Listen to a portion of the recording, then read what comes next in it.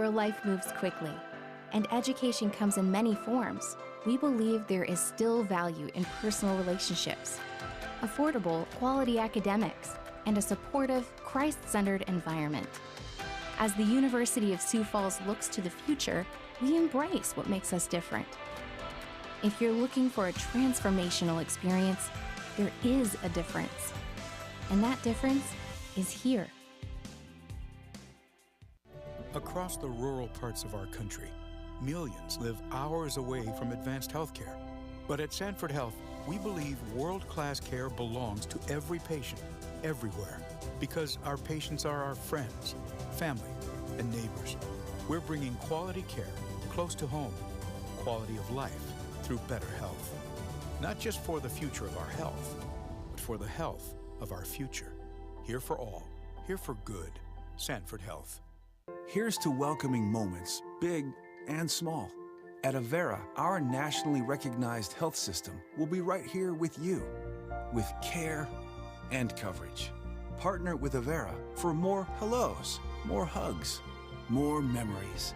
We'll move you forward through sickness and health, and every milestone in between. Hello possibility, hello healthy, hello life. Avera, moving health forward.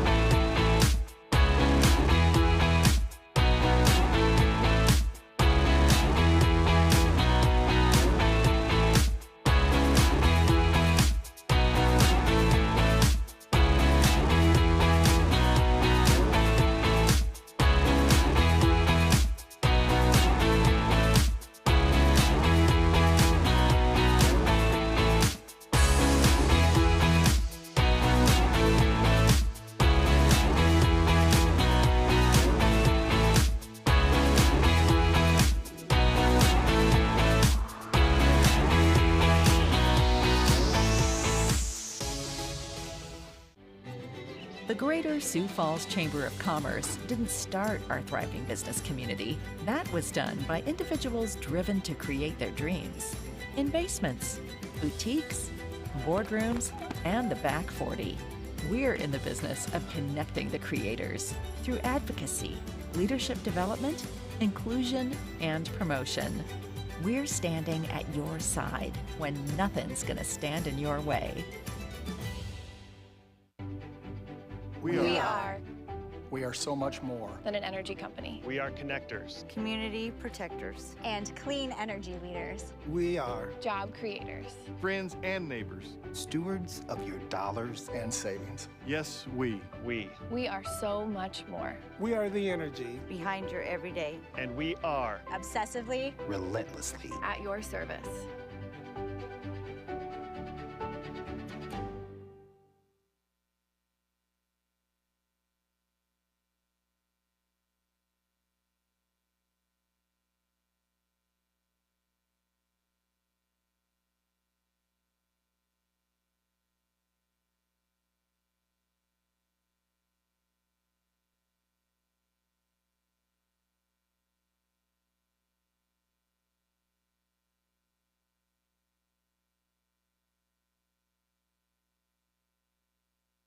Sioux Falls is home to many things: locally owned businesses, an unmatched work ethic, and a community of leaders dedicated to growth and innovation.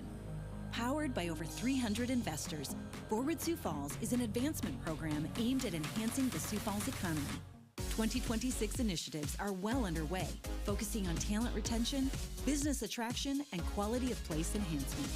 Look to the future with Forward Sioux Falls.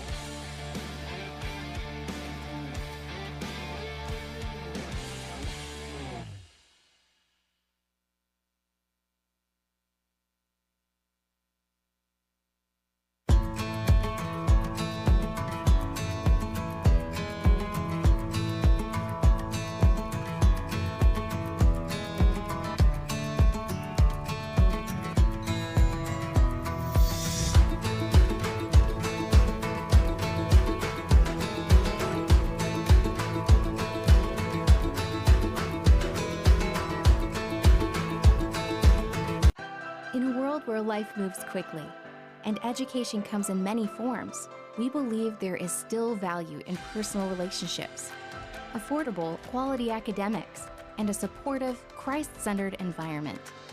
As the University of Sioux Falls looks to the future, we embrace what makes us different. If you're looking for a transformational experience, there is a difference. And that difference is here. Across the rural parts of our country, millions live hours away from advanced health care. But at Sanford Health, we believe world-class care belongs to every patient, everywhere, because our patients are our friends, family, and neighbors. We're bringing quality care close to home, quality of life through better health. Not just for the future of our health, but for the health of our future. Here for all, here for good. Sanford Health. Here's to welcoming moments, big and small. At Avera, our nationally recognized health system will be right here with you, with care and coverage. Partner with Avera for more hellos, more hugs, more memories. We'll move you forward through sickness and health, and every milestone in between. Hello possibility, hello healthy, hello life. Avera, moving health forward.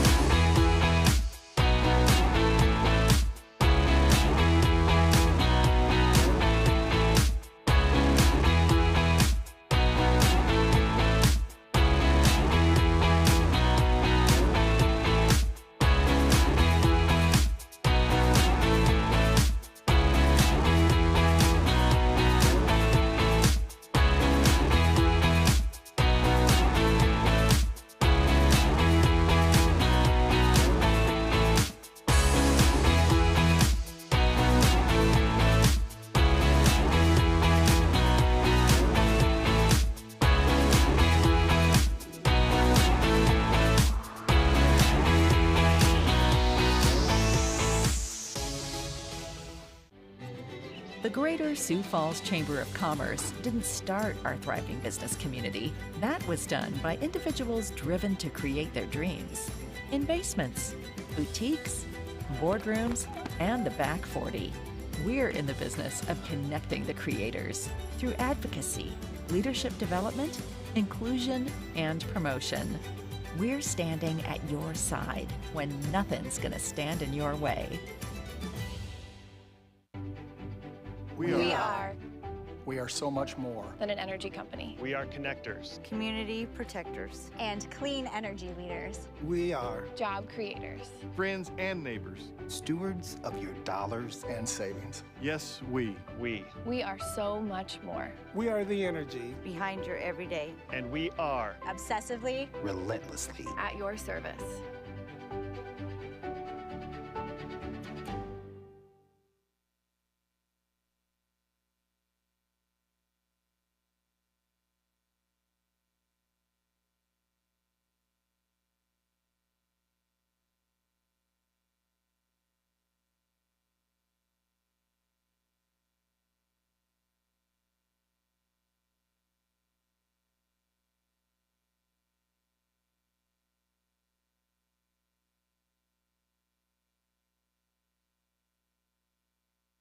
Sioux Falls is home to many things: locally owned businesses, an unmatched work ethic, and a community of leaders dedicated to growth and innovation.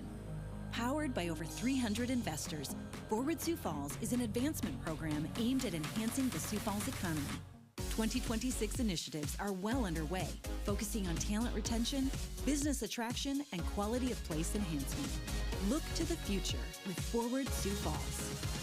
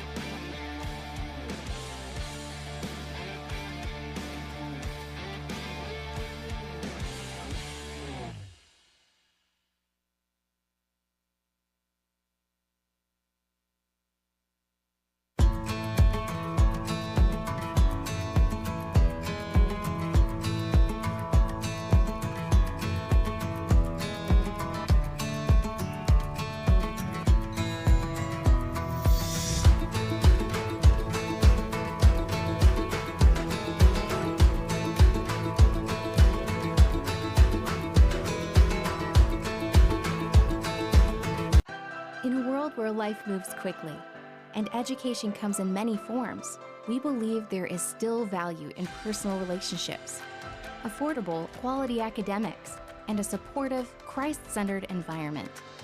As the University of Sioux Falls looks to the future, we embrace what makes us different. If you're looking for a transformational experience, there is a difference. And that difference is here.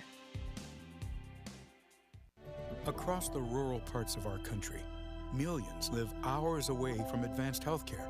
But at Sanford Health, we believe world-class care belongs to every patient, everywhere, because our patients are our friends, family, and neighbors.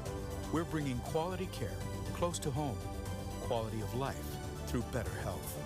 Not just for the future of our health, but for the health of our future. Here for all, here for good. Sanford Health. Here's to welcoming moments, big and small. At Avera, our nationally recognized health system will be right here with you, with care and coverage. Partner with Avera for more hellos, more hugs, more memories. We'll move you forward through sickness and health, and every milestone in between. Hello possibility, hello healthy, hello life. Avera, moving health forward.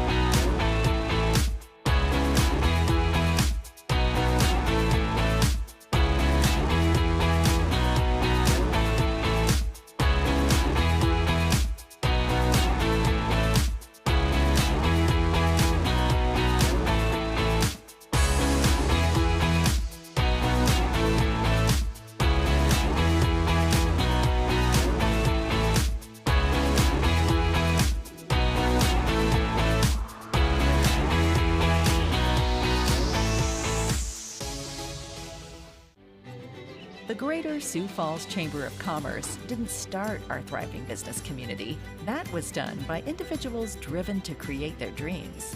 In basements, boutiques, boardrooms, and the back 40. We're in the business of connecting the creators through advocacy, leadership development, inclusion, and promotion. We're standing at your side when nothing's gonna stand in your way.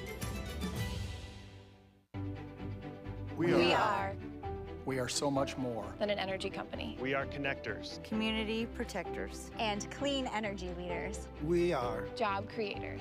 Friends and neighbors. stewards of your dollars and savings. Yes, we. We are so much more. We are the energy Behind your everyday. And we are Obsessively. relentlessly. At your service.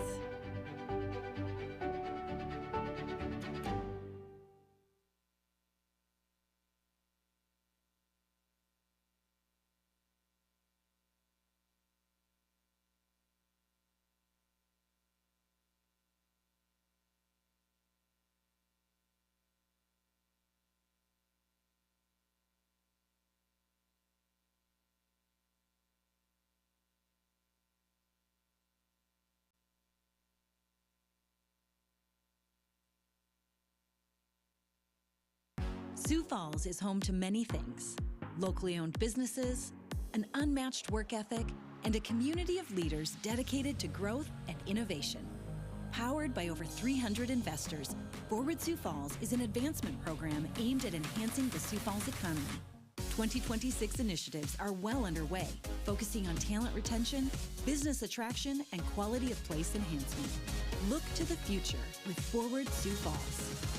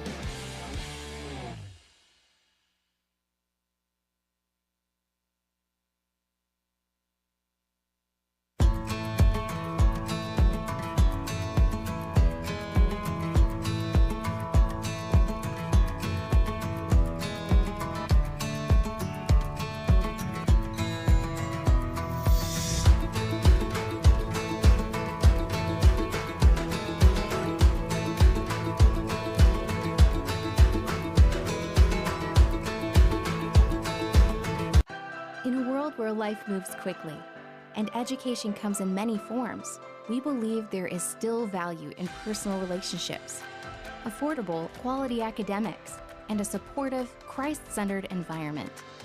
As the University of Sioux Falls looks to the future, we embrace what makes us different. If you're looking for a transformational experience, there is a difference. And that difference is here. Across the rural parts of our country, millions live hours away from advanced healthcare. But at Sanford Health, we believe world-class care belongs to every patient, everywhere, because our patients are our friends, family, and neighbors. We're bringing quality care close to home, quality of life through better health. Not just for the future of our health, but for the health of our future. Here for all, here for good. Sanford Health. Here's to welcoming moments, big and small. At Avera, our nationally recognized health system will be right here with you, with care and coverage. Partner with Avera for more hellos, more hugs, more memories. We'll move you forward through sickness and health, and every milestone in between. Hello possibility, hello healthy, hello life. Avera, moving health forward.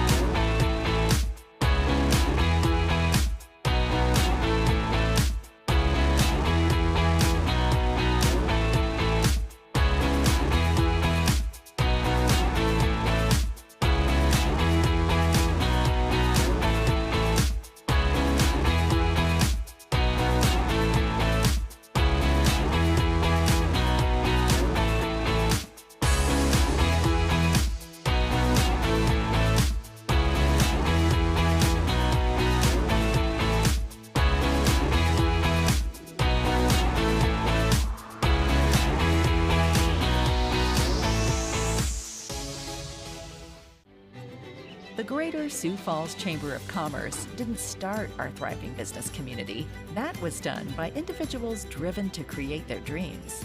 In basements, boutiques, boardrooms, and the back 40. We're in the business of connecting the creators through advocacy, leadership development, inclusion, and promotion. We're standing at your side when nothing's gonna stand in your way. We are so much more than an energy company. We are connectors. Community protectors. And clean energy leaders. We are Job creators. Friends and neighbors. Stewards of your dollars and savings. Yes, we. We are so much more. We are the energy Behind your everyday. And we are Obsessively. relentlessly. At your service.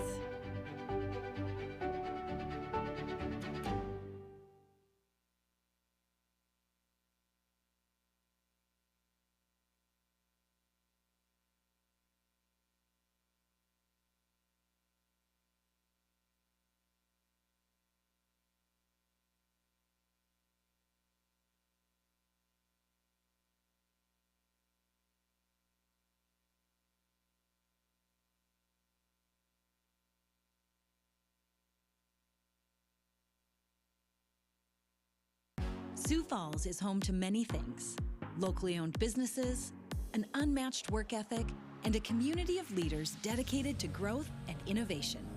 Powered by over 300 investors, Forward Sioux Falls is an advancement program aimed at enhancing the Sioux Falls economy. 2026 initiatives are well underway, focusing on talent retention, business attraction, and quality of place enhancement. Look to the future with Forward Sioux Falls.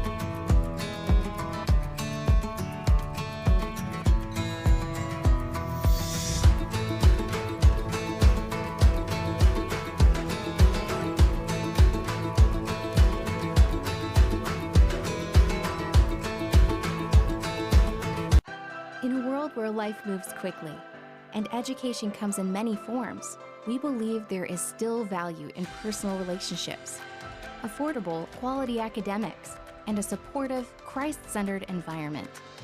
As the University of Sioux Falls looks to the future, we embrace what makes us different. If you're looking for a transformational experience, there is a difference. And that difference is here. Across the rural parts of our country, millions live hours away from advanced healthcare. But at Sanford Health, we believe world-class care belongs to every patient, everywhere, because our patients are our friends, family, and neighbors. We're bringing quality care close to home, quality of life through better health. Not just for the future of our health, but for the health of our future. Here for all, here for good. Sanford Health. Here's to welcoming moments, big and small. At Avera, our nationally recognized health system will be right here with you, with care and coverage.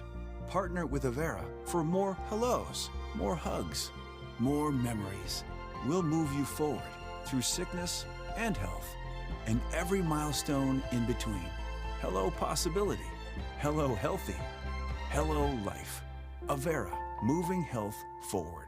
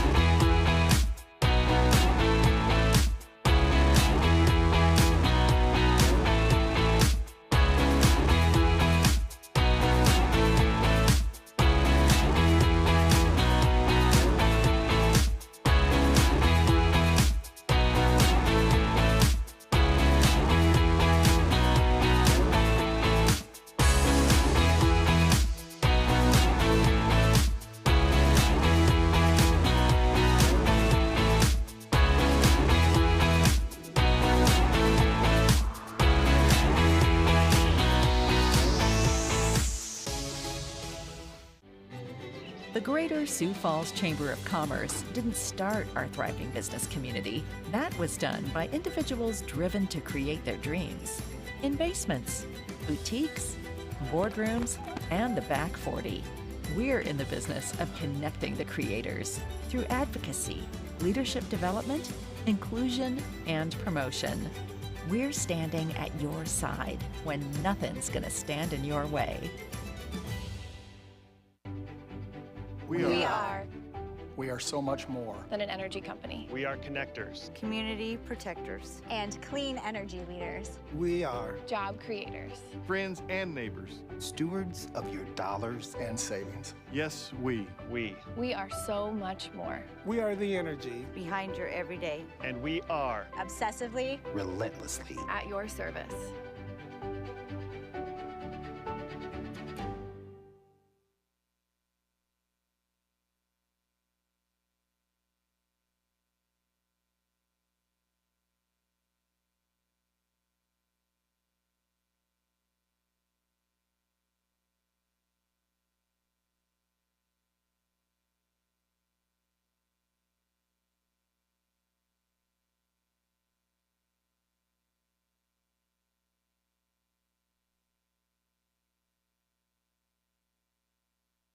Sioux Falls is home to many things: locally owned businesses, an unmatched work ethic, and a community of leaders dedicated to growth and innovation. Powered by over 300 investors, Forward Sioux Falls is an advancement program aimed at enhancing the Sioux Falls economy. 2026 initiatives are well underway, focusing on talent retention, business attraction, and quality of place enhancement. Look to the future with Forward Sioux Falls.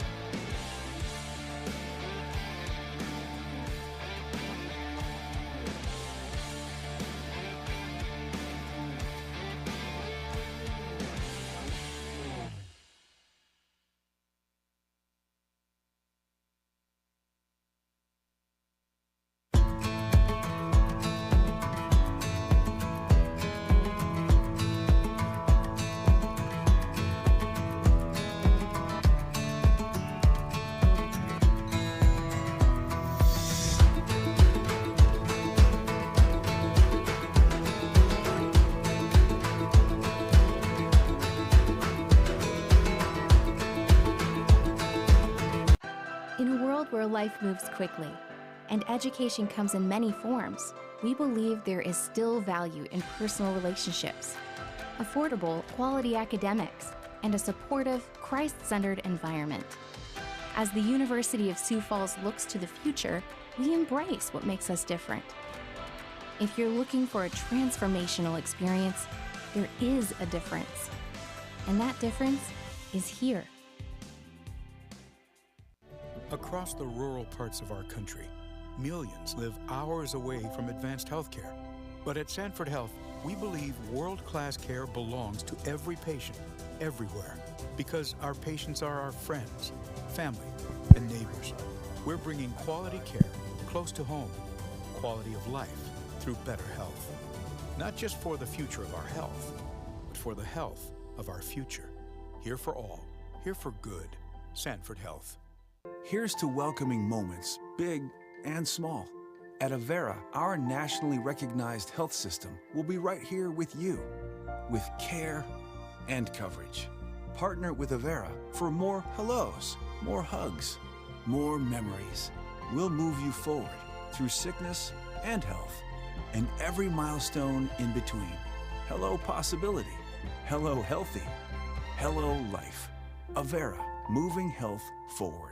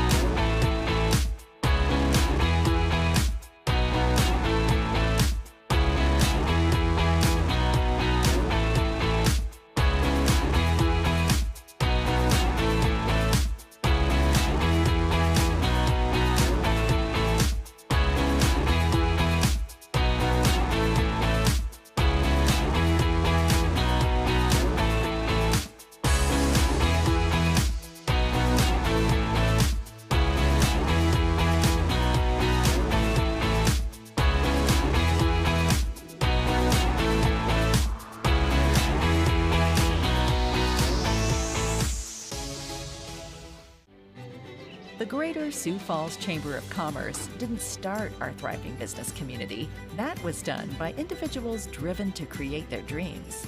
In basements, boutiques, boardrooms, and the back 40. We're in the business of connecting the creators through advocacy, leadership development, inclusion, and promotion. We're standing at your side when nothing's gonna stand in your way. We are so much more than an energy company. We are connectors. Community protectors. And clean energy leaders. We are Job creators. Friends and neighbors. stewards of your dollars and savings. Yes, we. We are so much more. We are the energy Behind your everyday. And we are.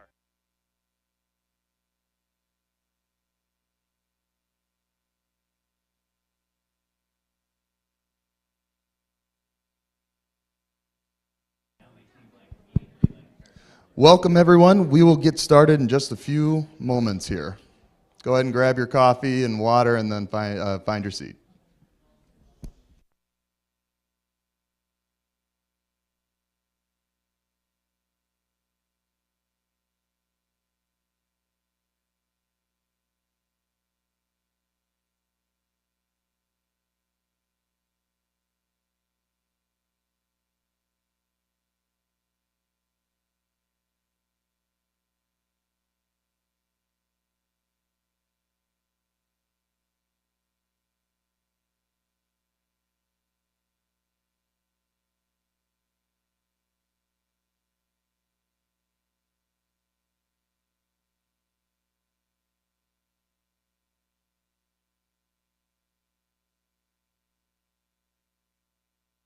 Welcome, everybody. We'll go ahead and get started.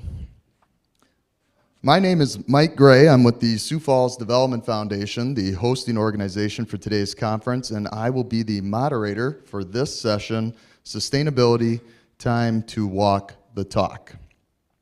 A few housekeeping items as we get started here.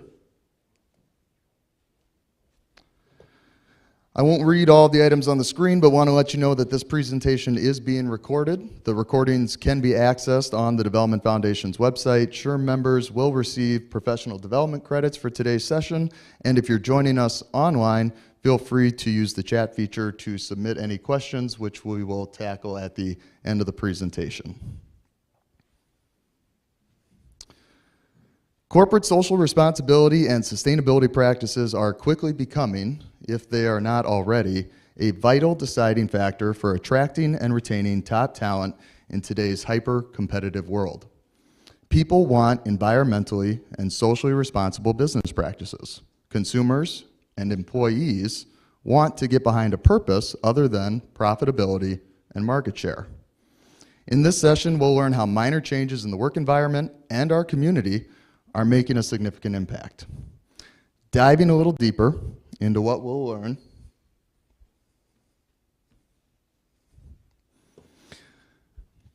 the topics today apply to the workplace knowledge domain and specifically corporate social responsibility from the SHRM body of applied skills and knowledge.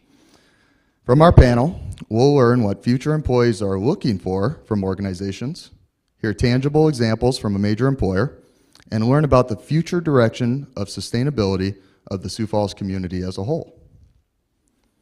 It is my pleasure to share the stage today with a handful of community leaders.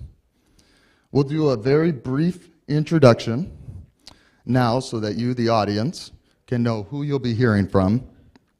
So Mark, why don't you kick us off, just name, title, your organization, and then we'll work back towards me. Hear me? Hello, good morning, and thanks for picking our breakout session. I'm Mark Cotter. I'm with the City of Sioux Falls. I'm the Director of Public Works for the Public Works team, and we're looking forward to having this conversation this morning.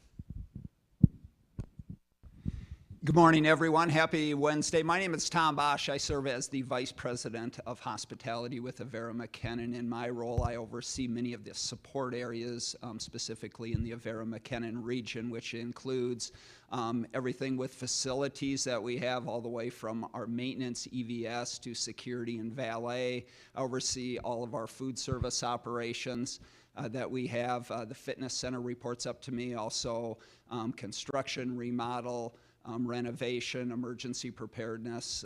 Those areas are areas that I oversee. Hi, I'm Dave O'Hara. I'm a professor of religion, philosophy, classics, and environmental studies at Augustana University, where I direct the programs in sustainability and environmental studies. I also serve on several boards in the area, most importantly the Sioux Falls Zoo and Aquarium, formerly Butterfly House and Aquarium, now merged with the Great Plains Zoo. And I also help with developing startups, in particular in West Africa and in Central America. Thank you, gentlemen. I've had the pleasure of getting to work with each of these guys in a couple of different capacities, and I can tell you that we have some experts up here in this area, so feel free to throw them some hard questions later. We'll now begin our formal presentation. Again, be sure to write down your questions as we're going through. After the final speaker, we will open it up for a Q&A session. We do not inherit the earth from our ancestors, we borrow it from our children. It is my pleasure to give the stage to an individual who works closely with, mentors, and helps prepare our next generation to enter the workforce. Dr. O'Hara, the floor is yours. Very much. I got to give that thing a little time to warm up, I guess. All right, I've got just 2 slides for you. I like to try to keep these things simple. Oh, that's the wrong green button. There we go. Okay. I got 2 slides for you. I'm going to tell you right up front that both of these slides are going to contain photographs taken on our campus because they illustrate the things that I'm going to talk about.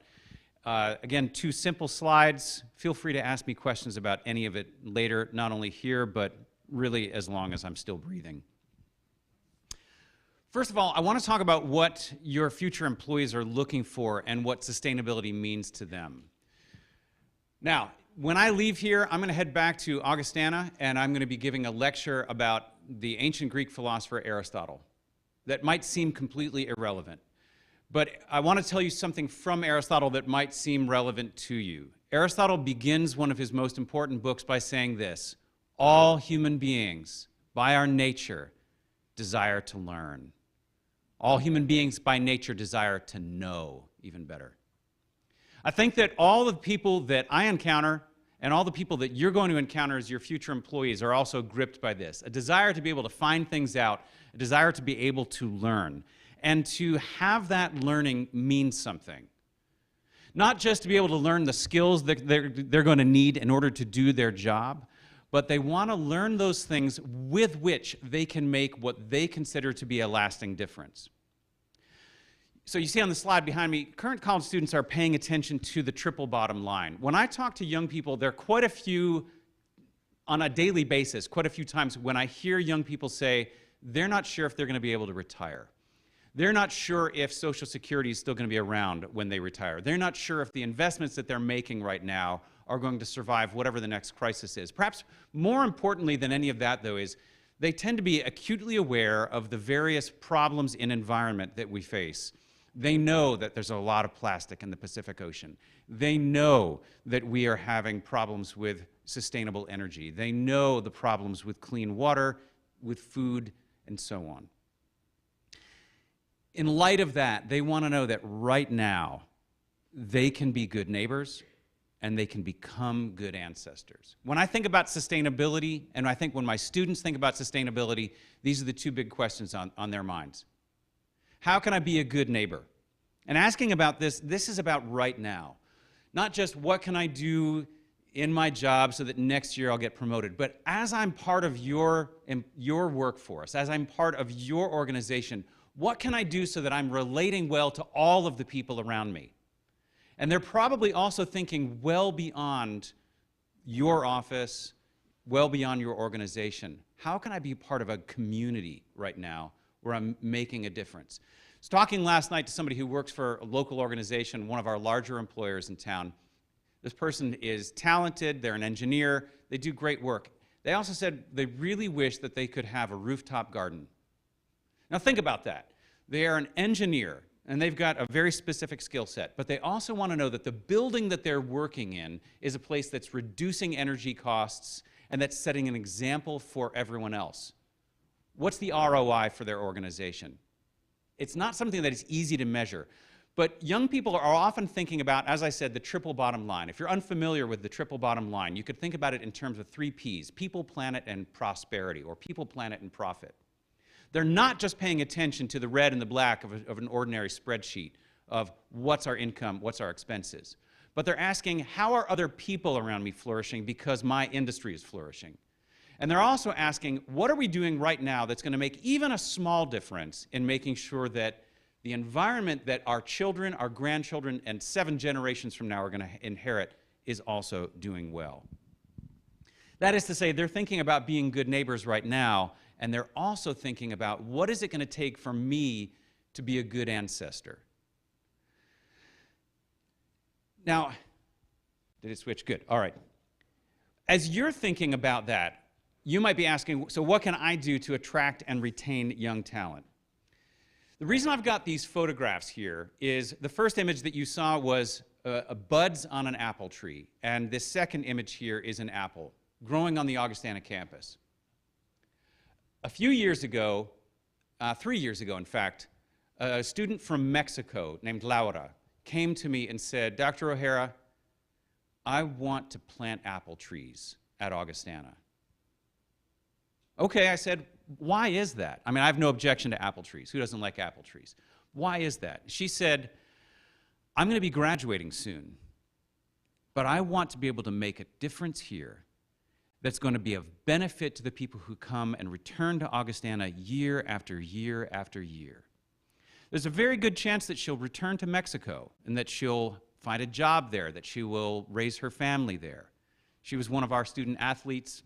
It's possible she'll stay here, but she knows that she might not make Augustana or even Sioux Falls her permanent home, but she wants to leave behind something that's going to make a difference for a long time to come. And so she said, I'd like to plant some apple trees. Not just a few apple trees, I want to make an orchard. Think about the benefits of an orchard. You walk through an orchard in the springtime and you've got the blossoms. You go from having just monoculture grass to having a place where you can smell the aroma and see the colors and you feel like you're at home. The benefits to mental health on a university campus of having a few flowering trees are huge. Go even further, the benefits of allowing the students to be the ones to plant those trees and care for those trees are huge. There's no grade associated with this. This wasn't for a class. This was Laura just saying, I want to make a difference. I happen to be in a fortunate position. Every now and then people just give me money, and that's my favorite kind of money to spend, OPM, other people's money. It's a marvelous thing to spend. And I asked her, how much is this going to cost? $400 or $500, and we planted about 25 trees. Think about that. It's a tiny investment with a huge ROI. Now, the trees came, and then COVID hit, and a whole bunch of us had to leave campus, except the professors stuck around. She got professors to dig the holes and plant those trees. And now all the professors are involved, too. And now those trees are producing apples, and those trees are part of our new brewing minor. So we've got students taking those apples and starting to make cider. And I mean, who doesn't like that? You know, making beer and cider on campus. But the very possibility that they could grow some of their own food, even if it's just a little bit. The ROI on this is more than just that ordinary bottom line. There's a triple bottom line that's being achieved here. What I want to leave you with is, and I'll wrap this up with this, I want you to consider giving people the freedom to innovate and improve the whole workplace. It's tempting to say, we don't do things that way. We don't plant orchards on a university campus. But instead of saying we don't do it that way, ask them, tell me why.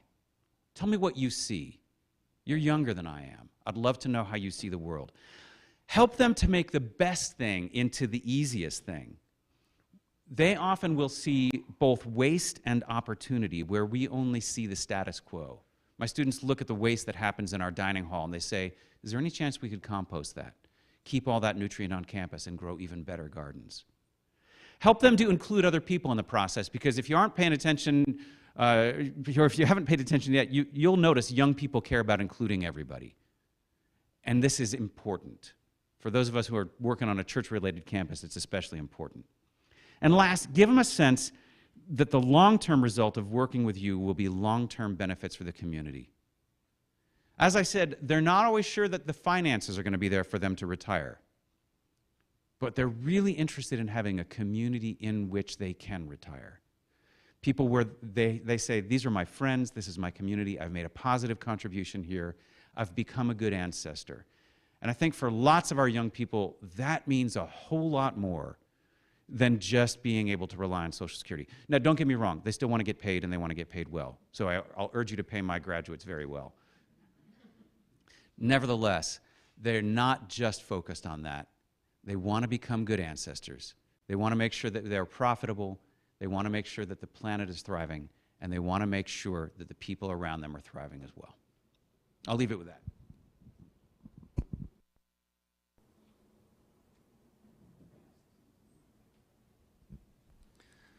Thank you, Dr. O'Hara. As we just learned, an organization's commitment to improving the quality of life of its workforce, as well as improve the local and global community, can help to attract and retain talent. It can also shape consumer behavior. Tom, would you do me a favor? It can also shape consumer behavior. According to a recent study, 6 in 10 consumers will change their habits to support sustainability, and consumers are 7 times more likely to support a brand they trust. One organization leading the way, improving the quality of life of its workforce, as well as our communities, is Avera Health. It is my pleasure to introduce Mr. Tom Bosch. Tom, the floor is yours. Thank you, Mike. Let's get rid of that. That's scary. I'm glad my daughters aren't here, so they'd say, ooh. So I guess it's Halloween. So, well, thank you. I appreciate having the opportunity to visit with all of you, my friends. Want to kind of start out, and I've, like Dr. O'Hara, I just have a few slides here. So, but at Avera, who are we? At Avera, we really start everything with our mission that we have. So Avera is a healthcare ministry that is rooted in the gospel. Our mission is to positively impact, I think this is important, health, of course, but lives as well of persons and communities guided by Christian values. And that has always been our foundation, even before Avera became known here in Sioux Falls, McKinnon, but certainly our tie to the Catholic healthcare ministry goes way, way back in the Catholic Healthcare Association. We're proud members of that, and sustainability is critically important. 120 years ago plus, some sisters came over, the Benedictine and Presentation sisters. First it was the Benedictine sisters to Dakota Territory back in the day, and then shortly followed by the Presentation. These were young women that left their countries never to see their families again, just to come here to take care of people because there was a need. So though we know that certainly back in those days they were dependent on the land and the growth, and that sustained them, that sustained the people that they were taking care of. We know, fast forward now into the 2020s, our landscape is much, much different, but yet the sisters are still committed to that and committed to making a difference and an impact. And one of our core values, we have three at Avera. We have hospitality, we have compassion, and then we also have stewardship, which is the last one here. And the stewardship core value is critical to our success. Sometimes we think of stewardship, what do we think of? Money. We think of dollars, either dollars coming in, dollars going out that we have.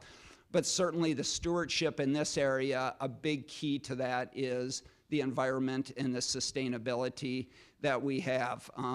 Protecting the environment. At Avera, we have a strong, strong value and a goal to, as many organizations do, to reduce our footprint that we have. And the sisters look at this as, I think as Professor O'Hara said, how can we leave this land in a better way than before we came? So it's certainly about us and making an impact now, but more importantly, it's making an impact later on.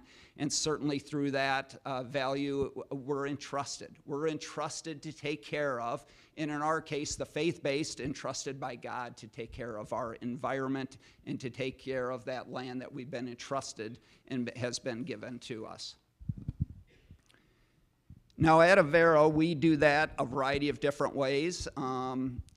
Us and I know I had an opportunity to visit with my good friend Stacy from Sanford Health. Needless to say, both Sanford and Avera were really blessed to have amazing health care in our community, also in our state. Monument Health, we have the VA that has a strong, strong presence. That's very, very important. We're building buildings all the time.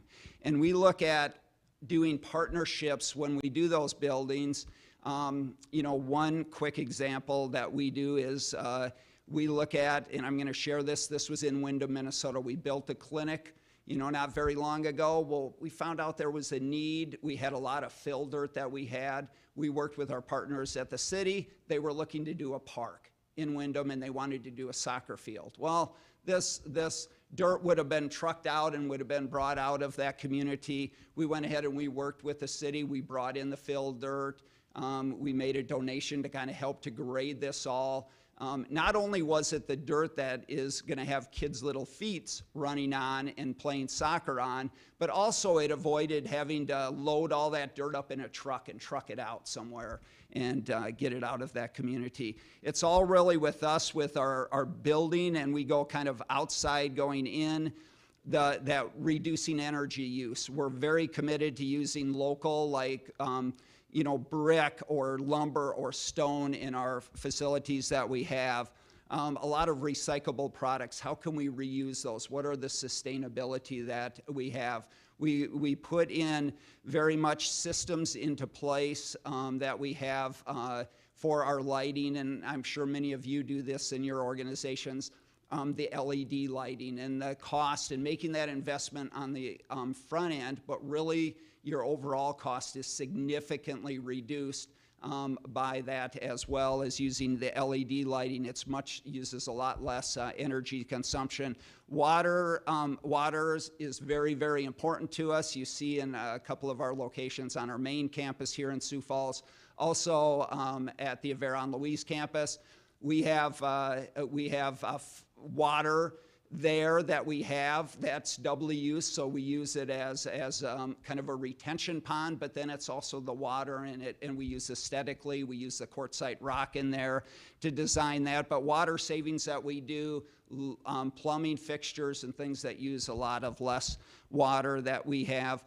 And then we have systems, control systems in place that really manage our energy usage. We have these are a lot of things where it's kind of my world that I work in with my facility teams, but things that you don't think of when you go into a building. You know, we have big, boilers. We have, chillers. We want to be comfortable, and we want that environment to be comfortable, but those use a tremendous amount of power. And if we have control systems in place, we can reduce the power when those things aren't using. We're in the process right now of actually putting a new system in. This will occur in the winter months now that it's cooling off, but at our behavioral health facility, where it's a cool-based system that we have that basically during the night it makes ice, and then that ice is reused during the day in order to cool the building during the day, the hottest time, and then it just recycles. So I know a little bit about it, but enough to be dangerous that, kind of like your ice maker, it's just making it again. Reusing those things and reusing that water and keeping that water cold rather than a tremendous amount of in the traditional way of doing things. And then probably the outside, the landscaping, that is critically important to us at Avera. We certainly are very, very focused on creating an environment using native plants outside, using trees. I think of my friend Mark here and the Shaped Places, and they have certain, you have to have trees. You just can't build a concrete lot without having some level of landscaping that we do.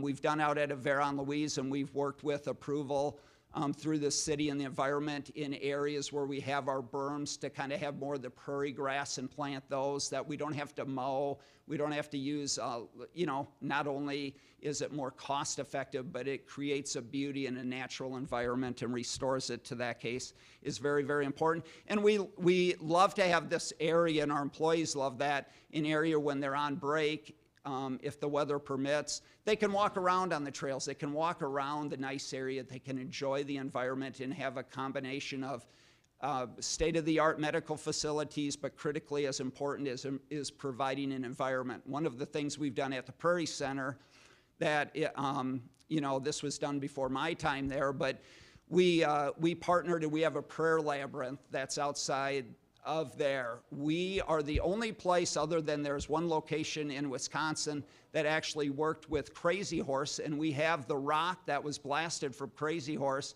is here in Sioux Falls near our prayer labyrinth that we have. Again, creating that in the trees and an environment when certainly someone's going through a cancer diagnosis that they're dealing with that's stressful enough. If we can provide a healing environment through the environment in a place they can get away and just relax, that's critically important to us.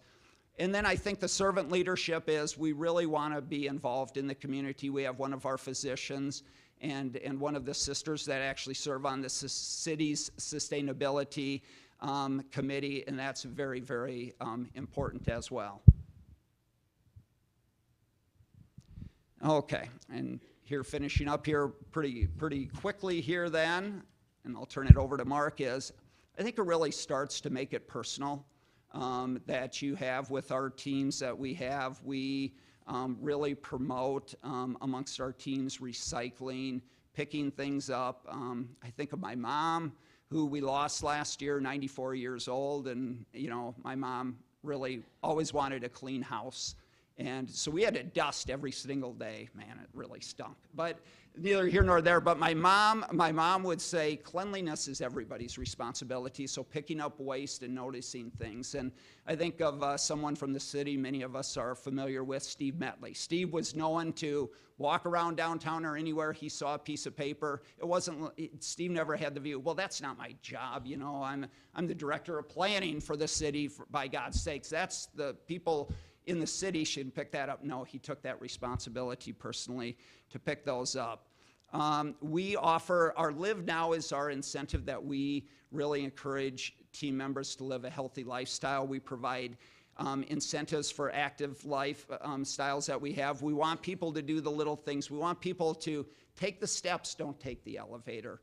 So one of the folks had a great idea in our, not in all, but in our very active stairwells that we did. We went ahead and we had team members that took pictures of, and they were environmental pictures of some of, kind of similar to what Dr. O'Hara showed us that we had, and we have those on every level of the stairwell, something they can look at rather than just looking at a painted wall, you know, to encourage them, to have them do those things that we have, turning off lights, and also in their computers, reducing energy, in any way that they can. And then the digging in the dirt is at Avera, we actually have at the main campus, just to the east of, we have St. Isidore's Garden. That has 57 8 by 20 foot plots. We have water that's free for employees to use and plant and dig in the garden. There's also a structure there, which again, that goes back to partnerships. The Architectural Association did that themselves, made out of all natural materials. We went ahead and we worked with, back in the day, we worked with an organization that dealt with trauma from individuals that were refugees in our country. And these were children that went ahead and they had gone through civil wars in their country. So it was called the Memory Brick Garden, where they took these bricks and then they hand painted them. We placed those in that area that we do. We also now have a garden for team members and plots out at Avera on Louise. We have it at Avera Prince of Peace. We do it at the Avera McKinnon Fitness Center. And then we, again, partnerships. We partnership with an organization, Glean for Good. So we've reached out to them because we have sometimes the produce is more than we can handle. So they come in, they pick leftover produce that we have, and they reutilize it and use that sustainability that we have. And then lastly was really the servant leadership. We encourage people to be involved in any other facets of sustainability throughout the community. I mentioned that with the city's sustainability committee that we have. And then lastly, it's really creating a culture. You know, we encourage people to bring forward ideas. That's how the garden came about, is somebody said, well, there were homes, there was this lands we purchased. Well, let's go ahead and clear it. And initially, again, before my time, the thought was, well, let's build a parking lot there. No, let's build a garden and have our employees have an ability to do these garden plots as well that we have, and really communicating and leading the effort. And in closing, I think it's really important to know that this is personal, that we have, that people do. And I think of in my own life, to me, my personal faith means everything to me, and my relationship with Jesus Christ, our Lord and Savior, is everything to me. And I think of this Matthew West song, and it starts out at the beginning, and then one of the lyrics is, it said, I shook my fist at heaven and said, God, why don't you do something? And God said, I did. I created you. So thank you.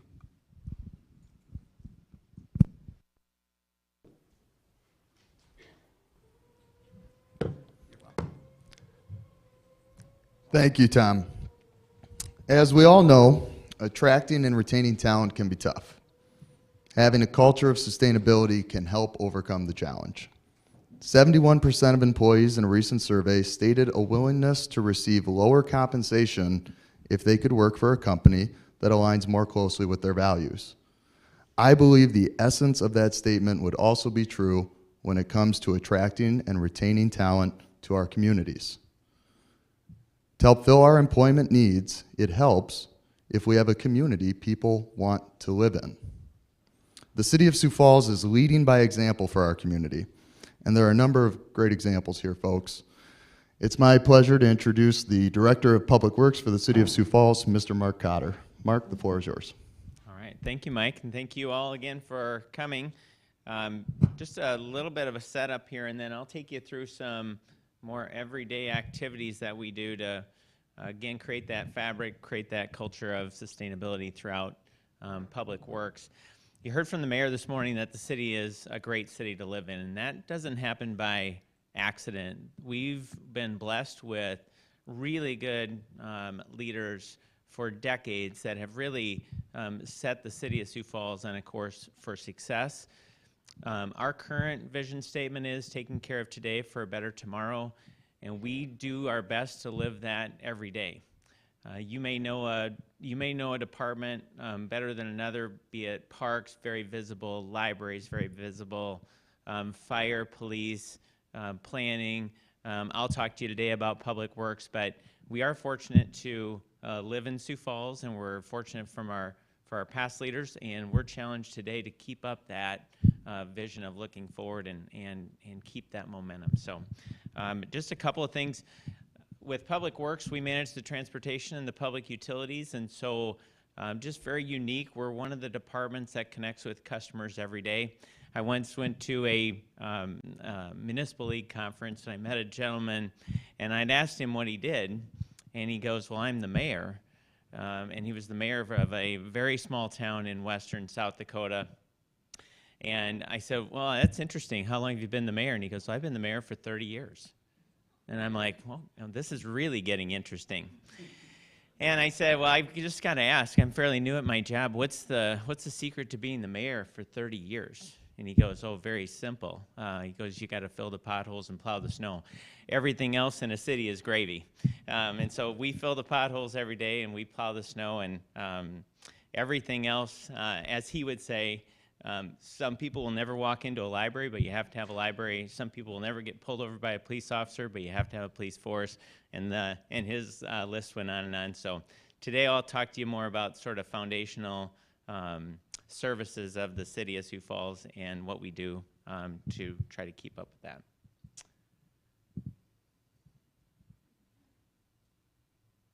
All right, so just a couple of snapshots. Just recently we went through our budget to set the 2023 budget, and a new counselor, Counselor Rich McCurris, asked us what part of our budget is directed towards sustainability.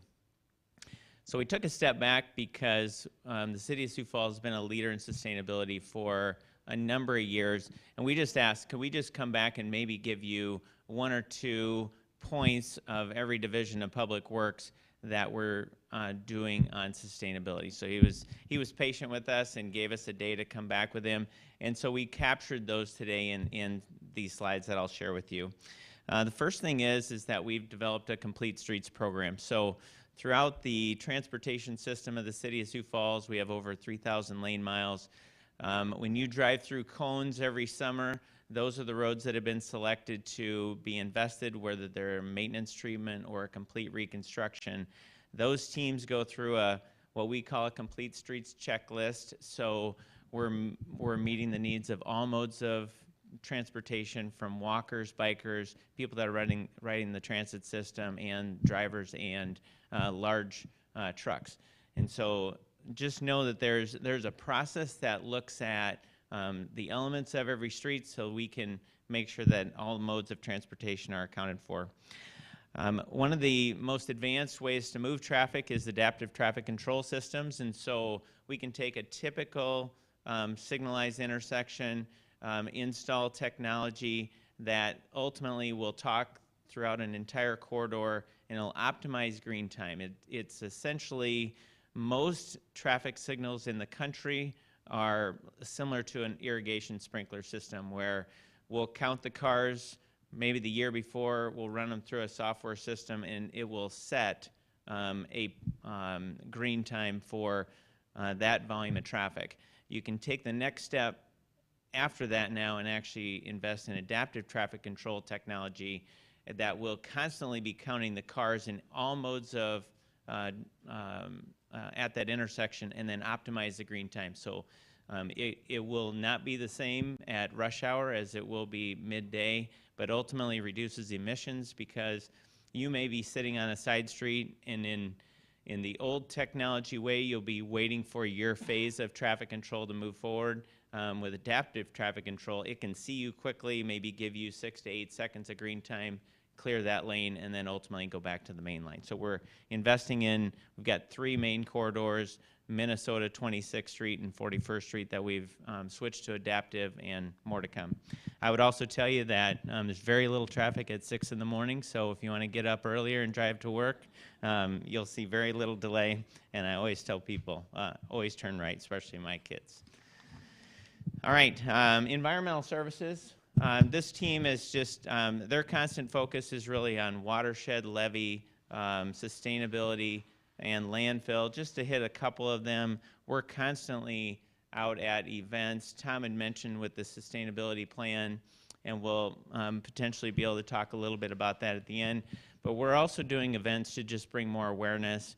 The Big Sioux River cleanup that happens annually, there's probably a number of companies in this room that will lead one of the trailhead stations on the bike trail that can get you your gloves, your trash sack, and then just ultimately go out there and pick up the trash in the environment, similar to the Steve Metley story. We've also know that it's not just in Sioux Falls. The entire watershed of the Big Sioux River and Skunk Creek, we can play a significant role. And so there's 5 organizations. Sioux Falls is one of them. We can get funding and ultimately go out and pay farmers to not graze down into the waterway from April through September. What that allows is just a good growth of vegetation to grow, and that ultimately becomes that natural filter. We've negotiated many, many miles of Big Sioux River, and we're already seeing some of that E. coli drop in our stream, making that healthier.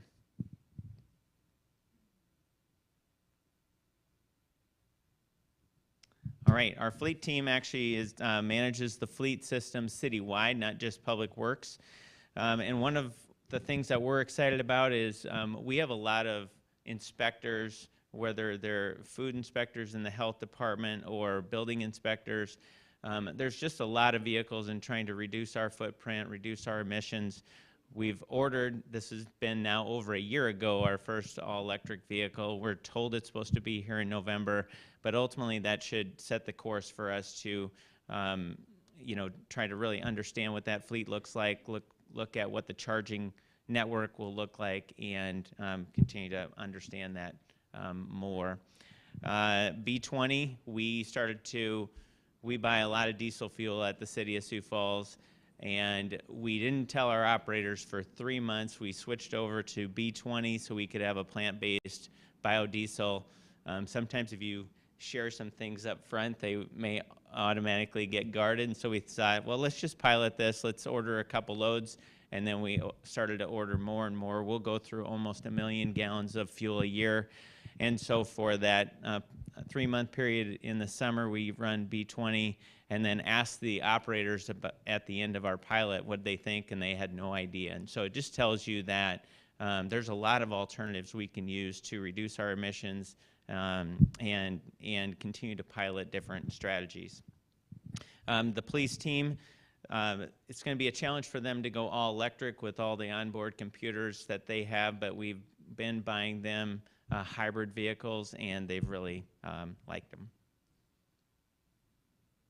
Light power, so we have a small electric territory in the city of Sioux Falls that serves about 3,000 customers, but some of the larger ones are the airport, the water plant, the Denny Sanford Premier Center, this complex that we're in, and about 3,000 residents. They also maintain the entire streetlight system throughout the transportation system. There's just over 20,000 streetlights. We set out about 6 years ago to switch all those streetlights over to LED, and we're about 70% through that, and we have a significant savings on electric cost, but we also, that fixture, that LED fixture will last about 3 times longer. So we believe that we'll get about 15 years out of each fixture that we're switching out. And we are starting to see some of our customers want to explore and install solar, and so we're working through those interconnection agreements. Sanitary landfill, so this is a 5-county landfill. We kind of look at the landfill as really just an energy center. There's so much opportunity in a landfill to kind of harvest the energy that comes in. One of the things that the city of Sioux Falls did about 25 years ago was build a facility that harmful chemicals, electronics, and certain metals could go to, so we could make sure we diverted that and didn't take that to landfill. Just have a stat down here, over 1 million pounds was diverted just last year alone. We continually see an increase in traffic coming into that landfill. Many of you know that we've talked about this, that in the landfill, when you have a banana in the morning and you throw that away, immediately bacteria gets on that banana and ultimately starts to break down. You can imagine now when we bring in thousands and thousands of tons every day, that there's a lot of bacteria at off-gas methane. We capture that methane, we dry it, compress it, and then ultimately have a partnership with POET, and we're on about year 13 of harvesting that landfill gas so that it doesn't go up into the environment and ultimately provides another revenue source for the landfill. So just a couple of highlights of what's happening in landfill. Storm drainage, just north of Augustana, we've had a number of homes that were flood prone during some of high rain events. After doing multiple storm drainage studies, just couldn't find a way to evacuate that water out of there in a cost-effective way. So worked with those neighbors and basically set out on a 10-year plan to do a voluntary house buyout program, and then ultimately have now come behind there and start building in some of these areas. If you drive Colville Avenue, you'll start to see where we've been successful buying, say, a whole block of houses. Then we'll go back and actually put in green infrastructure so we can capture that storm water, give it a chance to percolate away, and then the plants can uptake some of those nutrients that are coming off that. Okay. And we've talked a little bit about the different gardens. The environmental team asked this last year, hey, could we plant some fruit trees along the levee so people could have access to some fruit trees? So they just got planted, so give them a few more years before you'll actually see some apples that are ready to eat. Streets, we're knocking on the door of winter, and so we prepare for winter year-round. In the city of Sioux Falls, one of the most important things we do, remember that story with the mayor that was the mayor for 30 years, make sure you fill the potholes and plow the snow. We take it very seriously so we can keep this transportation very safe. One of the things that we buy a lot of out of Kansas is salt. To reduce our salt usage, we did a pilot 2 years in a row that we could actually pre-brine the streets and ultimately kind of get out there. That's only 25% salt, 75% water. It's worked very well, and it's started to reduce our salt usage throughout the entire winter by about 20%. So just been a really successful pilot. All right, just a couple more things I'll highlight. Water purification. Water purification team, we all know the importance of water and the need to stretch those resources further. It's almost been 20 years now that the city of Sioux Falls wrote their first water conservation program, that every toilet that was made before 1992 used about 3 to 3.5 gallons of water per flush. Everyone that came after that is 1.6.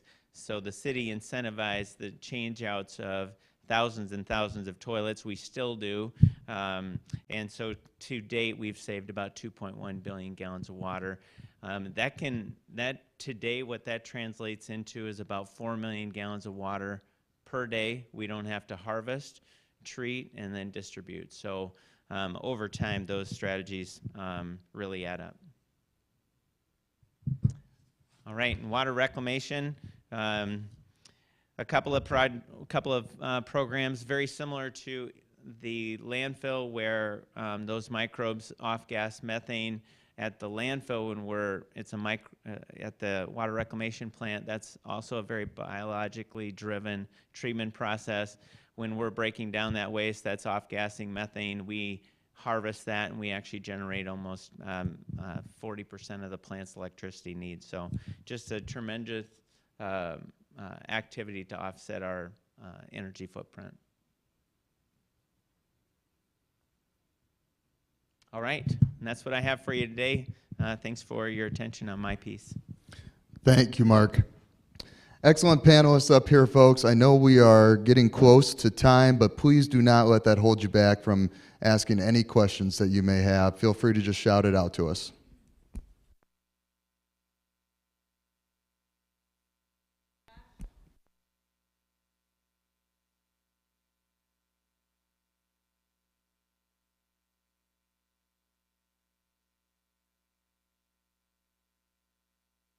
And so that's the jurisdiction of the state of South Dakota, but we do work closely with them as, you know, different seasons come, and they'll go out there with DOC inmates and their own team to capture that.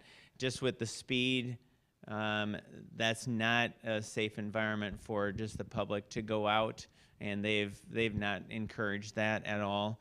But one thing that we can do is certainly just remind the DOT that they've got to continue to do that on a routine basis.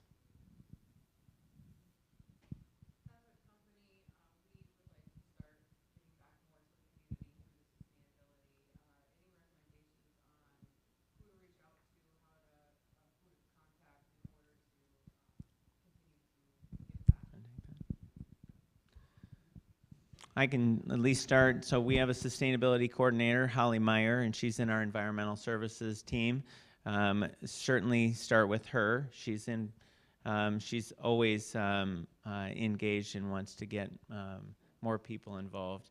And then there's likely avenues, whether there's opportunities to either give time or dollars to the community. Some of those, there may be some opportunities in parks to create more open space, create more opportunities for people to get outside and enjoy the fresh outdoors. Too, if you see me afterwards, I can get you my contact information. Then we can put you in contact with folks. I think I mentioned several times partnerships, and certainly there's no need to recreate the wheel here. And those would be people that would kind of know to put you in contact with the right people. I think along those lines, one of the best things you can do is hire young people, and then ask them, "What do you see?" Aldo Leopold said that there are two spiritual dangers in not owning a farm.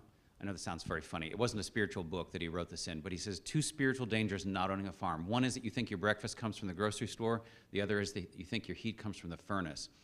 And lots of young people are figuring out the whole system of where things are coming from. This is actually relevant to the question of trash that we see blowing along the interstate. Yeah, we can pick it up, but young people are starting to notice that there's a whole system.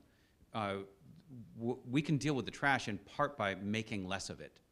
And oftentimes, it's people who have less built-in habits, that is to say, younger people, who know how to do that. All of us are connected to organizations that can also help each of you. If you have more, I mean, that's a really good question. Keep asking that question, and feel free to ask us again. I'm going to tell you about just one more of my students, Mirella. Mirella's a pre-engineering and philosophy major. She's a first-year student, just started. She's from the Canary Islands. And Mirella came to me and she said, I see that we've got an orchard. I'd love to know how we're watering it. Looks like we're just spraying water in the air. Is there any way we can do more precision work? I said, yeah, you're a pre-engineering major. Let's go ahead and figure this out. And then I told her this, give me a shopping list, which she did. A whole bunch of sensors, an Arduino computer, a few fixtures. Whole thing's going to cost about $300 for her just to tinker. There's no grade attached to this, but she wants to tinker. And she's going to figure out a way to save even more water and make our fruit trees even more productive at the same time. The people around you, the young people around you, are full of ideas like this. I'm looking at a couple of them right here, recent Augustana alums that you can tap as well. There's loads of these ideas floating around there. And oftentimes, people get into a job and they think, I got to learn the rules of the job. And they just get focused on getting the stuff done that they're getting paid for. See if you can work into your workplace ways for young people to do those things and then a little bit more. opportunities for them to try new things, to tinker, and so on. And of course, if you want to give money to universities, I'm happy to help you with that as well. Well, thank you everybody for attending this session today. If there are any additional questions, please, I know our panelists would welcome you to come up and ask them. Lunch will be available in Exhibit Hall 2. Please join me in giving these folks a round of applause up here. Thank you.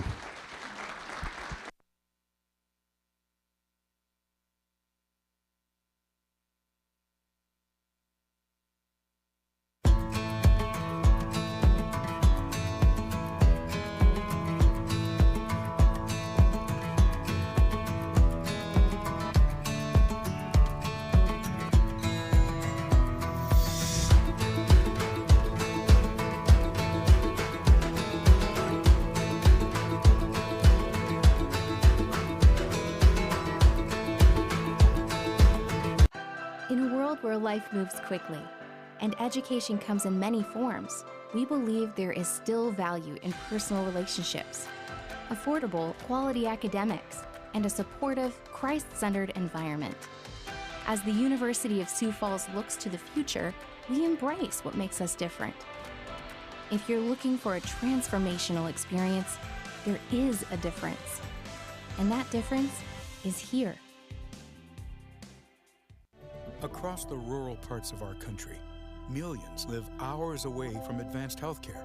But at Sanford Health, we believe world-class care belongs to every patient, everywhere, because our patients are our friends, family, and neighbors. We're bringing quality care close to home, quality of life through better health. Not just for the future of our health, but for the health of our future. Here for all, here for good. Sanford Health. Here's to welcoming moments, big and small. At Avera, our nationally recognized health system will be right here with you, with care and coverage. Partner with Avera for more hellos, more hugs, more memories. We'll move you forward through sickness and health, and every milestone in between. Hello possibility, hello healthy, hello life. Avera, moving health forward.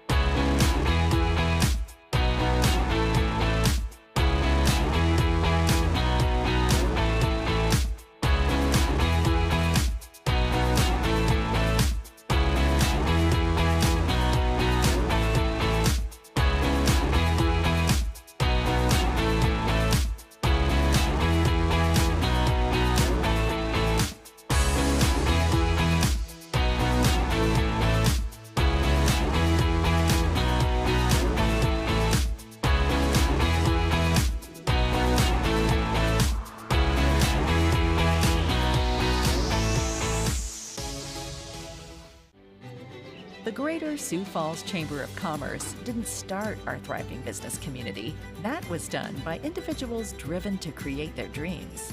In basements, boutiques, boardrooms, and the back 40. We're in the business of connecting the creators through advocacy, leadership development, inclusion, and promotion. We're standing at your side when nothing's gonna stand in your way. We are so much more than an energy company. We are connectors, community protectors, and clean energy leaders. We are job creators, friends and neighbors, stewards of your dollars and savings. Yes, we are so much more. We are the energy behind your everyday, and we are obsessively, relentlessly at your service.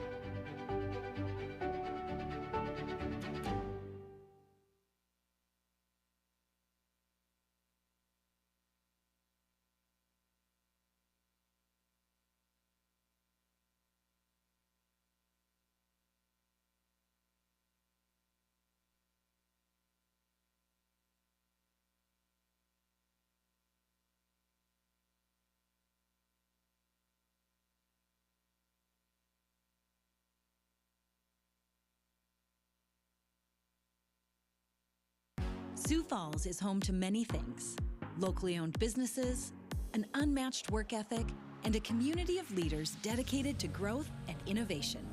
Powered by over 300 investors, Forward Sioux Falls is an advancement program aimed at enhancing the Sioux Falls economy.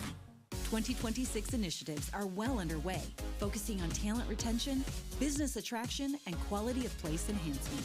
Look to the future with Forward Sioux Falls.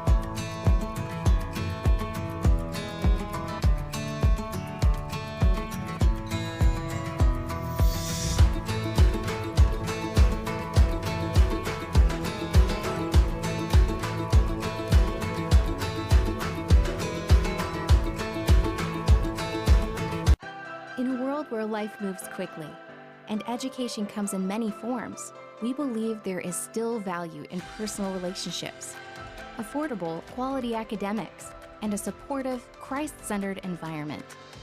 As the University of Sioux Falls looks to the future, we embrace what makes us different. If you're looking for a transformational experience, there is a difference. And that difference is here. Across the rural parts of our country, millions live hours away from advanced healthcare. But at Sanford Health, we believe world-class care belongs to every patient, everywhere, because our patients are our friends, family, and neighbors. We're bringing quality care close to home, quality of life through better health. Not just for the future of our health, but for the health of our future. Here for all, here for good. Sanford Health. Here's to welcoming moments, big and small. At Avera, our nationally recognized health system will be right here with you, with care and coverage. Partner with Avera for more hellos, more hugs, more memories. We'll move you forward through sickness and health, and every milestone in between. Hello possibility, hello healthy, hello life. Avera, moving health forward.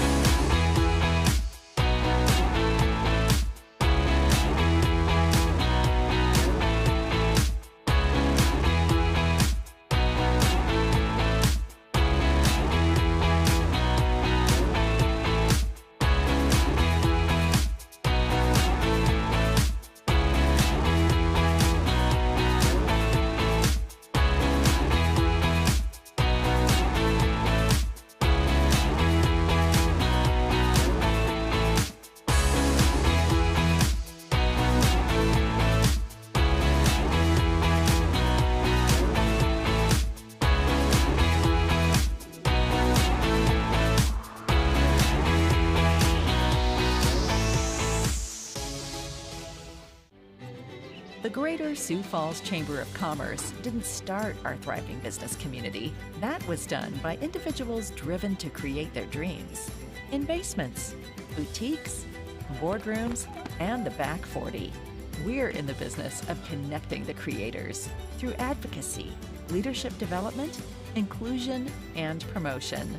We're standing at your side when nothing's gonna stand in your way. We are.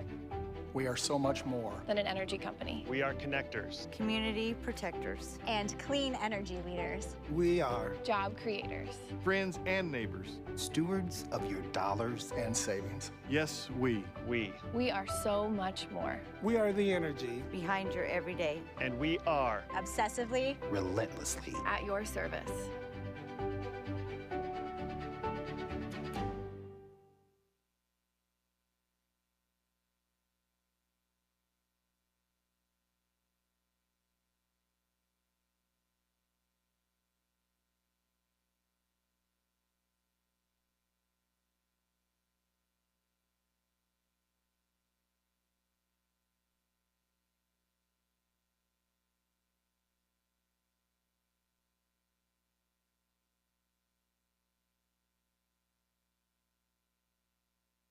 Sioux Falls is home to many things: locally owned businesses, an unmatched work ethic, and a community of leaders dedicated to growth and innovation. Powered by over 300 investors, Forward Sioux Falls is an advancement program aimed at enhancing the Sioux Falls economy. 2026 initiatives are well underway, focusing on talent retention, business attraction, and quality of place enhancement. Look to the future with Forward Sioux Falls.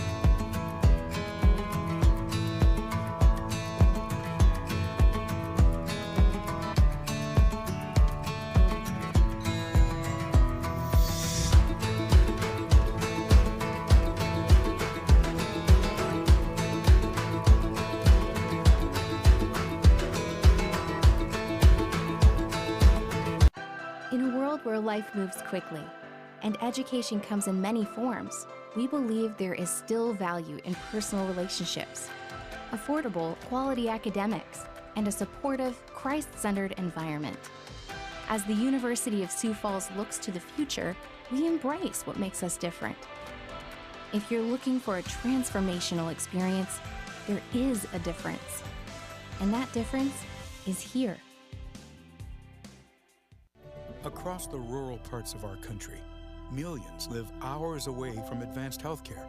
But at Sanford Health, we believe world-class care belongs to every patient, everywhere, because our patients are our friends, family, and neighbors. We're bringing quality care close to home, quality of life through better health. Not just for the future of our health, but for the health of our future. Here for all, here for good. Sanford Health. Here's to welcoming moments, big and small. At Avera, our nationally recognized health system will be right here with you, with care and coverage. Partner with Avera for more hellos, more hugs, more memories. We'll move you forward through sickness and health, and every milestone in between. Hello possibility, hello healthy, hello life. Avera, moving health forward.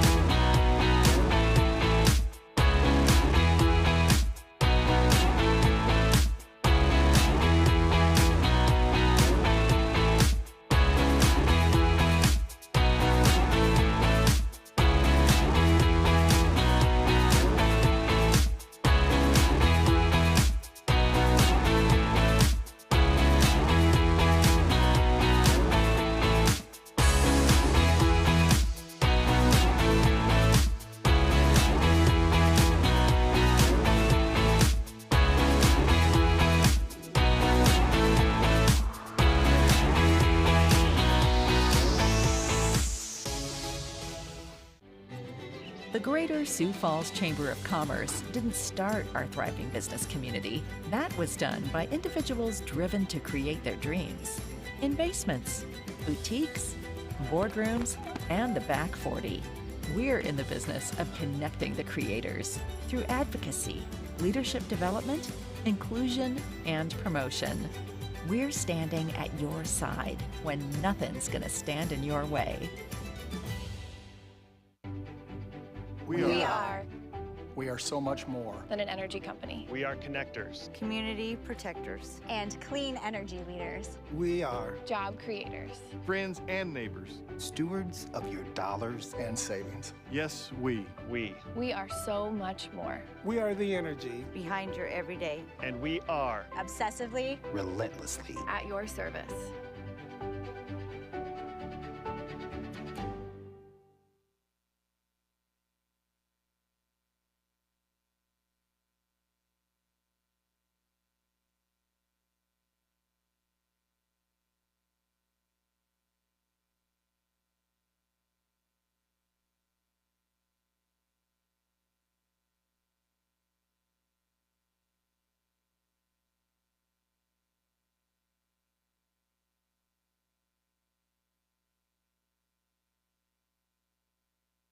Sioux Falls is home to many things: locally owned businesses, an unmatched work ethic, and a community of leaders dedicated to growth and innovation. Powered by over 300 investors, Forward Sioux Falls is an advancement program aimed at enhancing the Sioux Falls economy. 2026 initiatives are well underway, focusing on talent retention, business attraction, and quality of place enhancement. Look to the future with Forward Sioux Falls.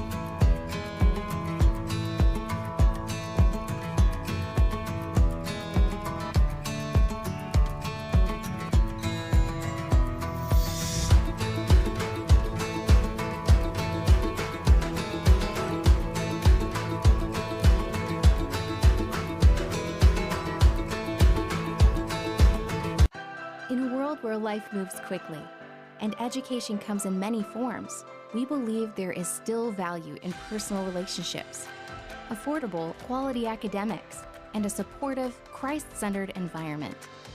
As the University of Sioux Falls looks to the future, we embrace what makes us different. If you're looking for a transformational experience, there is a difference.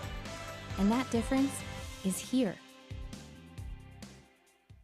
Across the rural parts of our country, millions live hours away from advanced healthcare. But at Sanford Health, we believe world-class care belongs to every patient, everywhere, because our patients are our friends, family, and neighbors. We're bringing quality care close to home, quality of life through better health. Not just for the future of our health, but for the health of our future. Here for all, here for good. Sanford Health. Here's to welcoming moments, big and small. At Avera, our nationally recognized health system will be right here with you, with care and coverage. Partner with Avera for more hellos, more hugs, more memories. We'll move you forward through sickness and health, and every milestone in between. Hello possibility, hello healthy, hello life. Avera, moving health forward.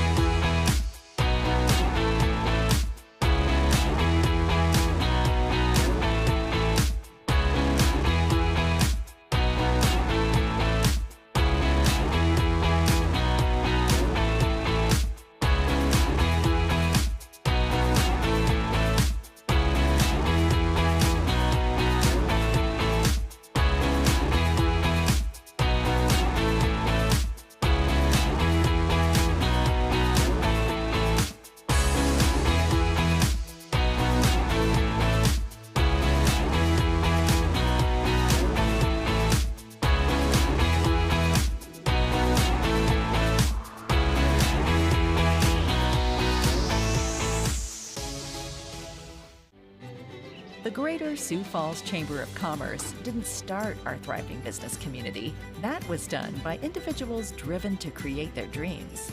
In basements, boutiques, boardrooms, and the back 40. We're in the business of connecting the creators through advocacy, leadership development, inclusion, and promotion. We're standing at your side when nothing's gonna stand in your way. We are. We are so much more than an energy company. We are connectors, community protectors, and clean energy leaders. We are job creators, friends and neighbors, stewards of your dollars and savings. Yes, we are so much more. We are the energy behind your everyday, and we are obsessively, relentlessly at your service.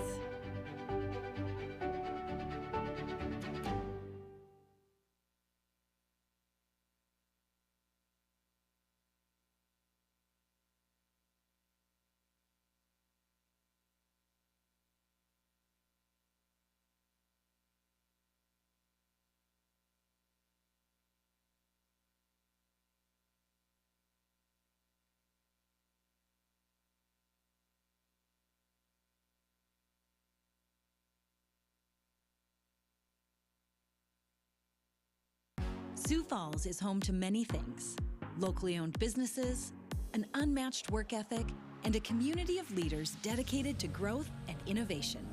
Powered by over 300 investors, Forward Sioux Falls is an advancement program aimed at enhancing the Sioux Falls economy. 2026 initiatives are well underway, focusing on talent retention, business attraction, and quality of place enhancement. Look to the future with Forward Sioux Falls.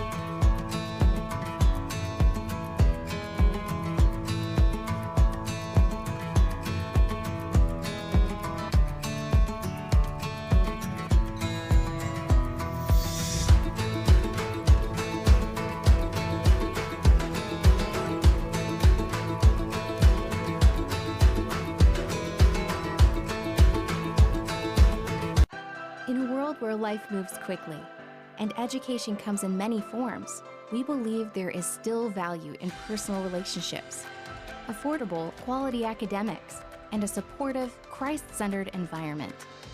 As the University of Sioux Falls looks to the future, we embrace what makes us different.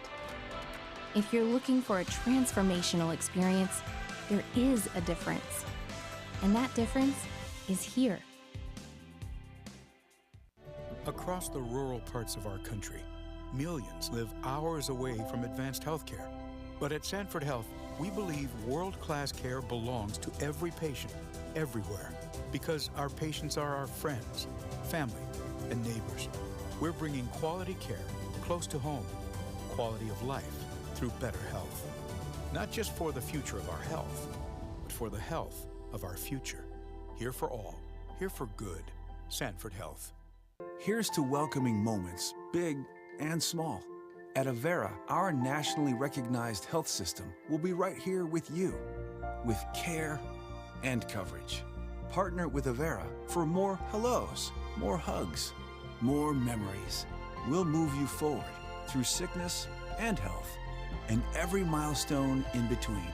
Hello possibility, hello healthy, hello life. Avera, moving health forward.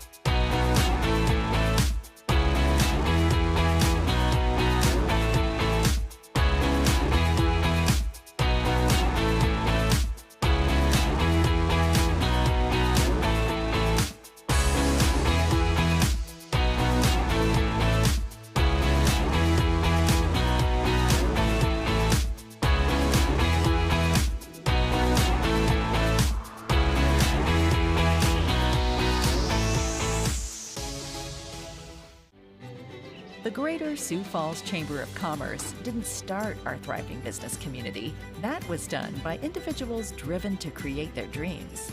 In basements, boutiques, boardrooms, and the back 40. We're in the business of connecting the creators through advocacy, leadership development, inclusion, and promotion. We're standing at your side when nothing's going to stand in your way. We are. We are so much more than an energy company. We are connectors. Community protectors. And clean energy leaders. We are Job creators. Friends and neighbors. Stewards of your dollars and savings. Yes, we. We are so much more. We are the energy Behind your everyday. And we are Obsessively. relentlessly. At your service.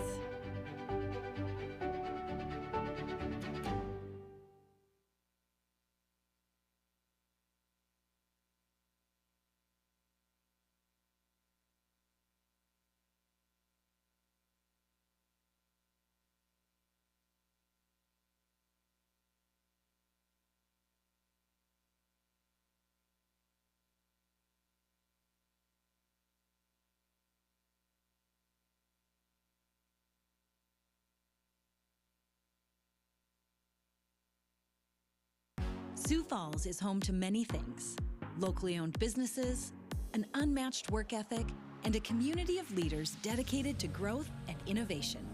Powered by over 300 investors, Forward Sioux Falls is an advancement program aimed at enhancing the Sioux Falls economy. 2026 initiatives are well underway, focusing on talent retention, business attraction, and quality of place enhancement. Look to the future with Forward Sioux Falls.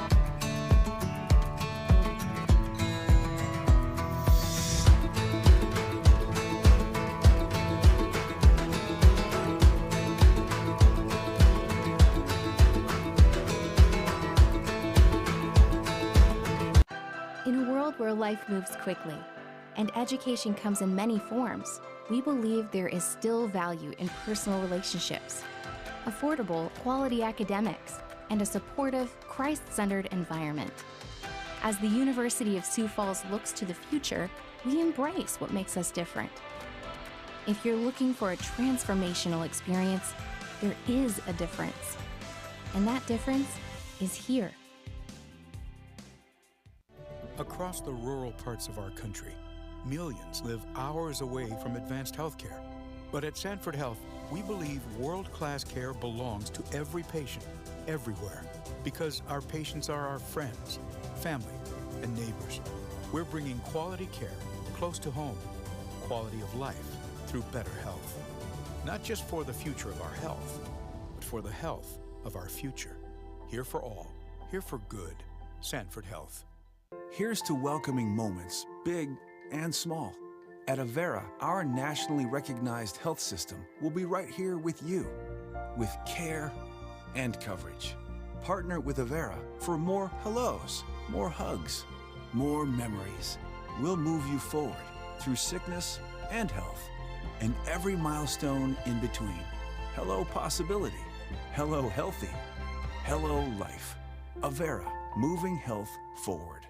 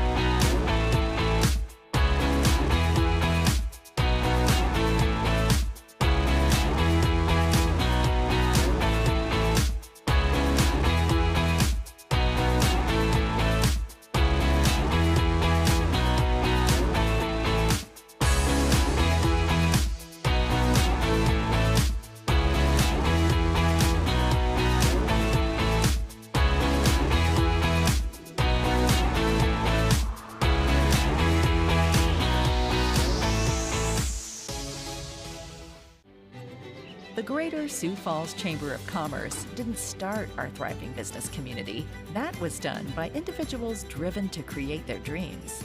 In basements, boutiques, boardrooms, and the back 40. We're in the business of connecting the creators through advocacy, leadership development, inclusion, and promotion.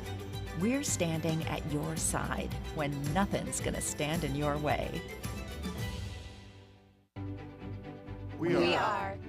We are so much more than an energy company. We are connectors, community protectors, and clean energy leaders. We are job creators, friends and neighbors, stewards of your dollars and savings. Yes, we are so much more. We are the energy behind your everyday, and we are obsessively, relentlessly at your service.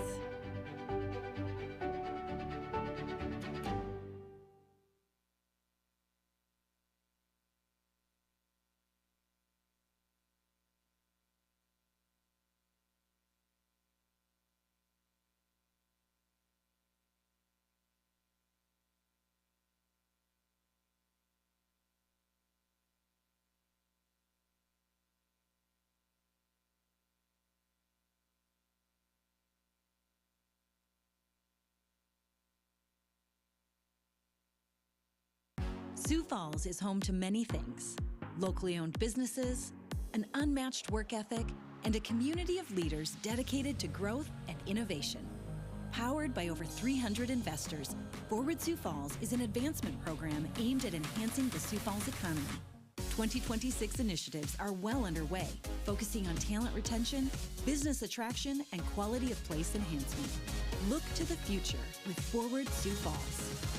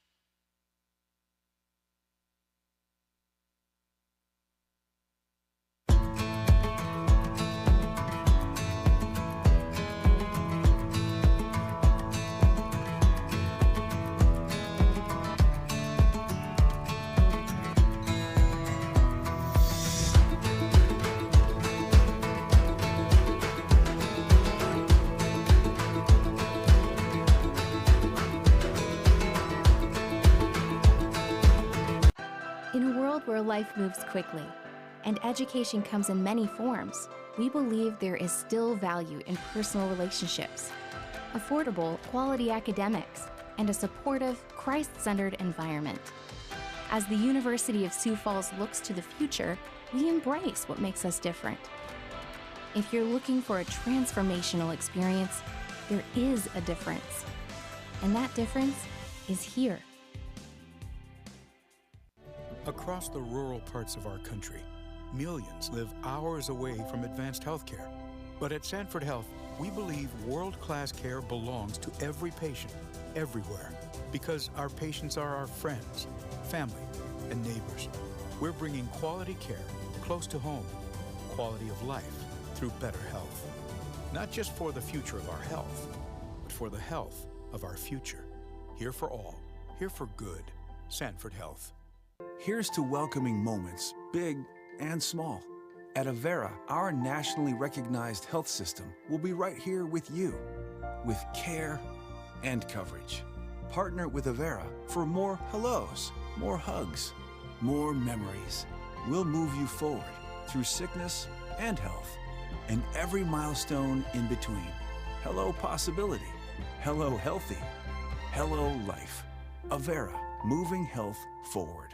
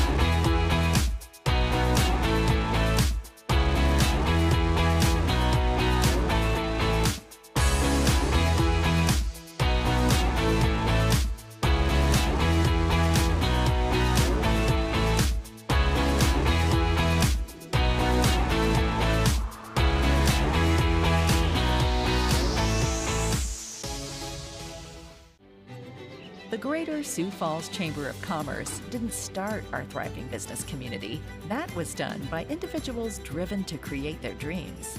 In basements, boutiques, boardrooms, and the back 40.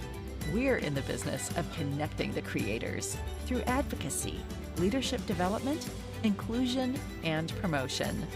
We're standing at your side when nothing's going to stand in your way. We are.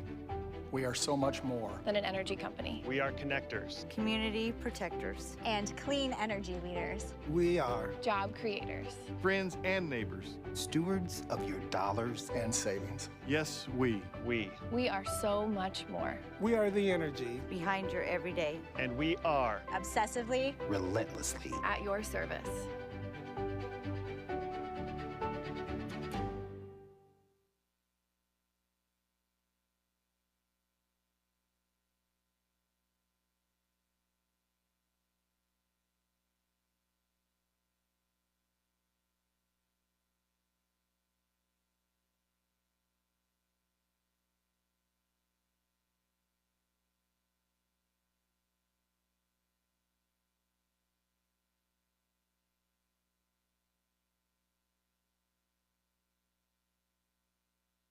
Sioux Falls is home to many things: locally owned businesses, an unmatched work ethic, and a community of leaders dedicated to growth and innovation.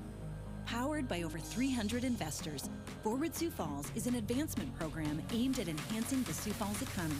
2026 initiatives are well underway, focusing on talent retention, business attraction, and quality of place enhancement. Look to the future with Forward Sioux Falls.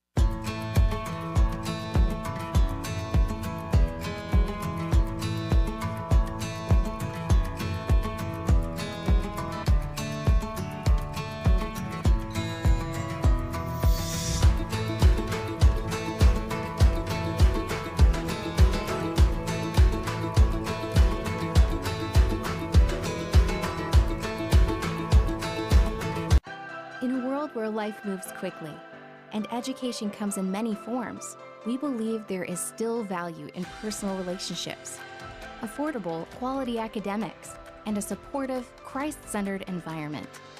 As the University of Sioux Falls looks to the future, we embrace what makes us different. If you're looking for a transformational experience, there is a difference. And that difference is here. Across the rural parts of our country, millions live hours away from advanced health care. But at Sanford Health, we believe world-class care belongs to every patient, everywhere, because our patients are our friends, family, and neighbors. We're bringing quality care close to home, quality of life through better health. Not just for the future of our health, but for the health of our future. Here for all, here for good.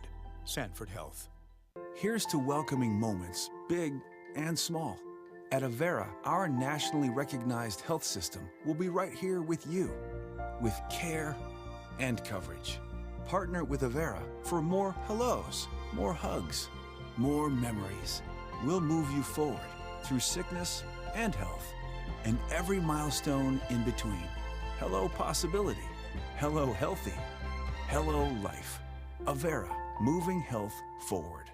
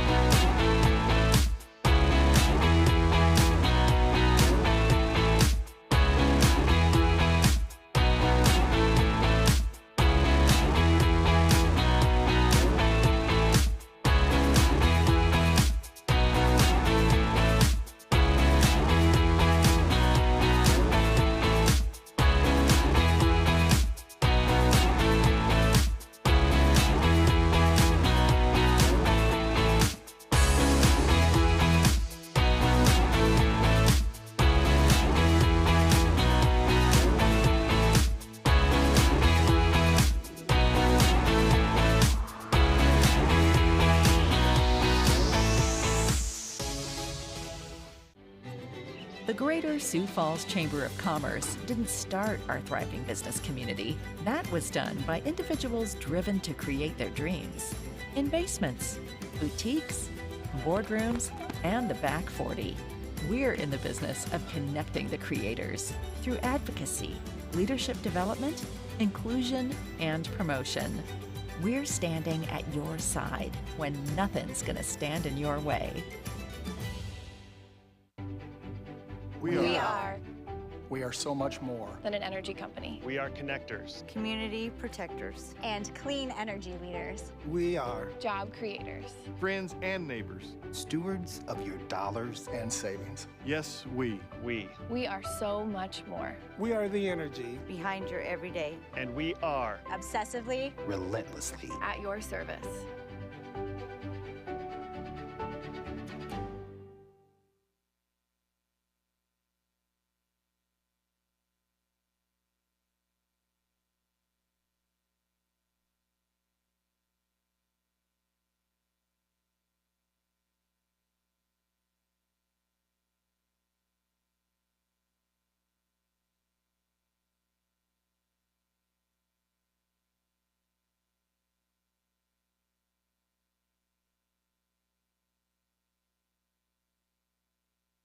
Sioux Falls is home to many things: locally owned businesses, an unmatched work ethic, and a community of leaders dedicated to growth and innovation. Powered by over 300 investors, Forward Sioux Falls is an advancement program aimed at enhancing the Sioux Falls economy. 2026 initiatives are well underway, focusing on talent retention, business attraction, and quality of place enhancement. Look to the future with Forward Sioux Falls.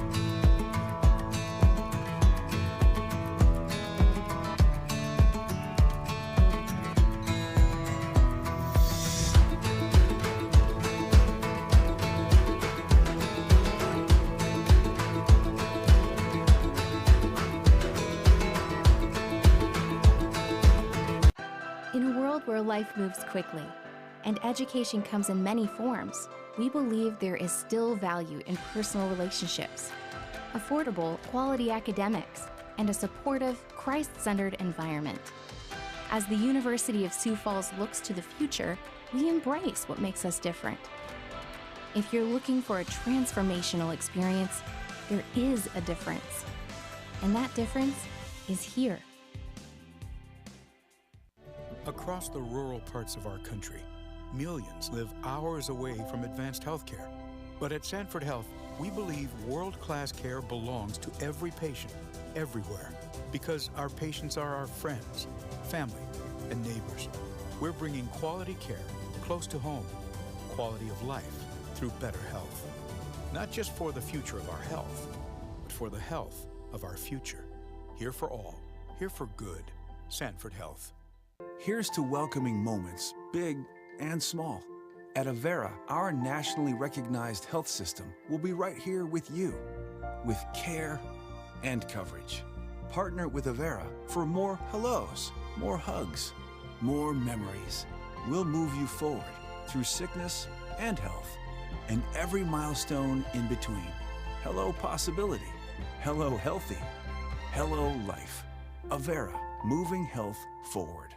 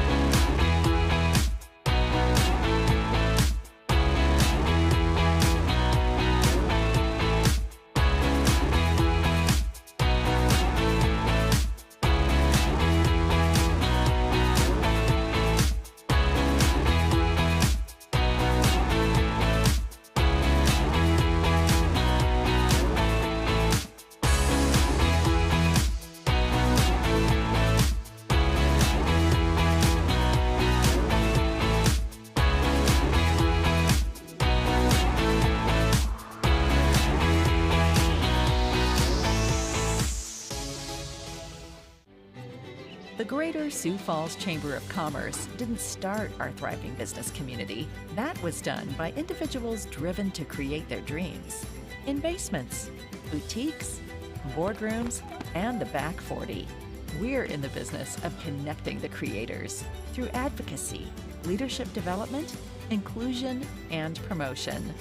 We're standing at your side when nothing's gonna stand in your way. We are. We are so much more than an energy company. We are connectors, community protectors, and clean energy leaders. We are job creators, friends and neighbors, stewards of your dollars and savings. Yes, we are so much more. We are the energy behind your everyday, and we are obsessively, relentlessly at your service.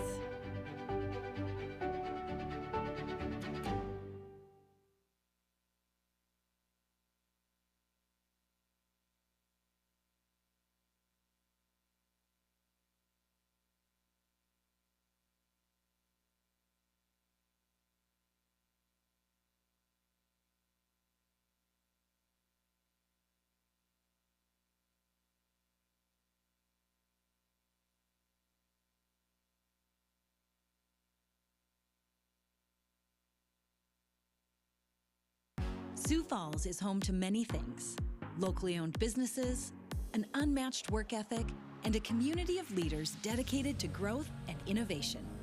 Powered by over 300 investors, Forward Sioux Falls is an advancement program aimed at enhancing the Sioux Falls economy.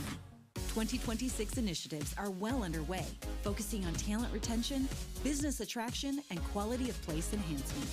Look to the future with Forward Sioux Falls.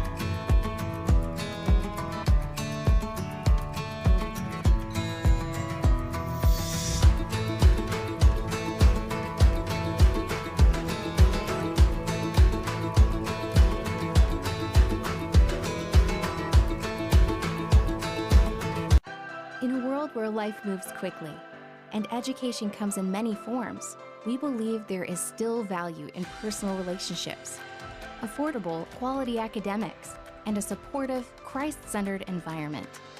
As the University of Sioux Falls looks to the future, we embrace what makes us different. If you're looking for a transformational experience, there is a difference. And that difference is here. Across the rural parts of our country, millions live hours away from advanced health care. But at Sanford Health, we believe world-class care belongs to every patient, everywhere, because our patients are our friends, family, and neighbors. We're bringing quality care close to home, quality of life through better health. Not just for the future of our health, but for the health of our future. Here for all, here for good. Sanford Health. Here's to welcoming moments, big and small. At Avera, our nationally recognized health system will be right here with you, with care and coverage. Partner with Avera for more hellos, more hugs, more memories. We'll move you forward through sickness and health, and every milestone in between. Hello possibility, hello healthy, hello life. Avera, moving health forward.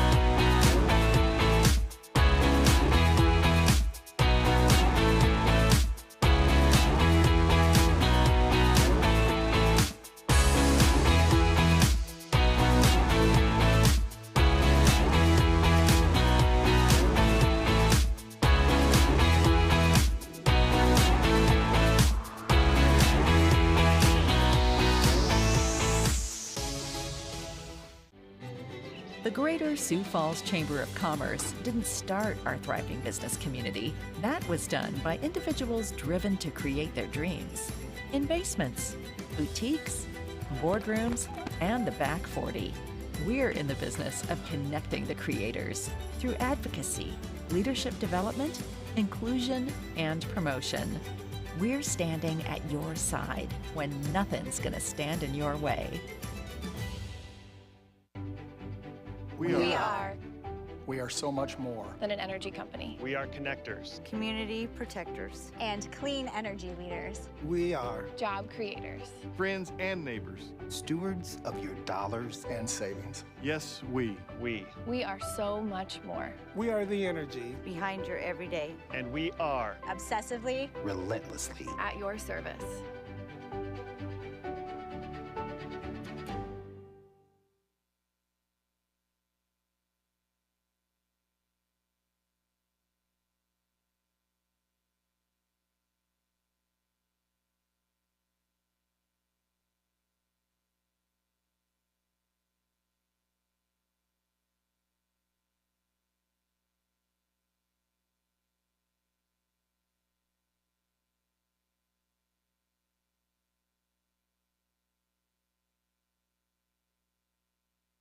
Sioux Falls is home to many things: locally owned businesses, an unmatched work ethic, and a community of leaders dedicated to growth and innovation. Powered by over 300 investors, Forward Sioux Falls is an advancement program aimed at enhancing the Sioux Falls economy. 2026 initiatives are well underway, focusing on talent retention, business attraction, and quality of place enhancement. Look to the future with Forward Sioux Falls.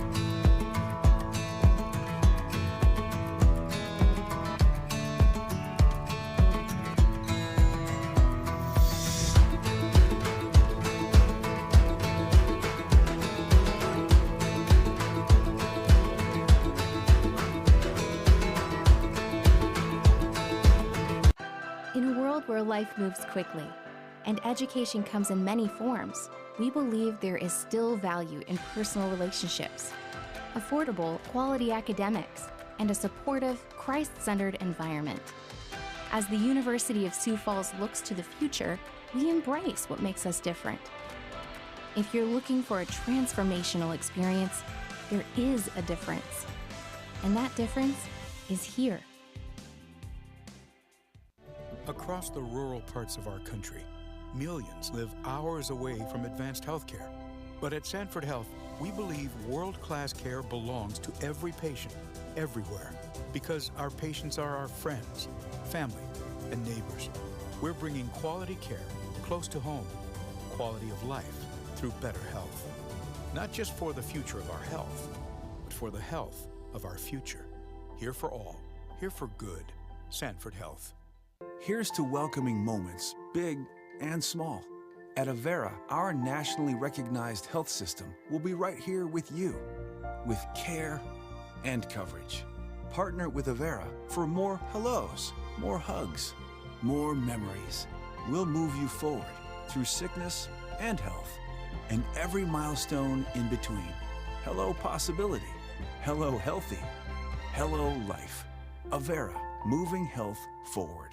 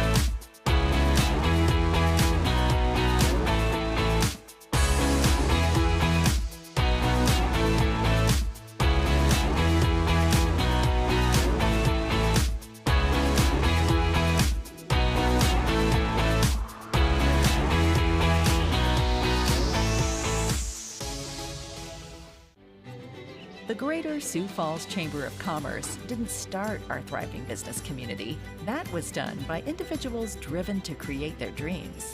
In basements, boutiques, boardrooms, and the back 40. We're in the business of connecting the creators through advocacy, leadership development, inclusion, and promotion. We're standing at your side when nothing's going to stand in your way. We are. We are so much more than an energy company. We are connectors, community protectors, and clean energy leaders. We are job creators, friends and neighbors, stewards of your dollars and savings. Yes, we are so much more. We are the energy behind your everyday, and we are obsessively, relentlessly at your service.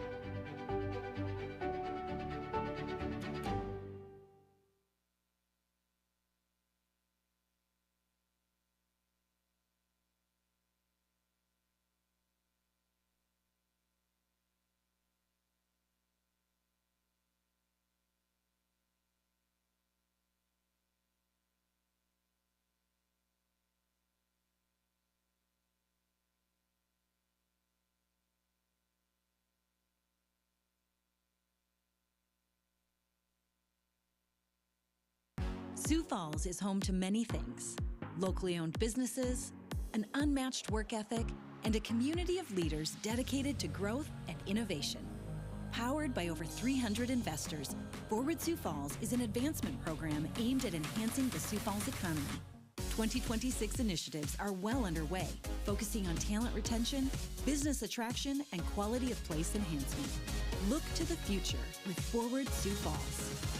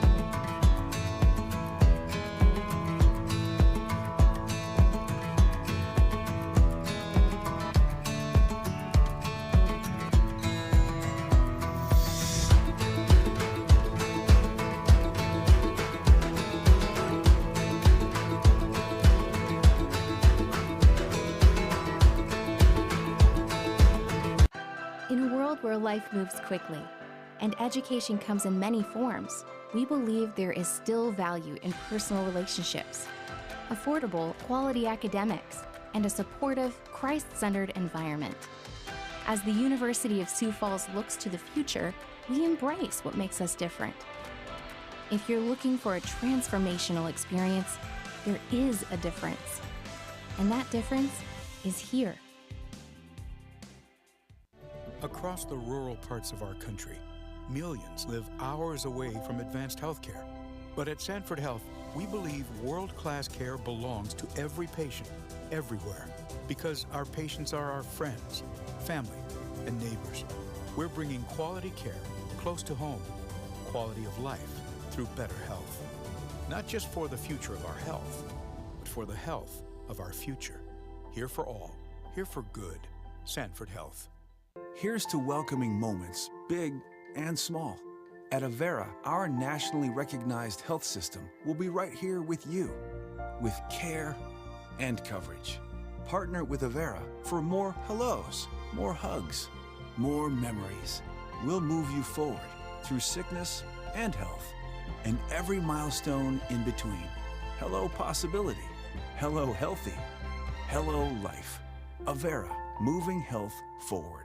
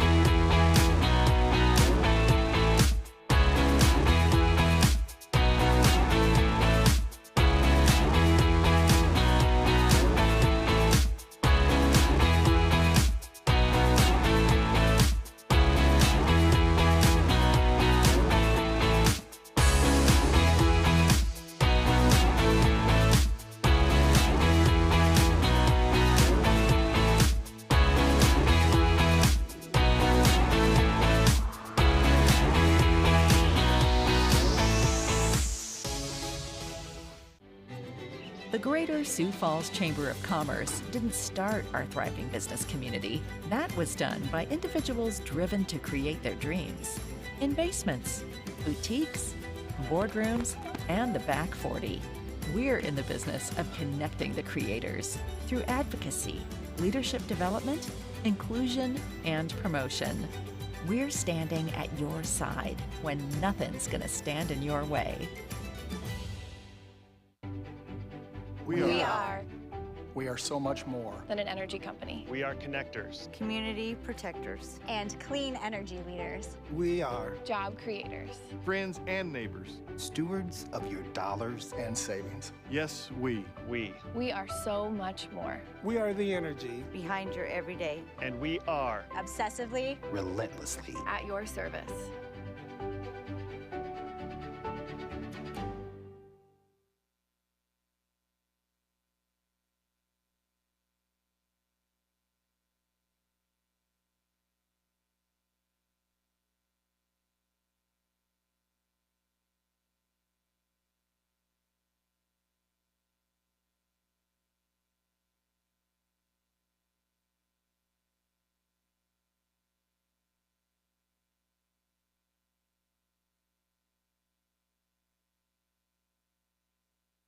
Sioux Falls is home to many things: locally owned businesses, an unmatched work ethic, and a community of leaders dedicated to growth and innovation.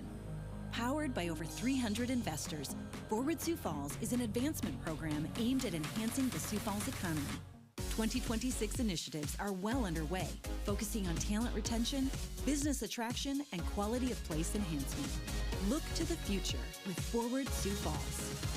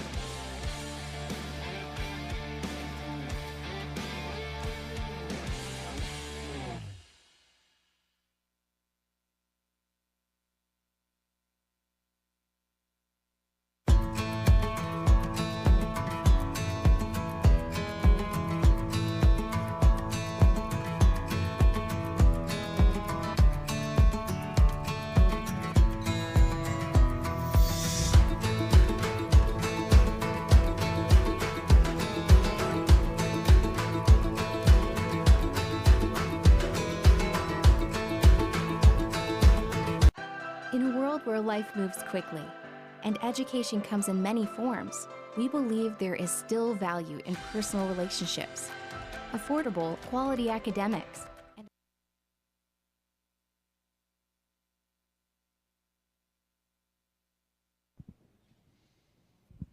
Hello, can everybody hear me? I can hear myself, so pretty sure you all can hear me. Come on in. Feel free to sit in the front, too. I feel like we're so far away from each other. I'm not going to sit. Plus, my boots are really cute, so I just want you guys all to be able to enjoy those. Welcome to the Win in the Workforce second half. I hope you all are enjoying yourselves today and are feeling inspired, invigorated, ready to go out into the field and find your next workforce development. We are part of the third option, I believe, today's issues. So we're very now. Oh, there's my friend Mel. Hi, Mel.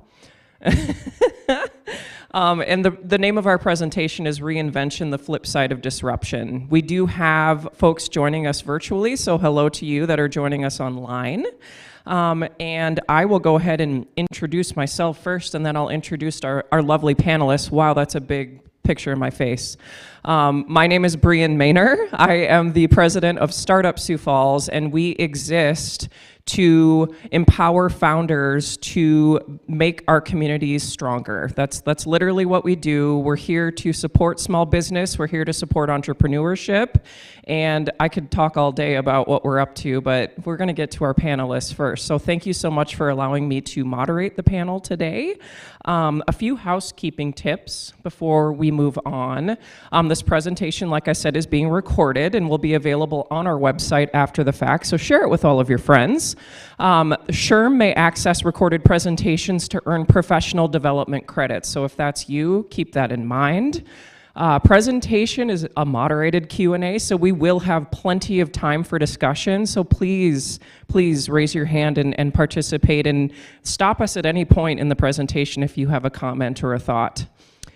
Online attendees may use the chat feature for questions, so I'm going to rely on you to let me know if there's any questions in the chat. Okay. So, just a little why behind today's presentation. So, as you all know, since the year 2020, which will be forever burned in our brains, we have seen multiple workplace disruptors, including social justice and employee equity, to the global pandemic and technology to support remote work, and I can speak to that myself, running an incubator in a co-working space. Organizations of all sizes have flexed their employee policies to quickly align talent management policies to meet the needs of an evolving workplace or marketplace. Technology has been a critical driver in an organization's transformative balance. Technology has enabled innovation to achieve more flexible, personalized employee work preferences and training while managing individual and team performance. So we just invite you today to join us in an engaging discussion with leading organizations, creating a workforce where innovation and labor efficiencies are achieved. So the goal for today, I love Denise for putting all of this together for us. For SHRM folks, this defines and supports a coherent vision and long-term goals for HR that support the strategic direction of the organization. Attendees are going to be provided with some different strategies brought to you by our panelists today: communication and implementation plans to align new vision, to align culture and values to its mission and goals, which these two are no strangers to. Attendees are going to learn about organizations and the resources and tools they need to identify and close gaps needed to support this new direction, so don't be afraid of change, embrace it. Attendees will be provided with examples of HR policies, practices, and programs to uphold the strategic vision of HR and the organization. Now to our panelists. I'm going to have you both introduce yourself, but we'll start here with Ms. Joni Ekstrom, who's the Executive Director of South Dakota Biotech. Wow, thank you for handing me the microphone, because I'm clearly not ready. I am Joni Ekstrom. I'm the Executive Director of South Dakota Biotech, and I will tell you a bit about what we have going on here in a minute. Charlie. Good afternoon, everyone. My name is Charlie Gamber. I hold a bachelor's degree and a master's degree in human resources, have worked in the human resources field for approximately 15 years, and I am also the president and founder of Disrupt HR here locally in Sioux Falls. So disruption is kind of my thing. I am also currently serving as the branch service leader for IMCO Workforce Solutions in Sioux Falls, a local staffing company. So talking about talent is something that I do on a daily basis. Thank you both so much for taking the time to be here today. We really appreciate it. So, before we get into Charlie's presentation, 2022 is the year of industry mashups. That means media and technology come together, and that employees are going to expect the same level of personalization in their work as they experience in their personal lives. I'm assuming that resonates with a lot of you out in the crowd today. And there's no better person to kind of talk about what's going on in the world of HR than Charlie Gamber. So I'm going to turn it over to Charlie to lead us through her part of the presentation and give you the clicker. The clicker, I am in control. Hopefully the clicker works. Ooh, this thing's quite the green button. Okay. it does that. Oh, I'm sorry, I was hitting the wrong green button. I also have this thing apparently. So I think it's relevant to start with talking about what disruption really is.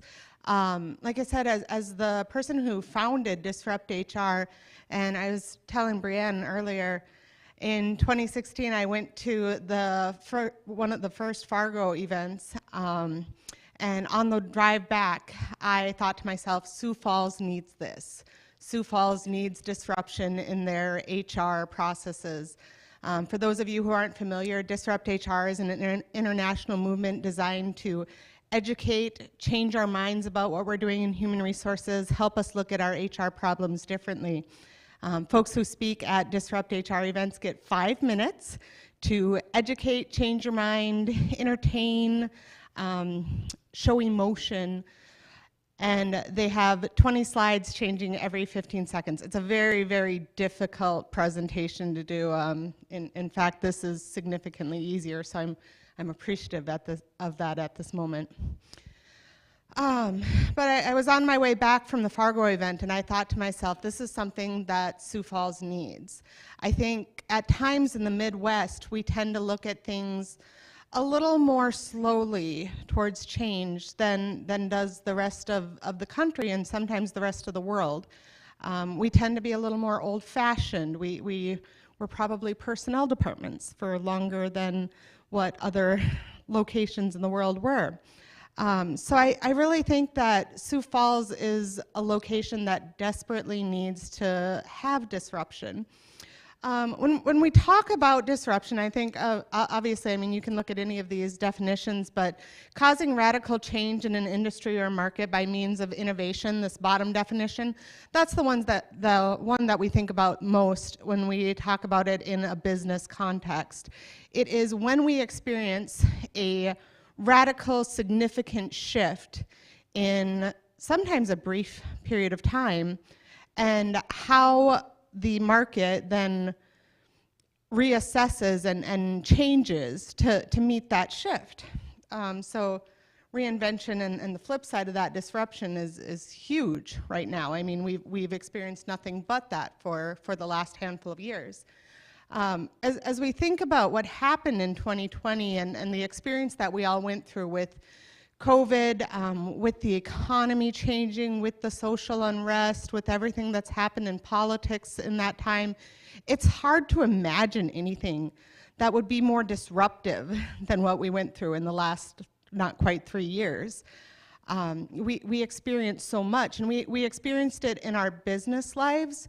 We experienced immediately having to come up with responses to having to work from home, to trying to figure out what does this look like when our employees are working from home and they don't have childcare and they're trying to work while they're also watching their children. Do we have the technology needed to be able to do that? How are we going to meet the next regulatory change? What should our business do in response to these different regulatory changes? There's been so much change, and I'm afraid at this point in time, our lives will never go back to what they were before.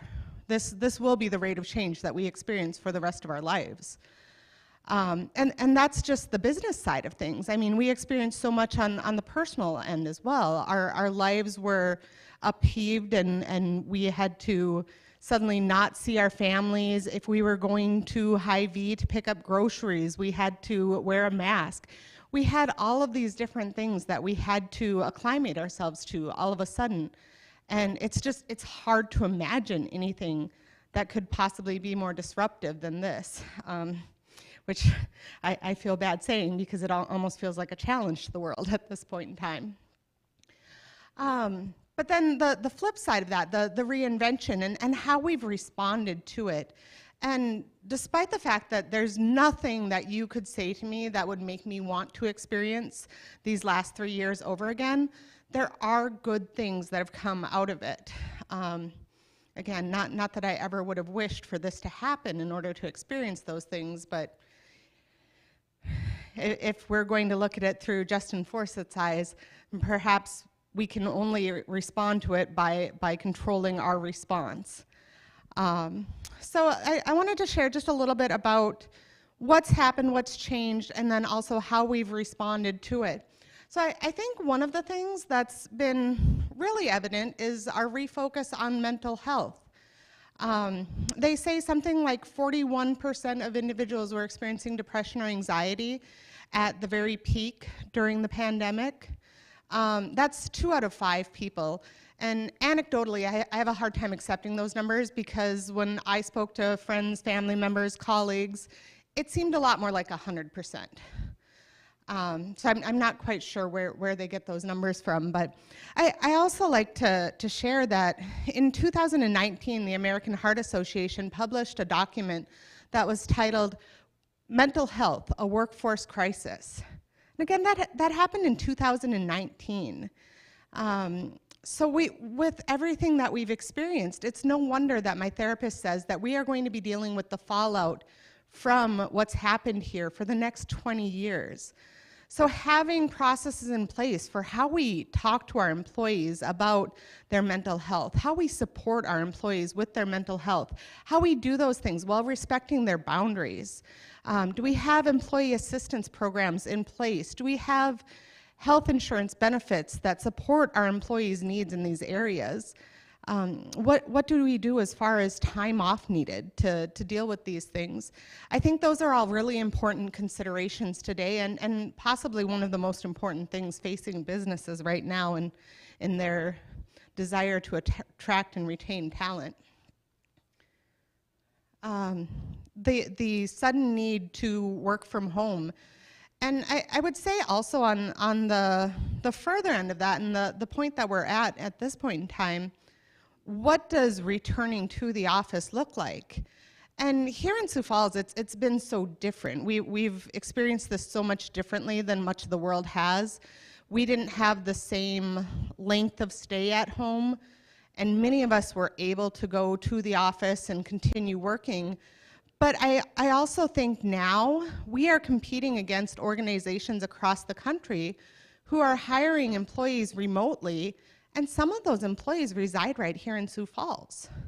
So we need to be able to establish our own ways of handling work from home and how we allot that and how we use it and how we control it so that we're able to compete with companies across the country and frankly, in some regards, too, across the world. I think here in Sioux Falls, we are such an agriculture and such a healthcare and such a banking-based industry that sometimes we forget that other employees do need to have the ability to work from home.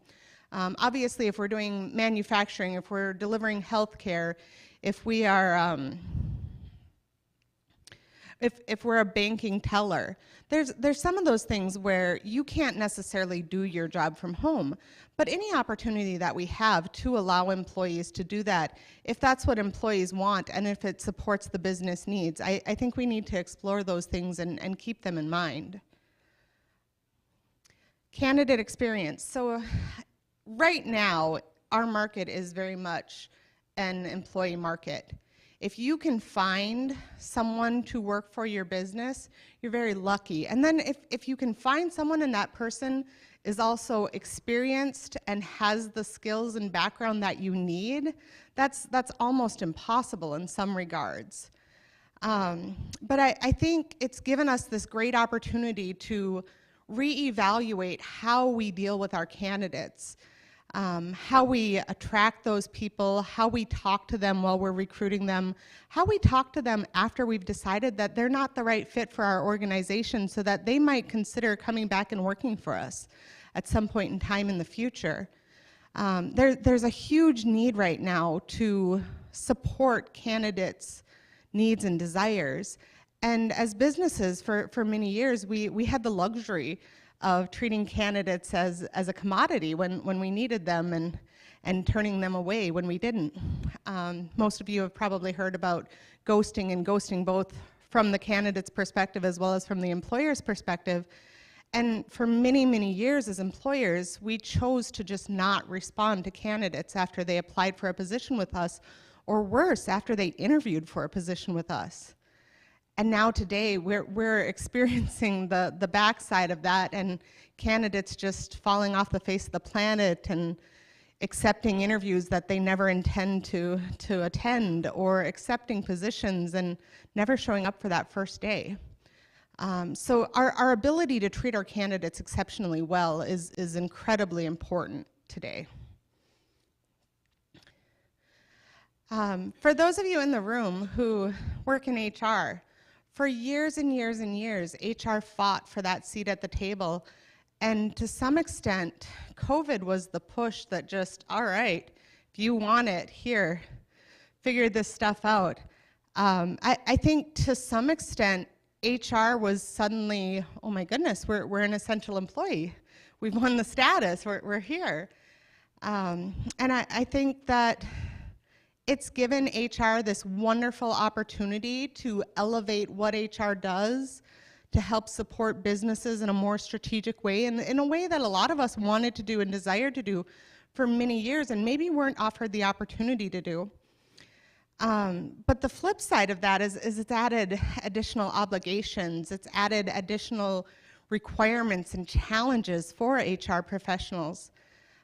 Some of you may have seen this. Forbes had an article that said that 99% of human resources professionals are burned out today. So if you're someone who's here, who's in HR, you need to be looking out for your own mental health right now. If you are someone who is above HR in your organizations, you need to be thinking about your HR professional right now, because they may very well be on the brink of experiencing some really bad mental effects from the last couple of years. So checking in with them and making sure that they're also okay. A lot of times HR professionals are viewed as the ones who help to solve burnout challenges in our organization. So it's incredibly important that we notice our HR professionals' mental health, and we help to support that and take care of them too. Our HR professionals are employees too.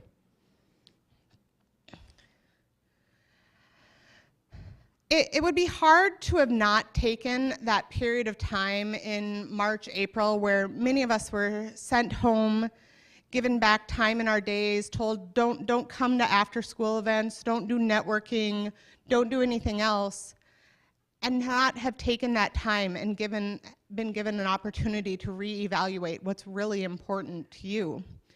As I talk about HR professionals being essential employees, I think one of the things that the pandemic did is it forced us to categorize our employees into, is this person essential or is this person non-essential? And then once you've been categorized as that, how do you come back from being told, you know, you're not an essential employee to this business, and then become re-engaged in the work that you're doing? How do you determine that what you do is still important and critical? And I think there are a lot of factors that have driven the Great Resignation and employees' desire to move into their own startup businesses, to move on into different companies. Maybe they're seeking more money, maybe they're seeking a change in life, but I think part of it is we all had this opportunity to take a step back and determine what was really important for each of us personally. Focus on talent and culture. It is really important as a business to have the people that you need and to be able to keep those people happy. And I think that really, to some extent, it comes down to the culture of the organization.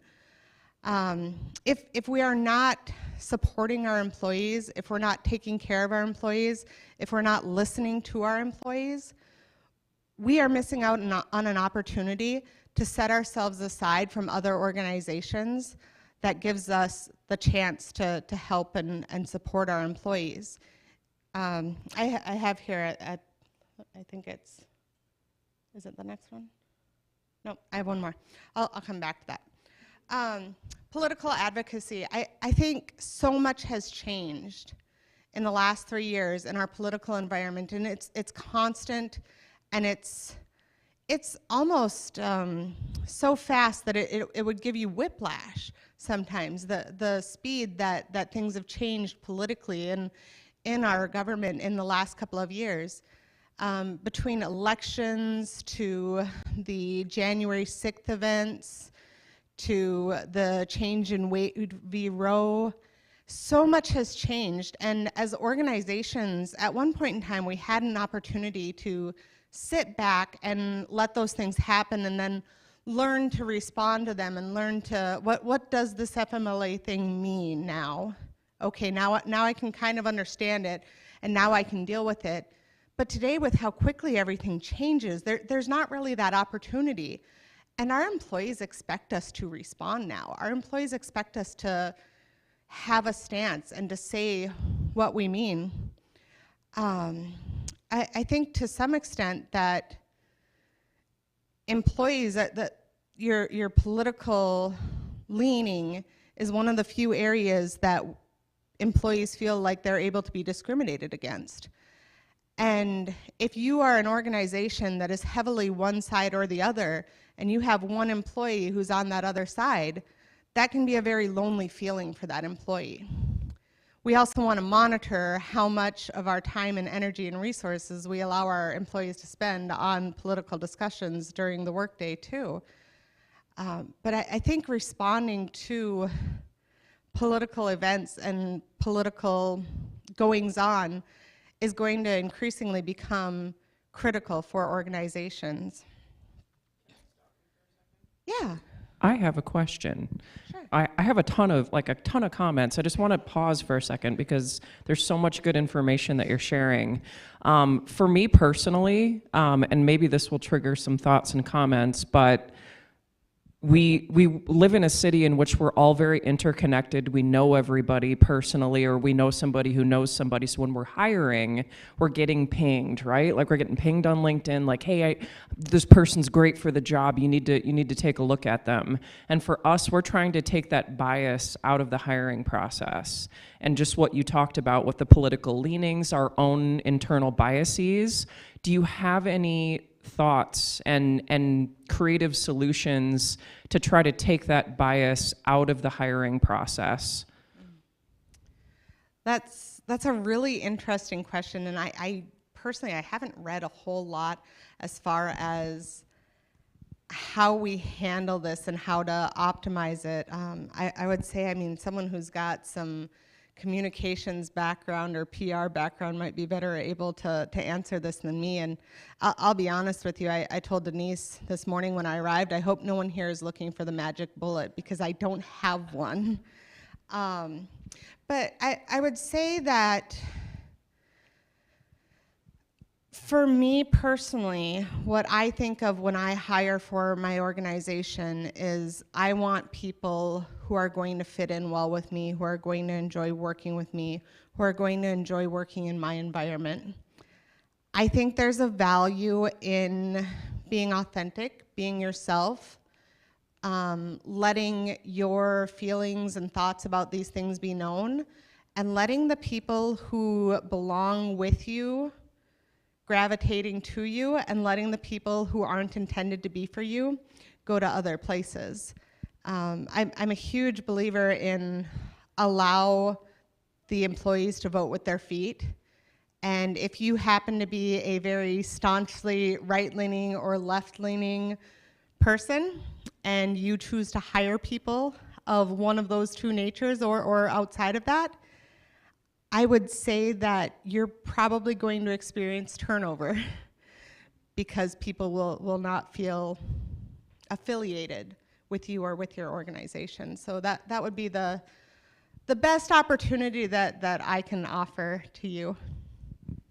Thank you. Of course.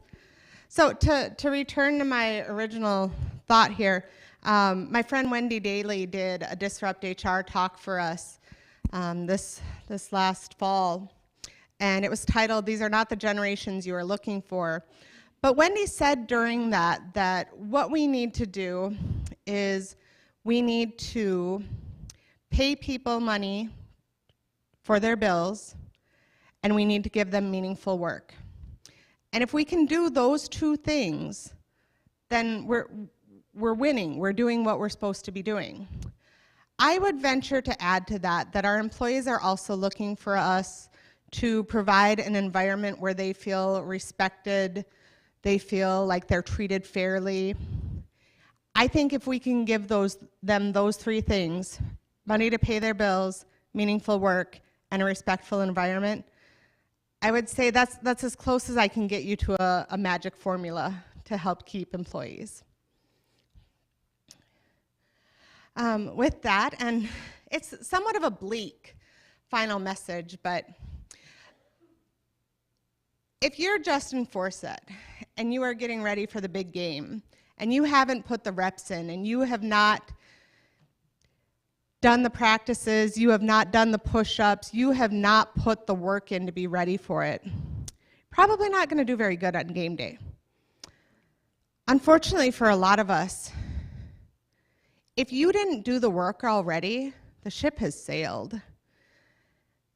And that means that if you were not ready for everything that we've experienced, if you weren't able to respond nimbly to what we just experienced, it's probably a little too late for you. The good news is, for those of you who did do the work and did the preparation and did the practices, it's a really golden opportunity for you to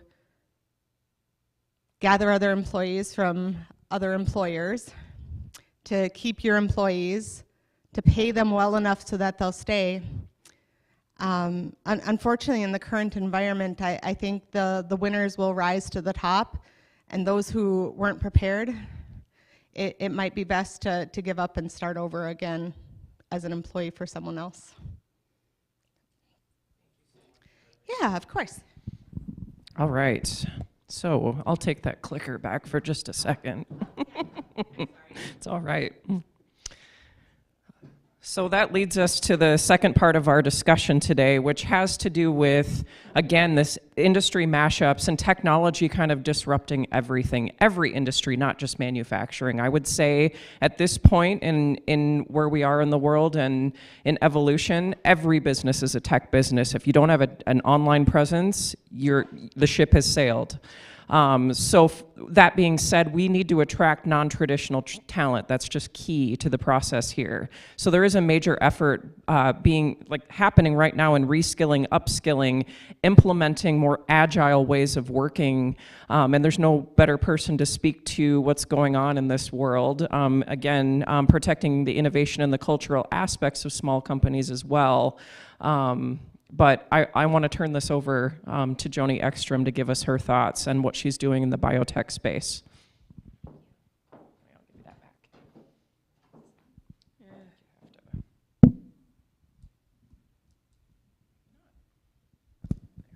Thanks, Brian. I didn't have my readers on. I can't see anything.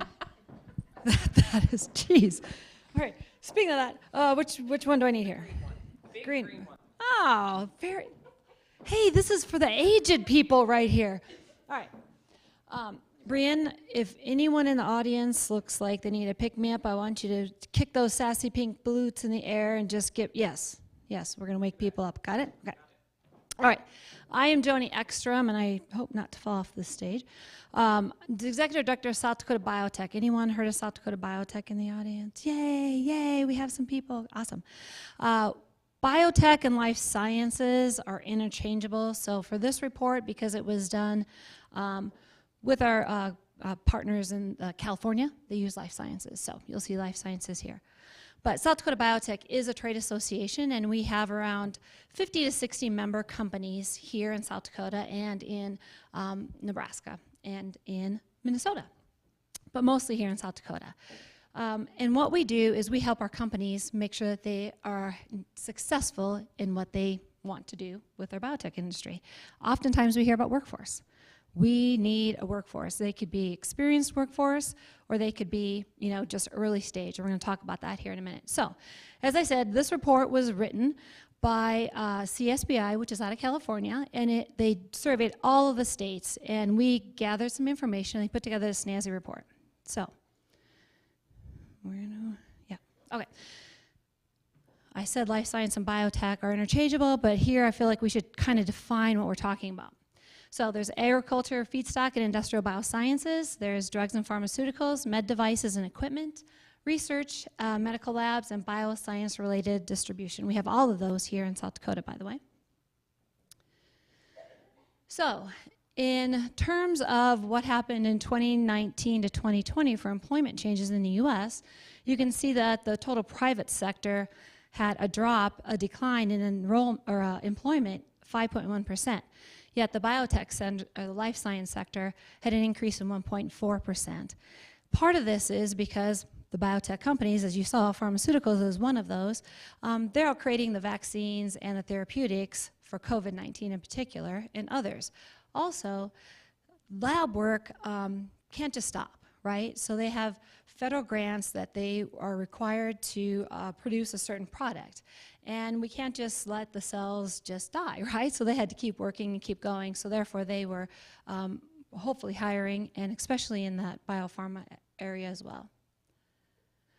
So this is the job postings. This does not mean that they are the most employment, right? So these are just the job postings from 2017 to 2020. You can see the top three are the pharmaceuticals, the research testings and medical labs, and then the med devices. But again, I think for pharmaceuticals, for example, they're only 16% of the job shares, the jobs in the life sciences, yet they're hiring for 33% job postings. So people, I think, are a little bit intimidated by the life sciences and biotech, and they think, I need to have a PhD in order to work there. That is not true. You can see here, low skills would be those that are high school graduates. The middle school skills would be those that have a four-year college degree. And then the high skills would be those with graduate degrees. But compared to the other industries, obviously high skills, our companies do require those masters and PhDs compared to the other industries. But also the low skills, there's still a need to have some of those high school students or graduates, and even as associate's degrees, do some of the work, do some of the lab tech work, do some of the management work. So these are the things that our companies are looking for right now. Data scientists, you see everyone's talking about data, right? I think in the industry, it doesn't matter what it is, they're looking for people to do AI, people to analyze the data so they can make decisions. The life sciences are those that are probably going to be more your graduate students or graduate degree employees. And then the scientific technicians, those are going to be your associate degrees. That actually in South Dakota, we're hearing there's a lot of need for those. And luckily we have wonderful schools here.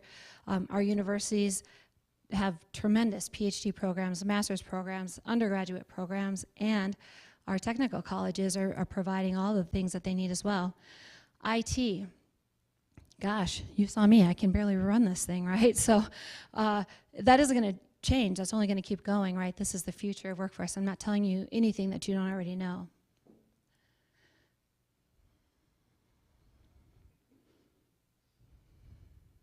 Somewhere. Oh, now, see, dang it. Hey, look at that.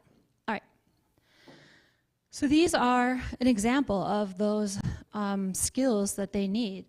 It can go all the way down from badges. 6% of companies in the U.S. are hiring for that, up to the demonstrated competencies and skills is the highest, right? So that's not even your degrees from four-year college universities. So the point is you don't have to have a PhD or a master's in biochemistry or microbiology in order to work in the life sciences. It is primarily just showing up and showing that you have certain skills and that you care about the industry. Remote work in the life sciences. So oftentimes lab workers clearly have to work in the lab, right? We can't remote everything. A lot of those jobs do have to stay in person. But what we did learn is that they did pivot.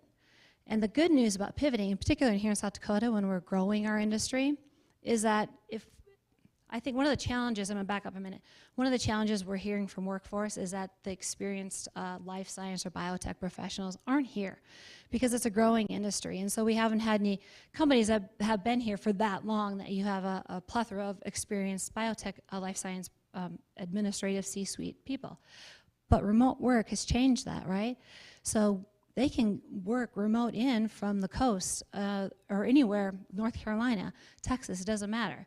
So that's been super helpful for our companies here, but then also you can live anywhere, right? And so that's very attractive to some of these people as with any industry. And so a quote from life science industry is, if anything, remote work has opened opportunities to hire the best people from around the globe as long as they are in desk-based positions. They'll be able to continue working remotely as long as they want to. We would not have been so flexible before. So I do think that is disruptive, and it really is changing the life science mindset and where you can work and what you can do. And again, I'm glad this is a globe, because really this is all over the globe these industries and these companies are working.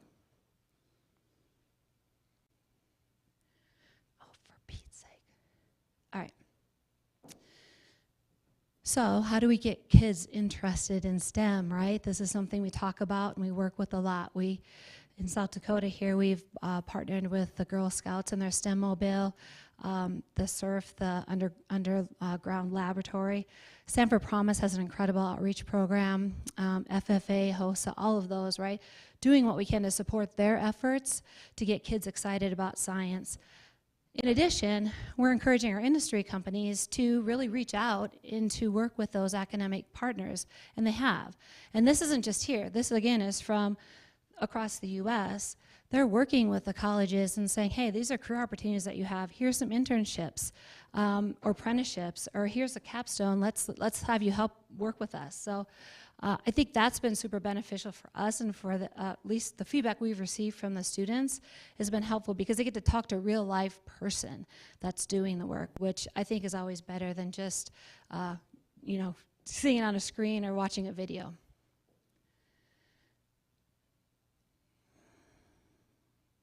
All right, so finally, it's been a difficult and challenging few years for us, but we've the life sciences continued to grow and to be flexible through this time. And I'm really proud of our industry and the things that they've done, and they've really shown that they can come together and work together in the course of a pandemic to provide us vaccines and therapeutics, to do what we can to save lives. And that's one of the things that people don't always understand about the biotech or the life sciences, that these scientists get up every single day to really help humankind, whether it's feeding, fueling, or healing the world. So I'm really proud to represent this industry, even though we get a lot of darts thrown at us a lot. But I think they're doing amazing work. So I guess with that, if anyone has any questions, or Brianna, I'm going to kick it back to you and see if there's anything. Thanks, Joni. Sorry about that. Okay. Just works for me, though. Any questions, just raise your hand. Awesome. I'm going to come out into the crowd. Watch me.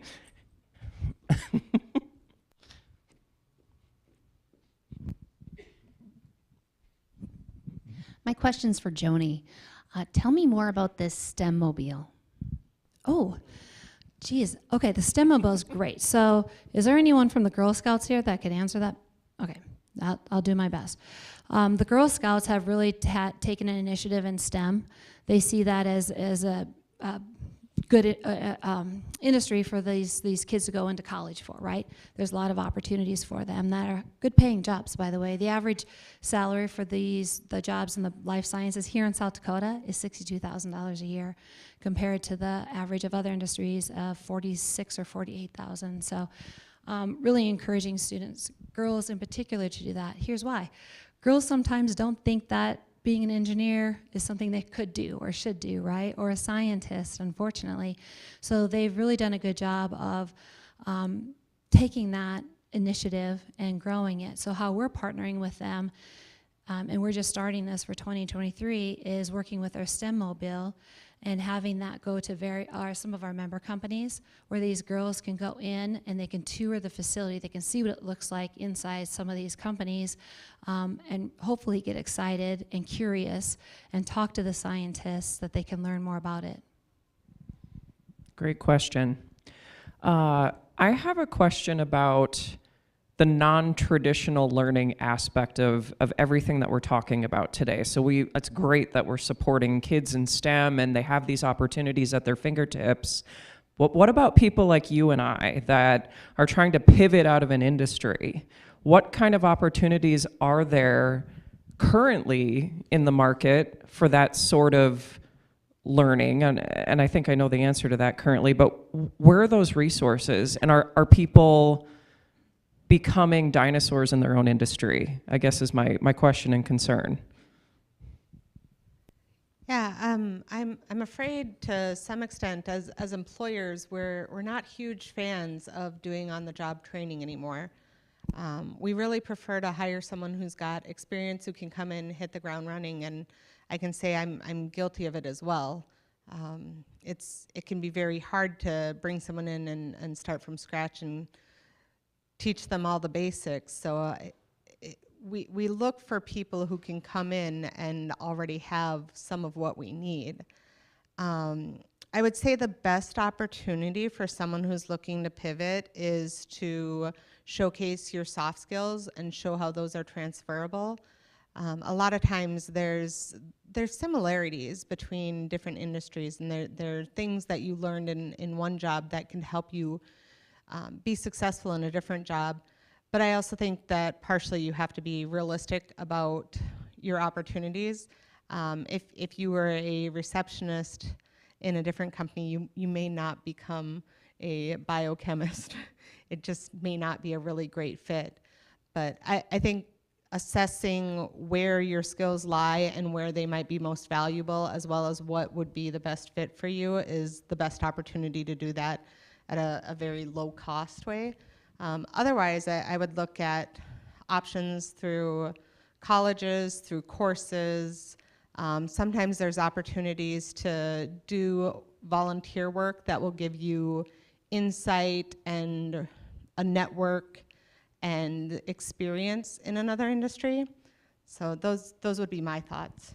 Well, I'm hoping all the managers in the room, I'm not telling you anything you don't already know, but are encouraging your staff to, further themselves and grow, right? And so the tech schools, the universities have certificate programs or even just non-degreed programs that are beneficial. And even if you're not going to, for me, I should take it just to take a QuickBooks class or something, right? Just for my own personal growth as a human. But some of the trade associations too do have certificate programs that they allow specific to the industry. So I would look at all of those.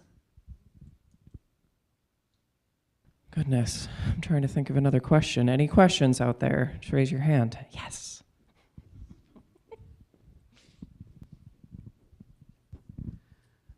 There was a comment made about the political environment and addressing that issue with your staff. And I think anybody in the HR industry, I'm an HR professional, so dealing with that every day. And one of the things that we really have to tread lightly on is politics, because it's either one way or the other, and it can make or break your culture. So how do you have those conversations with people, or intervene in those conversations tactfully enough not to lose one or the other? I lobby, so I'm I not can't answering have that. I can't believe you don't want to jump in and take that one. No. And I think that's exactly the challenge that we experience too, is who wants to be the one who addresses this. It is a really, really sticky situation, and I could never give a one-size-fits-all answer to it of what's the correct way to approach it. I think we have to be fair to our employees. I think our employees expect us to be fair. I think we've become incredibly polarized in the last couple of years, and it's hard for me to understand, because I think most of the people that I know seem like they're normal and like they have pretty normal thought processes about things. But I don't understand how there are so many people who believe one way or the other. I honestly, though, I don't think that the answer is to just keep it totally out of your workforce either anymore. I think that we have to take some stands, and we have to say as an organization, this is what we think and this is what we feel and what we believe, and we stand behind it. And sometimes that means, unfortunately, that we're alienating some of our employees. Does anyone in the audience have any solutions that they've had work on this? Yeah, well, I guess you're not alone. I was going to say we're screwed. I was going to ask a question about, like, we talked a little bit about agile, just different ways that we can think more intrapreneurially, I should say, as a corporation or a bigger industry. I hear that, and we use this system as an organization. We're small, but it's EOS, and that platform keeps coming up across the city. There are a lot of people that are EOS certified. They're using it within their industry to be more agile and get to the solution quicker. Have you seen this in the industry, and are there any other platforms that people are using to pivot out of maybe an older, antiquated model to get their employees thinking more entrepreneurially? No, that's okay.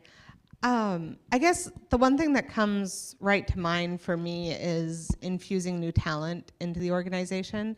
And I think that has to be done tactfully. I think we have to give our current employees opportunities to promote from within as well in order to keep them satisfied. But it's also partially bringing new ways of thinking into organizations. I would say probably every single one of us here has at one point or time or another rolled our eyes because they said that's the way we've always done it and this is what we do. It can't be that way anymore. We have to start looking at new and different ways of doing things. EOS is one that I've heard of as well. I can't say though that I've heard other specific programs off the top of my head though. Okay. I was going to let you have a chance, but any other questions in the crowd? Just let me know. Raise your hand. Goodness. So retention is something that I think is probably more difficult than the actual recruitment of an employee. And I think about where we live and that people call us flyover country, and especially in the biosciences world, I know that it's probably a little bit more difficult to find that homegrown talent. So we are looking outside. I know that there's remote opportunities, but a lot of times those folks just have to be in person. And we saw it at the Zeal Center where, we had individuals that had these tech businesses and they were scaling and they'd bring folks in from across the globe. How do we best retain this talent in our community? What are we missing? What are those gaps currently that we need to address? Well, I guess from the life science standpoint, there are jobs available, and it depends on what industry sector, because we do have ag and biopharma and biofuels, so that does narrow down where they maybe would work. But because there's not a lot of jobs out there and there's a ton of students out there, they stay because they keep the job generally, and they get paid well, so they don't necessarily leave. We're actually seeing people that are in other states that want to come back and have jobs here. So what we're trying to do is get more companies to come here, and that's, I think, one of the reasons why we're having this conversation today, because people don't know about the life sciences or biotech, or it can be kind of scary. Most people, when they ask what I do, I tell them I'm executive director of South Dakota Biotech, and they're not exactly sure what to say to me.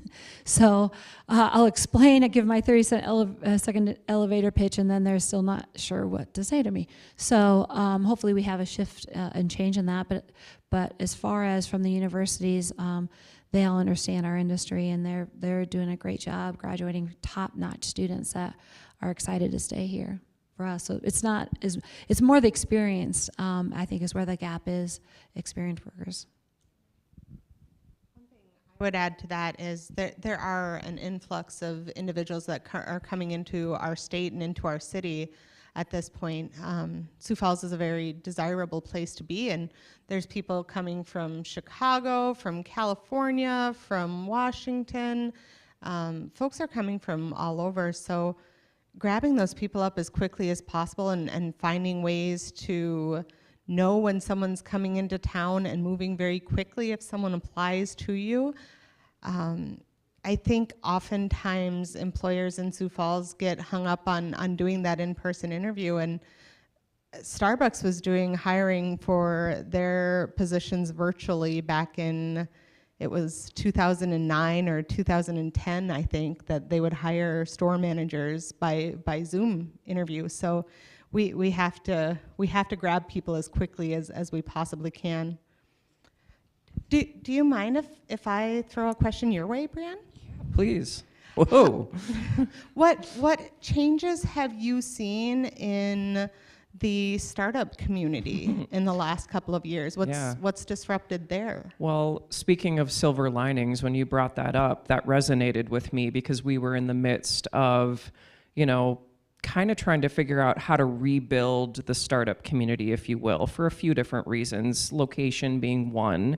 Joni knows, she was out at the Zeal Center with me where we had this beautiful 45,000 square foot facility. It was really hard to build that culture up because not everybody felt that that was a convenient place to drop in and work.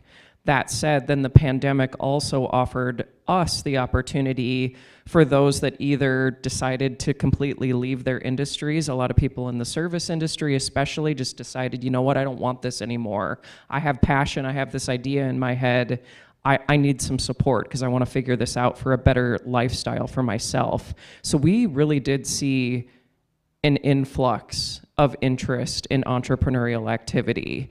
That said, I wouldn't say that it was an influx of bioscience and tech necessarily.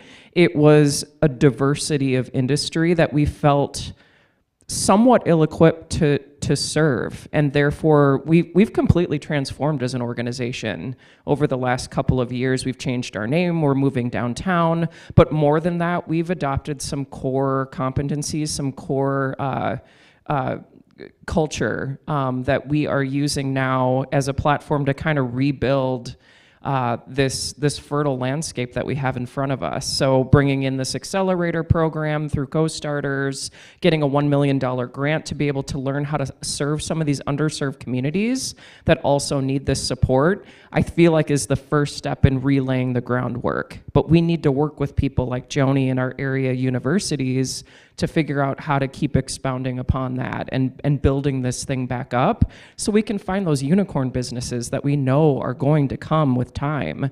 You have to plant the seeds and create that fertile environment for people to feel supported. In addition to that, I would also say that there's been an uptick of people interested in having a co-working space because they're working out of their homes and they're feeling isolated. I think at first we were all like, sweet, we get to work from home and this is gonna be great. Didn't take long for a lot of people to go, you know what, I'm going out of my mind, and now work is home and home is work, and I don't even know where I am anymore.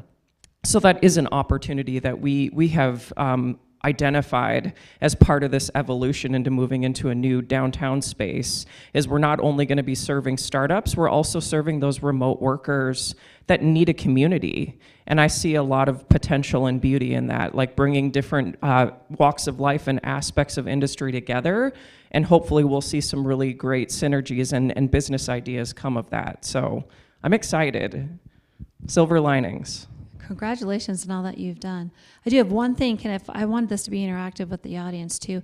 I'm curious to see from a generational standpoint, with a new workforce that's coming in, what benefits are they looking for? For example, I heard someone saying that there was a company in California that they allowed employees to decide which nonprofit that they were going to give to. So it was like $150,000, and they gave it to Cats in Crisis. So the CEO quickly changed policies, and no longer do they just get to choose any random nonprofit. What is Cats in Crisis? I don't know, but that was important to the employees. I guess they did this whole survey. So I'm just curious to see what tactics are you guys seeing that you have, because of different generations and the competitiveness of the market. Yeah, volunteer time.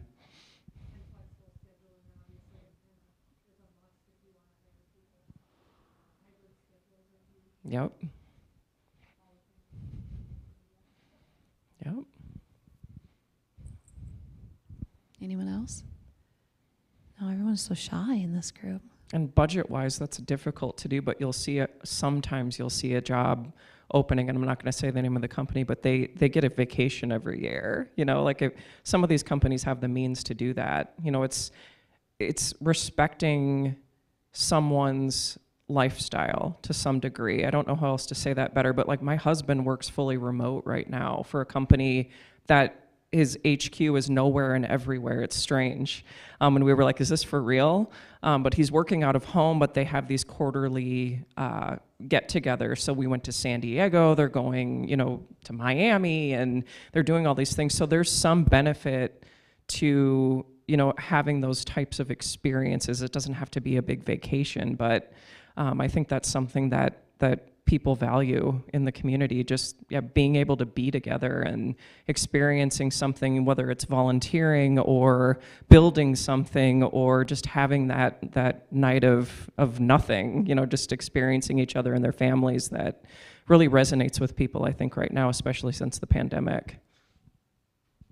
I would say as a hint for all of you who are hiring, and not necessarily something that's generational, but I think it represents itself differently in different generations.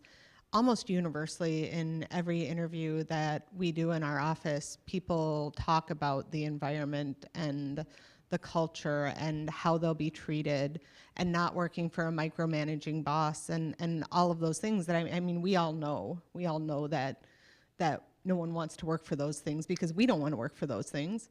I would say that that's a really, really big one for employers, is to nail your culture and nail your environment. I think everybody should review their handbook once a year.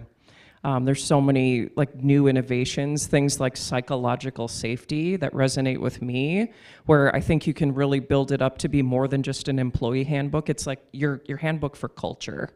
And that can attract different types of talent as well. So that's really good.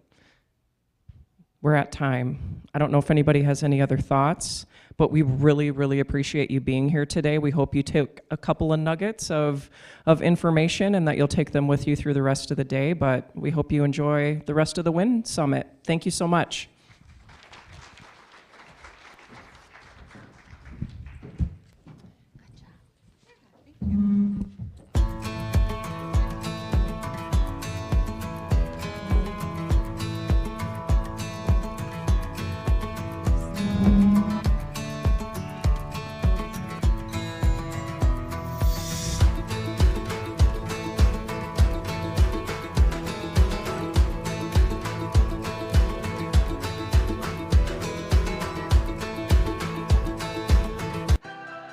Where life moves quickly and education comes in many forms, we believe there is still value in personal relationships, affordable, quality academics, and a supportive, Christ-centered environment.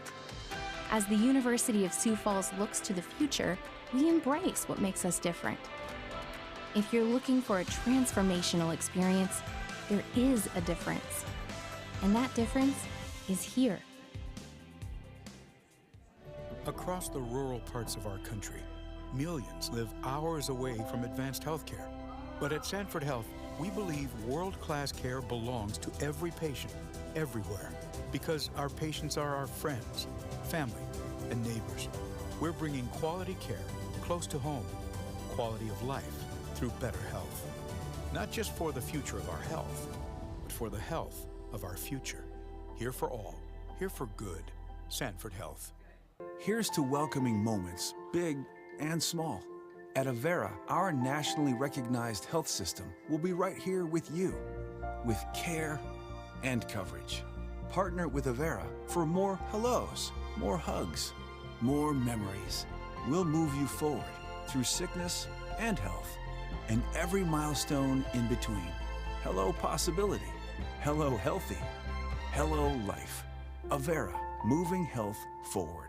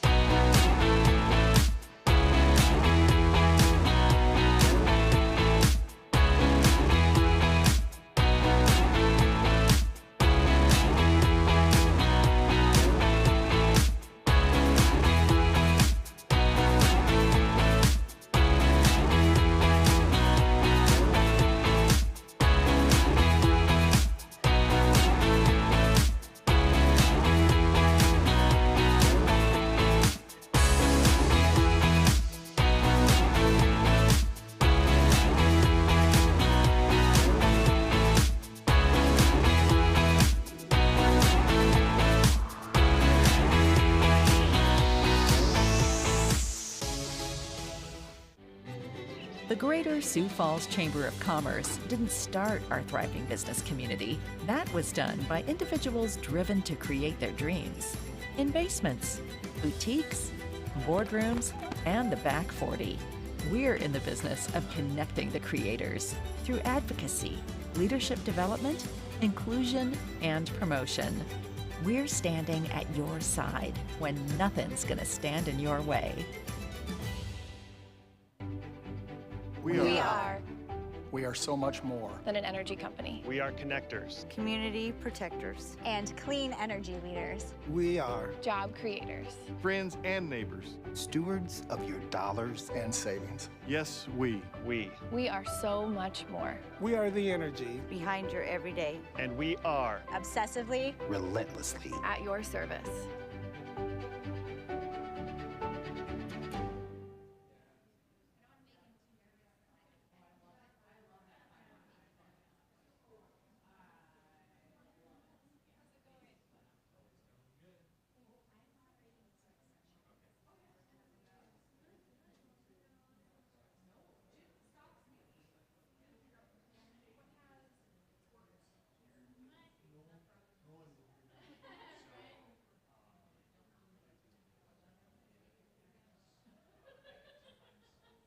Sioux Falls is home to many things: locally owned businesses, an unmatched work ethic, and a community of leaders dedicated to growth and innovation. Powered by over 300 investors, Forward Sioux Falls is an advancement program aimed at enhancing the Sioux Falls economy. 2026 initiatives are well underway, focusing on talent retention, business attraction, and quality of place enhancement. Look to the future with Forward Sioux Falls.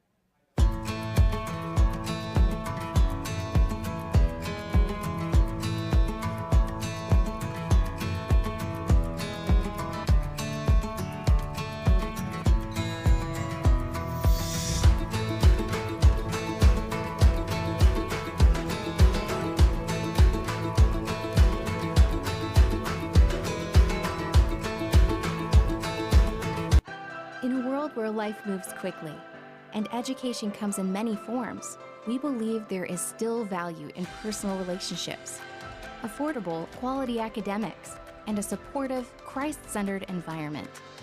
As the University of Sioux Falls looks to the future, we embrace what makes us different. If you're looking for a transformational experience, there is a difference. And that difference is here. Across the rural parts of our country, millions live hours away from advanced health care. But at Sanford Health, we believe world-class care belongs to every patient, everywhere, because our patients are our friends, family, and neighbors. We're bringing quality care close to home, quality of life through better health.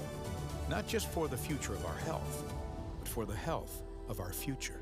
Here for all, here for good. Sanford Health. Here's to welcoming moments, big and small. At Avera, our nationally recognized health system will be right here with you, with care and coverage. Partner with Avera for more hellos, more hugs, more memories. We'll move you forward through sickness and health, and every milestone in between. Hello possibility, hello healthy, hello life. Avera, moving health forward.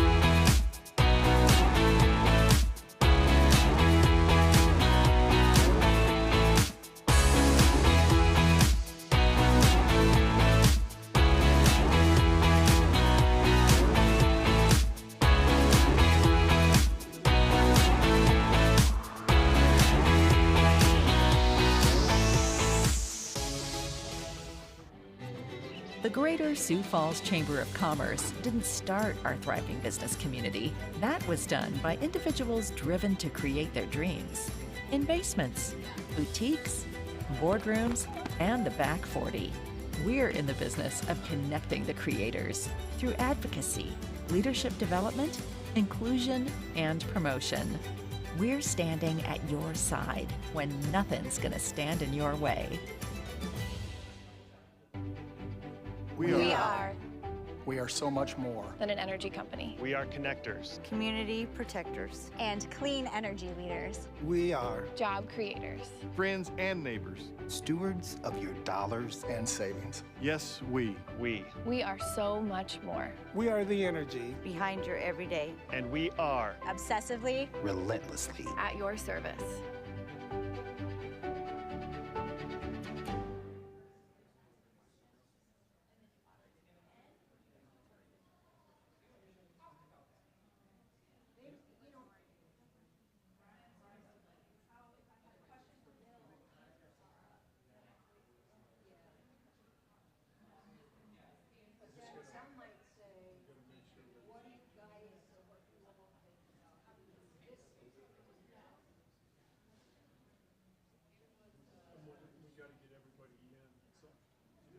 Sioux Falls is home to many things: locally owned businesses, an unmatched work ethic, and a community of leaders dedicated to growth and innovation. Powered by over 300 investors, Forward Sioux Falls is an advancement program aimed at enhancing the Sioux Falls economy. 2026 initiatives are well underway, focusing on talent retention, business attraction, and quality of place enhancement. Look to the future with Forward Sioux Falls.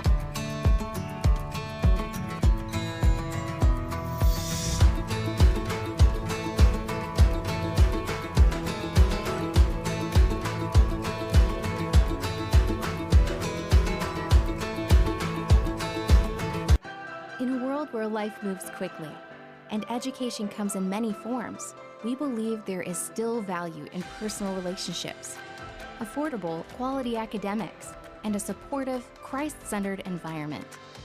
As the University of Sioux Falls looks to the future, we embrace what makes us different.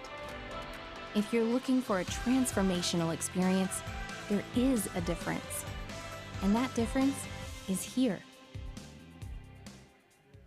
Across the rural parts of our country, millions live hours away from advanced health care. But at Sanford Health, we believe world-class care belongs to every patient, everywhere, because our patients are our friends, family, and neighbors. We're bringing quality care close to home, quality of life through better health. Not just for the future of our health, but for the health of our future. Here for all, here for good. Sanford Health. Here's to welcoming moments, big and small. At Avera, our nationally recognized health system will be right here with you, with care and coverage. Partner with Avera for more hellos, more hugs, more memories. We'll move you forward through sickness and health, and every milestone in between.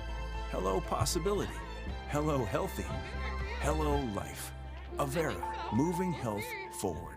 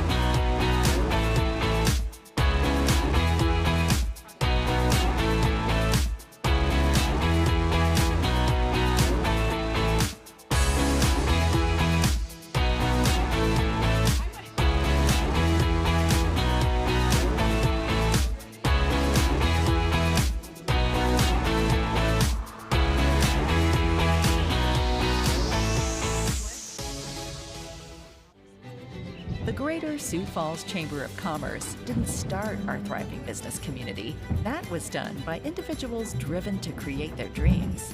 In basements, boutiques, boardrooms, and the back 40. We're in the business of connecting the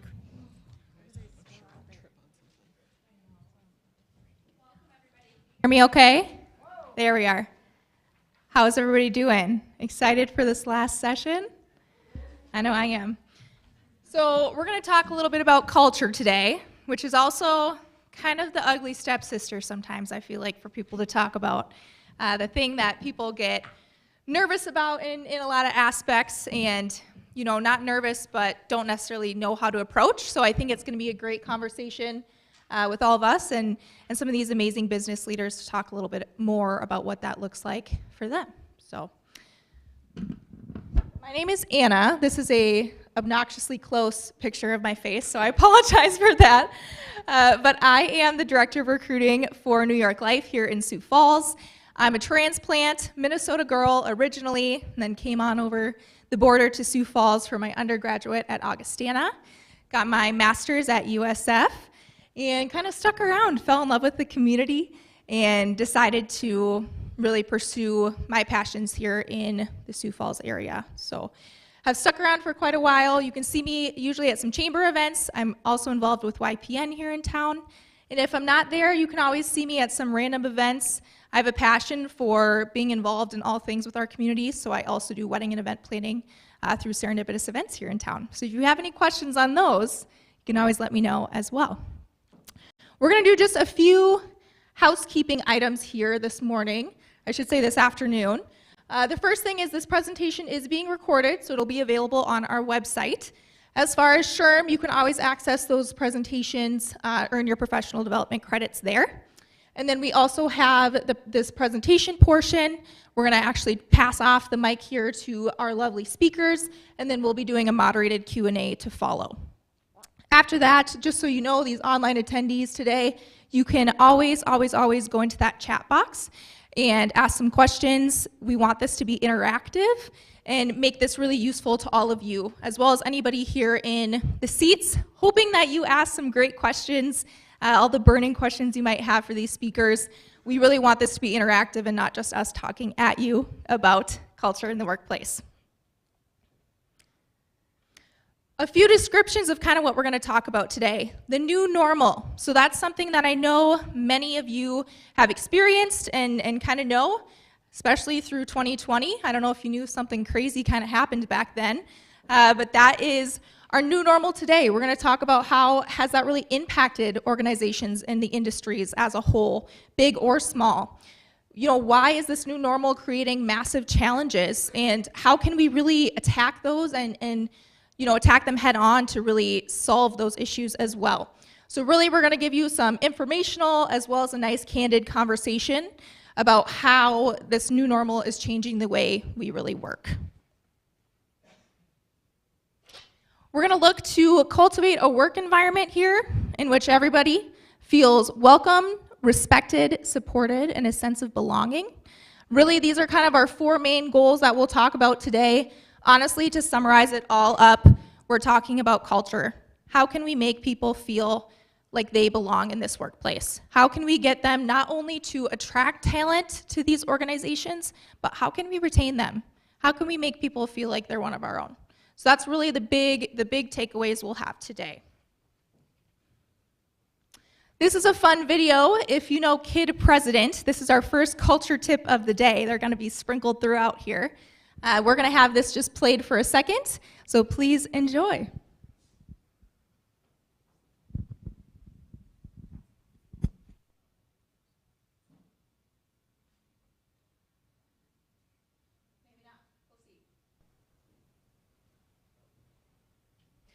Never mind. We're going to hear from some amazing speakers instead. So these 4 smiling faces up here are going to be who's chatting with us a little bit today on culture. I'm going to introduce each and every one of them today, and you'll hear a little bit about their story and then also about what culture looks like for them in their workplace on some really usable best practices for all of you in your workplace as well. First up, I'm going to introduce Mr. Bill Allen here. Bill is the current president and CEO for Showplace Cabinetry based in Harrisburg, South Dakota. Bill was born and raised in Harrisburg, and he stayed in South Dakota for college, attending and graduating from SDSU in 1985. Since graduating from SDSU, Bill spent over 35 years in the manufacturing industry, first at Litton Industries, which at the time was one of the largest employers in Sioux Falls. Then several years he spent at Raven Industries, where he held various management positions, and then in 2002 was called back to his hometown of Harrisburg and joined Showplace as a materials manager, and has risen the ranks to his current leadership role. Bill and his wife Sherry and their children Will and Caitlin live in Harrisburg on an acreage that has been in the Allen family since the late 1800s. Everyone, please help me welcome Bill.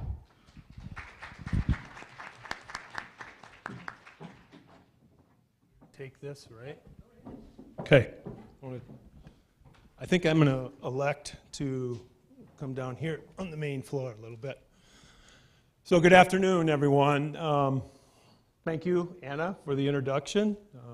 That's enough of that picture. Let's go on here.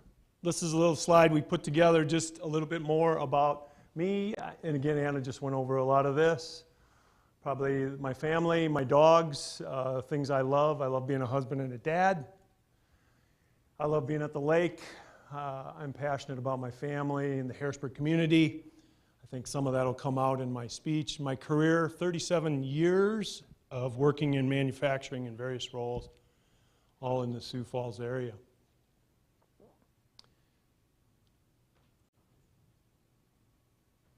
Okay.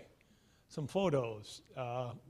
You know, Showplace, I want to talk a little bit about that and what the company is, but what the company is our employees. We are an ESOP, we are an employee-owned company. That's a big part of our culture, and that's going to be wound in my conversation today to introduce you to how we look at it. We come from a very diverse background, and I'm going to go over some of the numbers of that. This happens to be one of our paint crews. Smiling. They're wearing their I Own It shirts. And I'll tell you a little bit more about that later as well. This is my favorite picture. This was just about a year ago today. It was the first time we all got together post-COVID. At the same time, in a $3 million expansion we did to our plant. We bought all of them t-shirts because they do own the company. And we had just given them a $2 an hour raise across the board. That's why they're all smiling. So I love that picture. Showplace Cabinetry, a lot of times I'll be in town and somebody, where do you work? Showplace, and you know, that doesn't resonate with some people, but we are the 9th largest wooden cabinet manufacturer in the U.S. as ranked by the Kitchen Cabinet Manufacturers Association. We have 3 plants. They're all located in South Dakota. 2 of those are in Harrisburg. 1 is in Beersford, South Dakota. We ship about 800 cabinets a day. That's 80 kitchens a day. So we come into the homes of 25,000 families across the country on an annual basis and remodel what many people call the heart of their home, their kitchen. We have 4 company-owned stores. That's something very few people know. We have one in Harrisburg and in Sioux Falls, but we also have one in Colorado and Des Moines. But we really sell our product through 760 independent dealers in showrooms across the country, and they are in all 50 states. So we're a national player. We're a national brand. Kitchen cabinets just aren't sold on brand. So not many people in Wichita come into their showroom and say, I want to buy Showplace cabinets, because it's just not a national brand, but we do sell nationally. There we go. Our employees, we're talking about culture today, so this is what Showplace looks like. There's on average this year 680 employees. That's an all-time record for our company. We've never had an average that high. In the summer, we ballooned that number to probably close to 720. 91% of those are paid hourly. 67% are white, 33% are from non-white ethnic groups, and that number is growing. The average age is 38, and 98% of them live within 25 miles of our plants.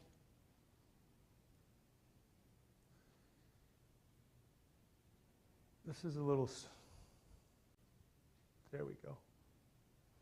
Showplace philosophy on culture. I would be remiss today if I didn't say that two people from our HR are sitting right here in the front looking at me. And they are largely responsible for the culture. I mean, our HR department has implemented a lot of wonderful things. They keep that fresh. They're always coming to me with ideas. And it's my job just to kind of lead the party. And I'll talk a lot about that, but I certainly wanted to mention that they are here with us today, and they're largely responsible for a lot of what I'm going to talk about. Culture is evolving. It means different things to different people. 5 to 10 years ago, what was important in the workplace culture-wise and what's important today is two different things. Leadership, you know, what's important to me, what's important to people in the office, what's important to people in the plant is also different. My approach to that is to involve them in the decision-making process of the company. If I'm going to sit in my office and make the decision, then it's going to be driven off my knowledge of what goes on in the plant. And that's not really what really makes that plant run. Age plays a part. Why is that important? Again, millennials, baby boomers, you put them all together in one place. Culture matters to people. You all are holding a device called a cell phone. The way people look at that is different. The way they handle that is different. It matters in the workplace. You have to pay attention to things like that. The words family is, I think, overused when talking about culture. But at our place, we survey our employees, and it is the number one thing that comes up. And that is that we treat employees like family, and that we care about our people, and that the people they work with are caring and good people. So when I say our culture is our people, there's just no other way to explain it. Treat people like you would like to be treated, with respect, fairness, honesty, and be upfront. Oftentimes when I'm making decisions, and I have my team around me, Heidi's usually in the room, we will always ask the question, how will the employees look at that? How will they look at this? I don't care if we're talking about health insurance rates, we're talking about what kind of light bulbs we're going to put in the bathroom. We look at it from the perspective of the employee. What would they want? This is a phrase that Heidi uses, and I think it summarizes it. Our culture isn't for everyone, and every employee isn't for us. So our goal is to find people where our culture is a good fit. And we usually can determine that in the first 90 days they're there. I think all of you that are in the HR game know that those first 90 days are critical, and you can tell pretty soon after an employee's there if it's a good fit. One of the things that I try to do is be approachable leadership at all levels. If you have a question for me, ask me. Some of the managers in our company don't like it when I wander around on the floor because they know that a lot of the employees, I worked my way up through that factory, and most of those people know me and I know most of them. And if my managers aren't listening to what they're saying, they know that those employees won't hesitate to come up and talk to me about it. And that'll be someone who's unhappy about the way a process is being run on the floor, or they're unhappy about how the Packers played Sunday. You know, they're going to come up and talk to me about that. And my managers, our managers know that, and they need to be approachable. If they have questions, they need to be open. Every job is important to the operation. Contribute something meaningful. how often do you go up to your janitor and tell them how great the bathrooms look? Or how you are glad that they do a good job in that break room every day, that give your employees a clean, bright place to take a break in. Every job is meaningful, and I think a lot of people don't look at it that way. And I think it's very important that you do, and your employees see that if you don't. Culture is evolving all the time. I said it before, you have to think about it, you have to work on it. You have a culture whether you want one or not. So it's your choice what that culture is. And it starts with the managers, and it starts at the top. Perks and pay are important, but they're not the end game. If you're in the Sioux Falls metro area the last few years, you've had to throw money at your employees or you couldn't hire them. That's just a fact of life. Especially in the manufacturing environment, people drive up and down Minnesota Avenue and you see billboards on almost every place you go by, they're hiring. But that is not what keeps people. Recognition, a career path, training, those are the things that people stay at companies for. They may move because you're not paying them enough, but they stay because they can tell that you care about them. Spend time and money encouraging involvement, developing leaders, and fostering creativity. We had some training recently, and the trainer said, you know, leaders get promoted oftentimes because they're the best doers in the place. Not necessarily because they're the best leaders, because they're the best doers. So why do we think that they're automatically great leaders when we promote them into leadership positions? And I thought about that long and hard. That's where our responsibility starts, to take those leaders and make them great leaders. And if you do that, your employees will benefit, your company will benefit, and the leader themselves will benefit. A couple more photos. I think I went by one. Let me see. I'm almost done here. Maybe not. Maybe that's just the order in which they put them in. I'm sorry. What this is kind of backwards. We started on-site English classes for our Hispanic-speaking people. And this is actually a graduation ceremony where we're honoring the graduates. And there's another picture that's going to come up that shows the whole class. This is the teacher, Maria. On your right is our teacher. And then there is the class. So again, we've taught English at Showplace for probably 5 to 7 years. We just brought this in-house. It demonstrates what we do to make things at Showplace a little better for all our employees. So with that, I think if I push this, does it? Yeah. I think I'm going to hand off.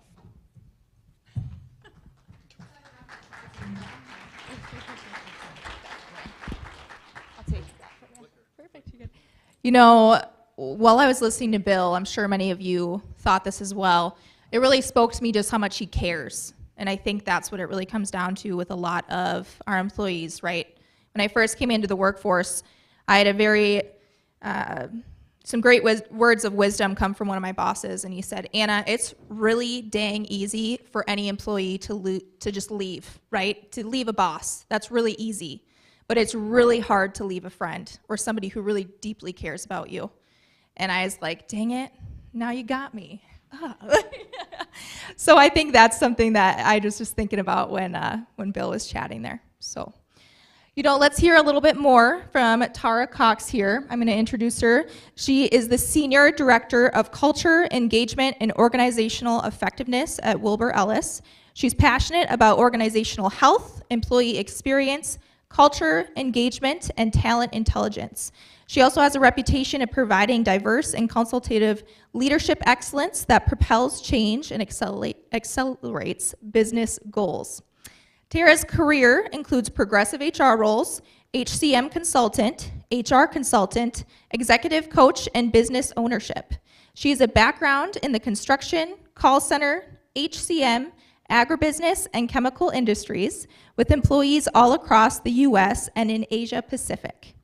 Tara travels to the San Francisco corporate office and Denver office pretty often, but she resides here in Sioux Falls, South Dakota with her amazing 2 children. Everyone, please welcome Tara.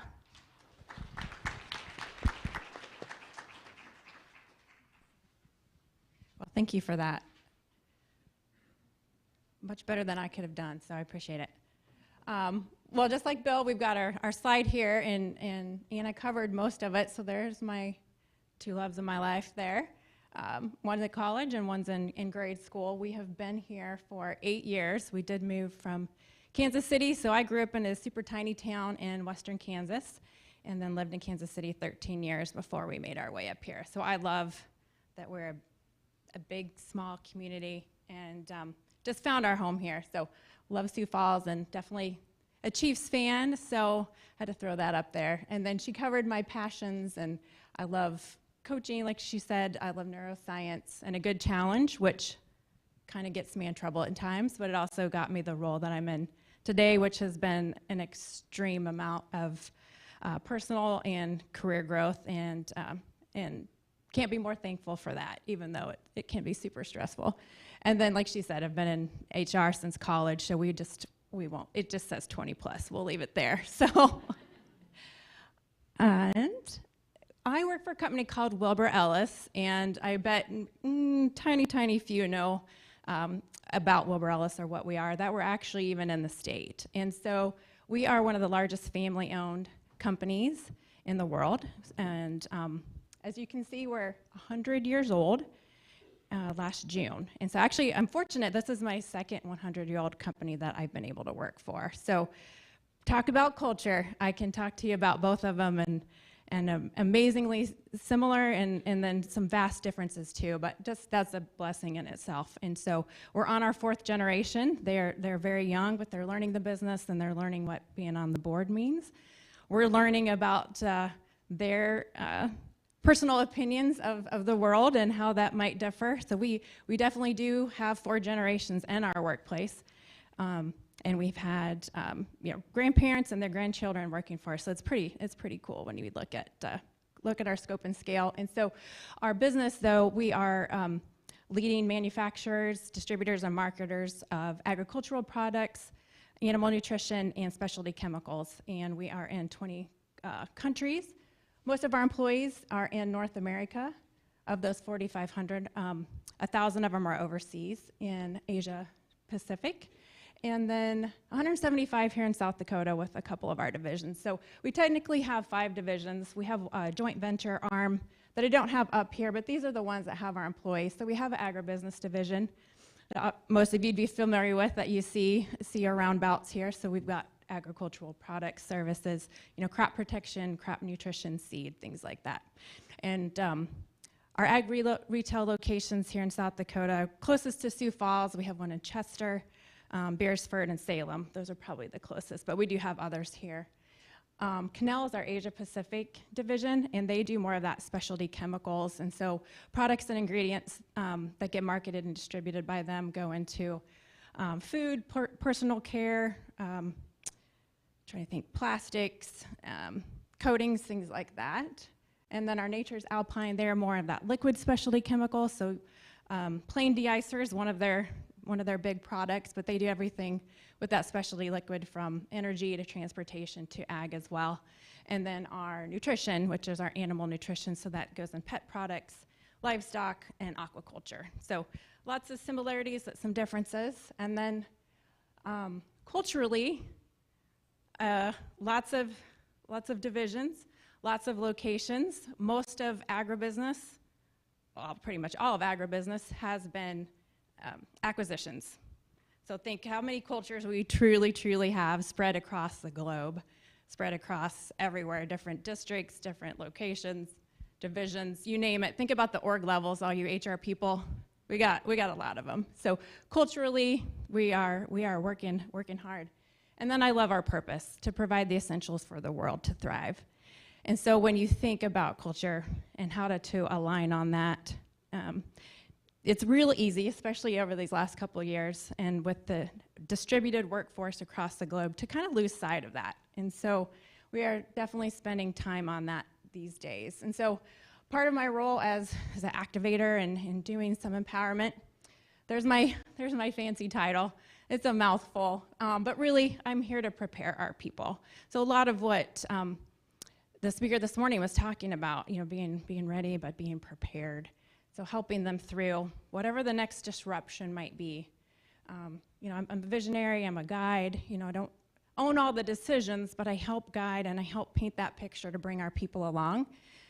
We're evolving as a culture. Just maybe we don't have 5,000 microcultures. We can shore that up a little bit. We're working on change agility. So to Travis's speech on some neuroscience and change there, we're talking about resiliency. What does that mean these days? How important is that? And it's incredibly important.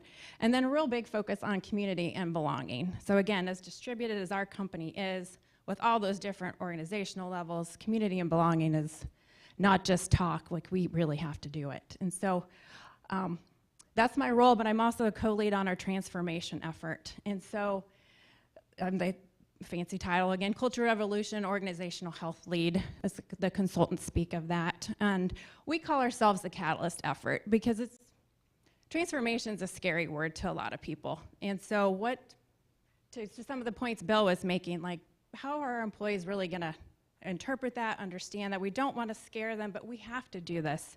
We just came out of this disruptive period. Our industry is constantly changing. We have new generations that are our customers now, and just a whole mix and hodgepodge. And again, how can we prepare our people? So we're the catalyst effort. We're that chemical reaction to really, light the fire and invoke change. And so we kind of have three A's here that we go by. We are amplifying our strengths. We are adapting to the changing demands of our customers, the marketplace, the world in general. And then we want to activate our capabilities in new and more effective ways to support our employees and the company and our customers being a prime focus as well. Some of the things we're doing culturally, like take a step back and just ask the simple question of what does great look like? It really is that simple, and it doesn't matter if you're as big as our company is or you have 30 employees. It's a great question to ask yourself all the time, once a month, every quarter. Like, it's just really simple. And so we did that. We realized we really needed to reset some foundational pieces. We have a great purpose. But again, with all those distributed employees, all those different divisions, districts, locations, we kind of lost sight of our purpose. Our values stuck really well, which is a great thing.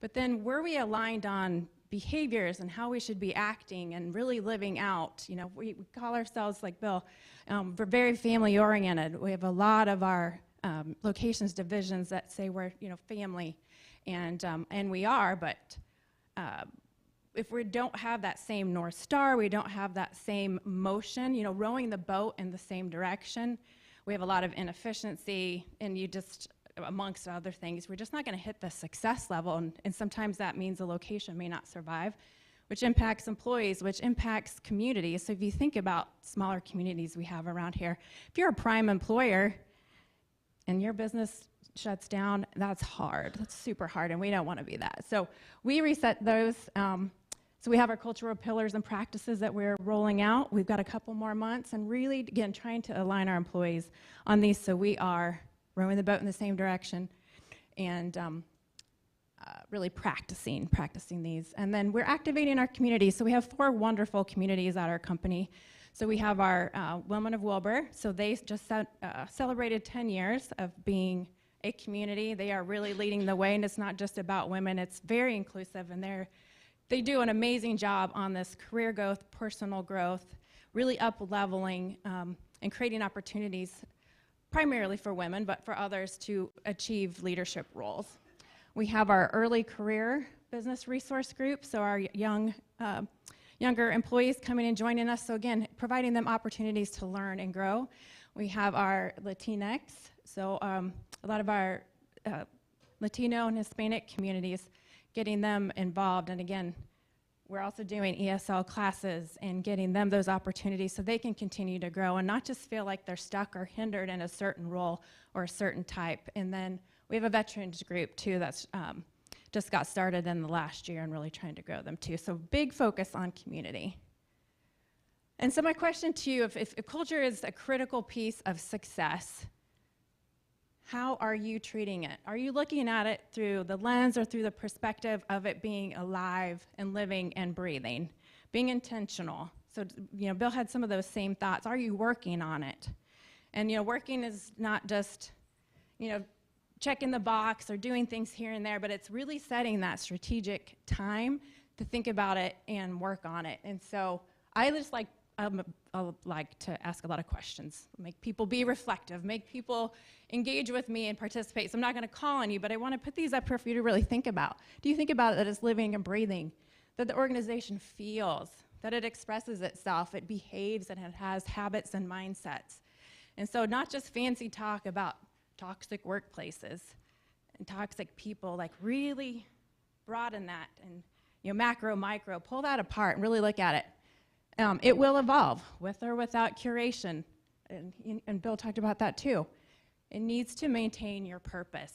So if you don't have that big North Star and your employee, or if you do and your employees have lost sight of it, or it's not been brought up or talked about, reinvigorate that. And make sure that your employees know what that is so they can have that purpose and belong and follow your vision. The culture needs nurtured. It needs that environment of belonging and feedback, growth, development, all those things that we hear over and over. But again, if you're being intentional and you're curating it, you're going to find some ways to put some plans in action. Your culture needs role models. So who are the examples? It doesn't always have to be executive leadership or senior leadership. Who is out there as mentors, as influencers, positive influencers, we'll say, because sometimes we do have not so positive. We may have some pirates out there that are influencing too, so we need to be aware of them. And we really just need to show our employees what good looks like. And again, if you're asking yourselves what great looks like, what does success look like today, and what do we want it to look like tomorrow, we can find those that can help us along. It needs help adapting. So this is kind of where the change piece, the change management, it needs help to understand what's changing and why. The why is huge. You heard that from Travis. Are there new expectations, and will they lead to success? So helping our people adapt. And then they want to be listened to.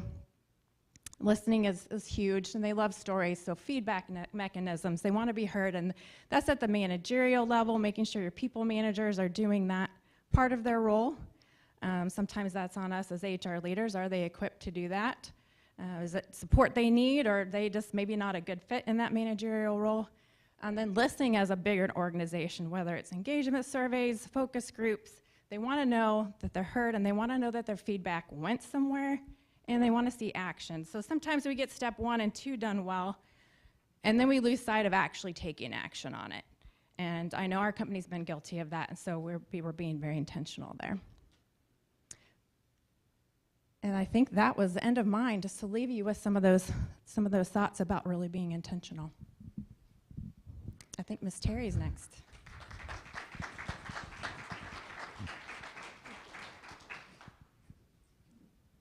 We'll see if our clicker is going to play games with us today or if it's going to work. Oh, she decided to work. Okay, so let's talk a little bit more about culture. Yes, I feel like 100% with Tara, it is a living and breathing thing, right? It's going to change whether we want it to or whether we don't really want it to. I feel like we've all been in the situation where the one apple comes in and she's a little bit, Debbie Downer, and then takes the whole place by storm, right? So I think that's huge, and I love that you brought that up and really said it's living and breathing. It's changing with us.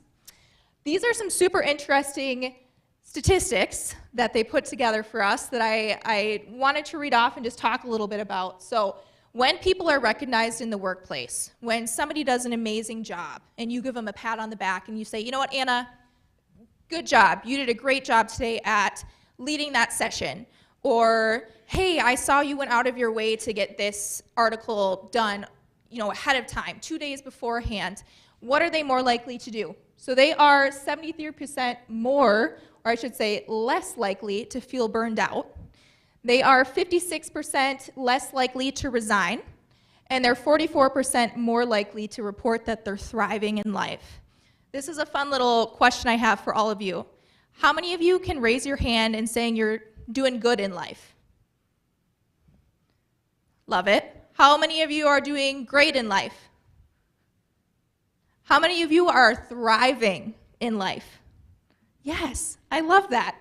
So I think that's hard, right? Thriving in life is a super, we want to be that all the time, right? But things happen. We get the Debbie Downer that comes into work that day and, hey, I'm not having such a great day. I'm not even having a good day, nonetheless thriving. So I think that's huge. Your boss can come up to you and change your whole day by saying, hey, you killed it today, right?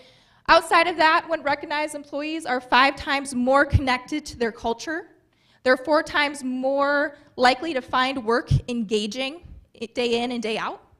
They're 5 times more likely to stay and grow internally, right? We always talk about, I'm a recruiter, the war on trying to get people to retain, right? Not just get them in, but also how can we retain these people?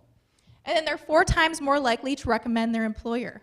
How great is it when you talk to somebody and you say, where do you work? And I say, hey, I work at New York Life. And they say, oh, how do you like it? And I respond, I love it. Versus, it's good. It gets me through the day, right? So these are the things that just from you as an employer or employee even, going up to people and saying, hey, good job. This is what people are reporting. These are the facts. So I just want you to keep in mind as we kind of think more on that today. The next person I have to introduce to us is Miss Terry Schmidt. She has, first off, is a trooper. She's coming off of having some surgery recently. So when I'm done with reading this great bio, you need to give her a nice and warm welcome, okay? She grew up here in South Dakota, graduated, and went on to get her education as a degree in education at the University of South Dakota. She moved to Ainsworth, Nebraska to teach first grade, and then she thought, no, Sioux Falls is the place to be. So she came on back, taught for 9.5 years in the Brandon Valley school system. Her love of dance and baton twirling led her to become a part-time aerobics instructor for the YMCA and Avera Hospital while she was teaching. And she currently serves as the CEO of Experience Sioux Falls, formerly the Sioux Falls Convention and Visitors Bureau. And she's been there employed ever since she left education. For the past 39 years, she's been in charge of the visitor industry in Sioux Falls, including all of our conventions, meetings, events, tourism-related business, and everything she brings to this city. Terry is also responsible for the management of the Falls Park Visitor Information Center. And over the years, she's earned several honors. I'm just going to name a few. She was chosen as Teacher of the Year 2 consecutive years by the Brandon Valley School District, the only teacher, mind you, to ever be chosen 2 years consecutively. She's been listed in the Who's Who in Females Executives, as well as the Who's Who Registry of Global Leaders. Terry was also the first woman ever in Sioux Falls to be selected as Business and Professional Women's Business Leader of the Year, among multiple other notable accolades. Please give a warm welcome to Terry.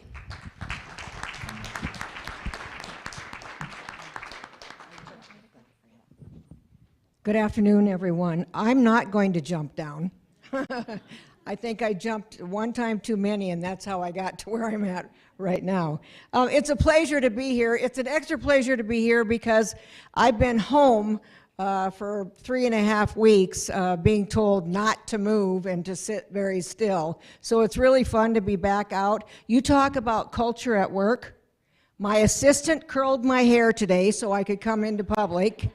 Another one of the team put my jewelry on me for me, and another one buffed up my shoes a little bit. So I think I'm here, and that's what I call the team at work. We have a great time at Experience Sioux Falls. Again, we were formerly the Sioux Falls Convention and Visitors Bureau, but after some strategic planning a few years ago, we decided we needed to update our name, and we decided we want people to experience Sioux Falls, but we should be called Experience Sioux Falls.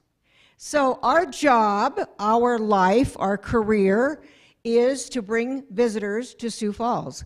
And a visitor is anyone from 50 miles outside of the city limits of Sioux Falls. And further then, we would prefer that they stay overnight. So any of you who are visitors here today, we hope you'll stay overnight. And if you don't, just come back more often. We want them to stay overnight because when people stay overnight, we know they're probably going to eat somewhere. They might even have to buy gas, or maybe there's even a plane ticket involved and a rental car. Maybe they forgot their toothbrush and have to go and grab a toothbrush.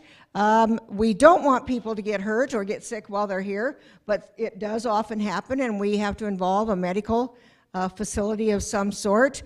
And people do get out and enjoy activities and attractions throughout the community. We love conventions and meetings because people stay longer.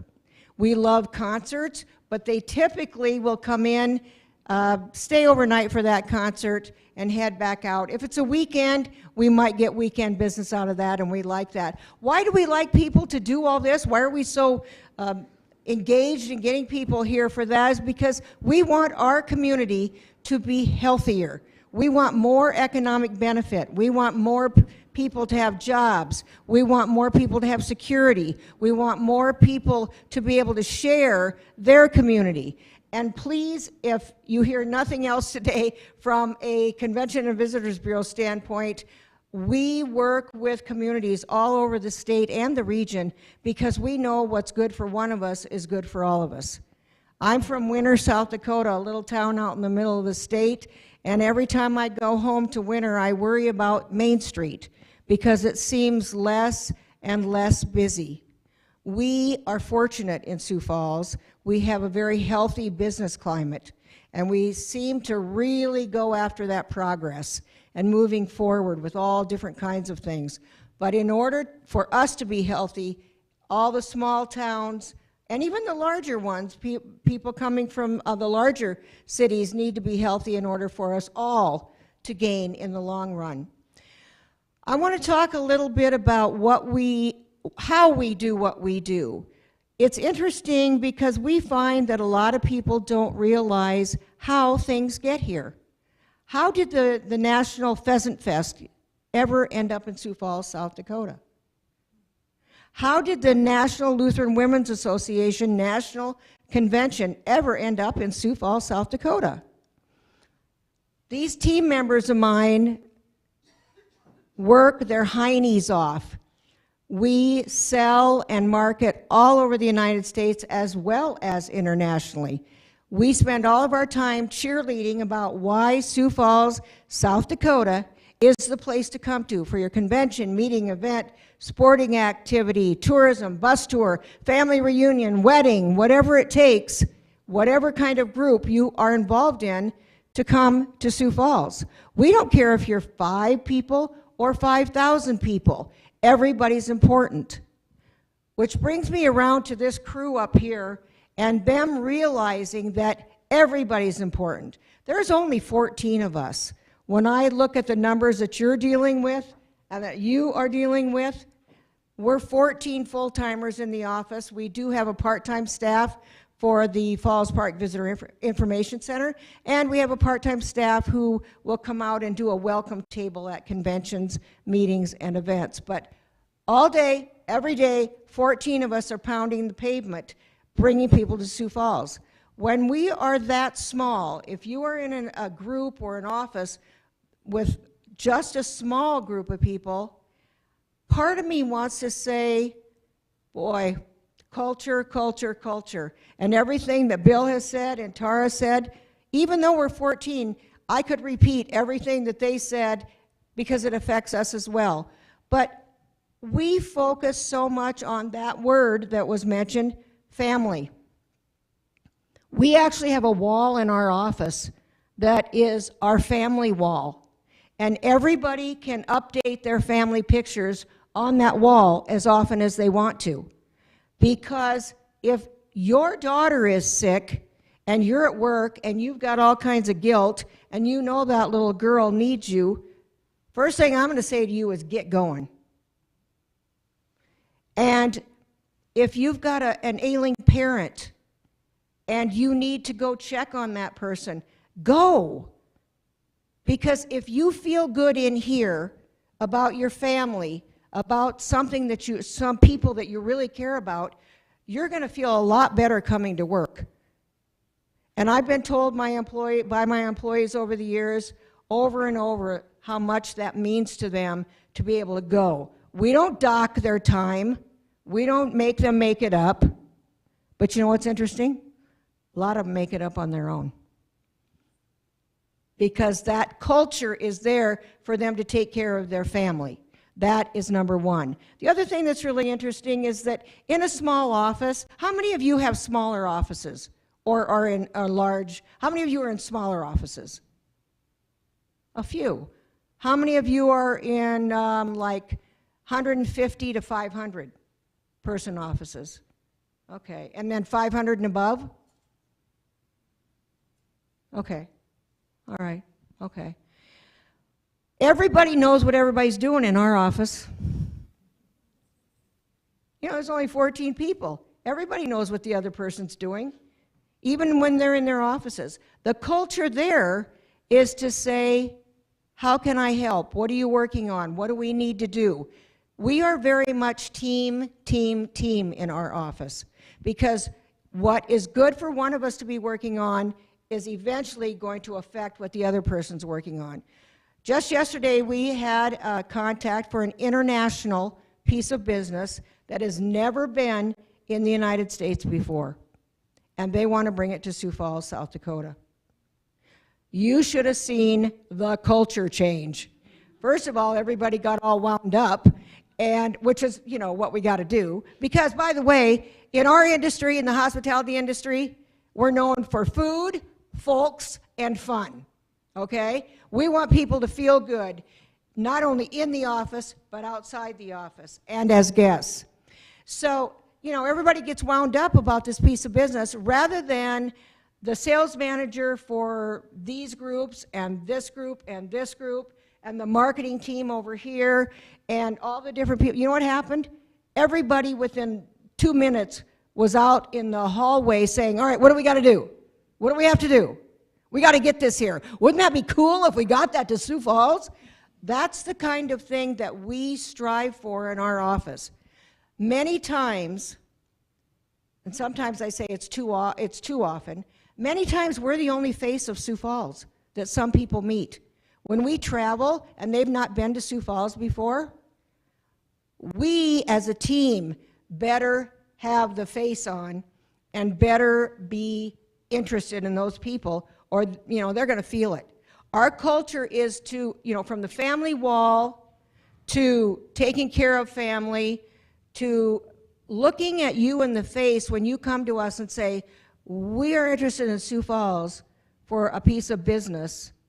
You better sit down and look those people in the eye and care about what they're talking about, because their success for that conference or event is your success. And so I spend a lot of time with my team talking about we have to care, we have to listen to each other and to our potential guests, because people feel it when you don't care.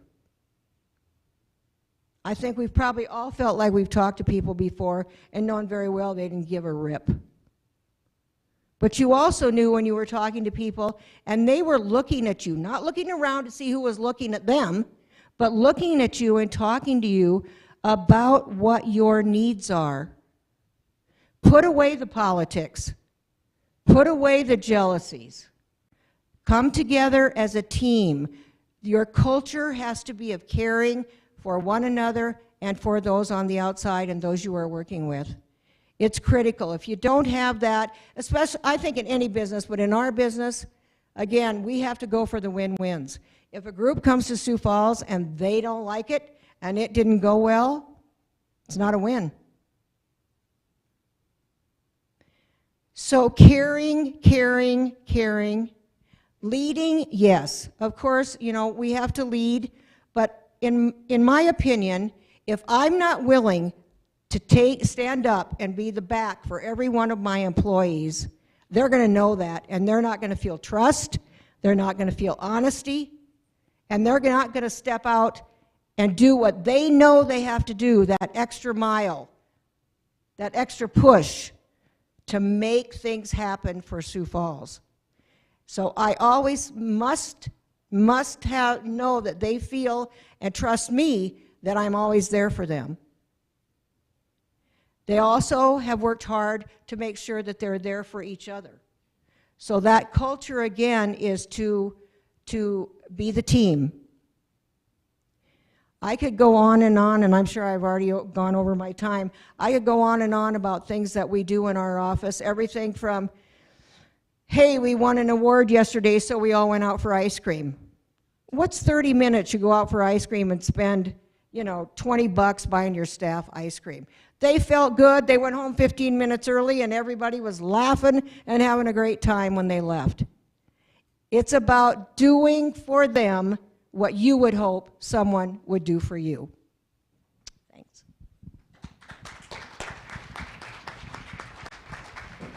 I love that, Terry. I'm going to steal the family wall. I love that. I think that's a great way to showcase things about whoever, and it's a good conversation starter, right? To walk up and say, hey, I saw, you know, you just had a baby, or hopefully you know that before that happens, but, you know, or hey, I just saw, you know, you got this huge award, or whatever it may be. I love that. I have some more statistics here, but I'm gonna let you kind of read through them. We'll see if our clicker plays. Here we go. So when an employer is recognized with life events, this literally ties in perfectly and was not planned, by the way, but what I think it comes down to, guys, is when you are at the workplace, and we're all zhuzhed up today, right? We got a blazer and heels on. I curled my hair. At the end of the day, I'm going to go home. I'm going to put on some sweatpants, and I'm going to watch Netflix. And some of you are probably going to do the same. You're probably going to sit down at your kitchen table, right, and talk to your family. And we all are going to go home and do the same thing. So it's really, how can we humanize the workplace, right? We all have work to get done, but we all are human, and we're all going to go home at the end of the day and come back the next day too. That's what it comes down to for me. I'm going to introduce our last speaker up here, Ms. Catherine Anderson. She is the current Avera Health System Director of Service Excellence, working directly with teams across the Avera footprint to improve the health system's customer experience. Catherine has worked in healthcare for over 10 years in various advisory and leadership positions. She has a passion for people, leadership, and the culture that really started her early on in her education. She holds a Bachelor of Science degree in Education and Human Sciences from South Dakota State University and a Master's degree in Organizational Leadership from the University of South Dakota. In addition to her education, she's a ProSci certified change practitioner and is certified with the National Association of Medical Staff Services as a professional of medical services management. Everyone, please help me welcome Catherine.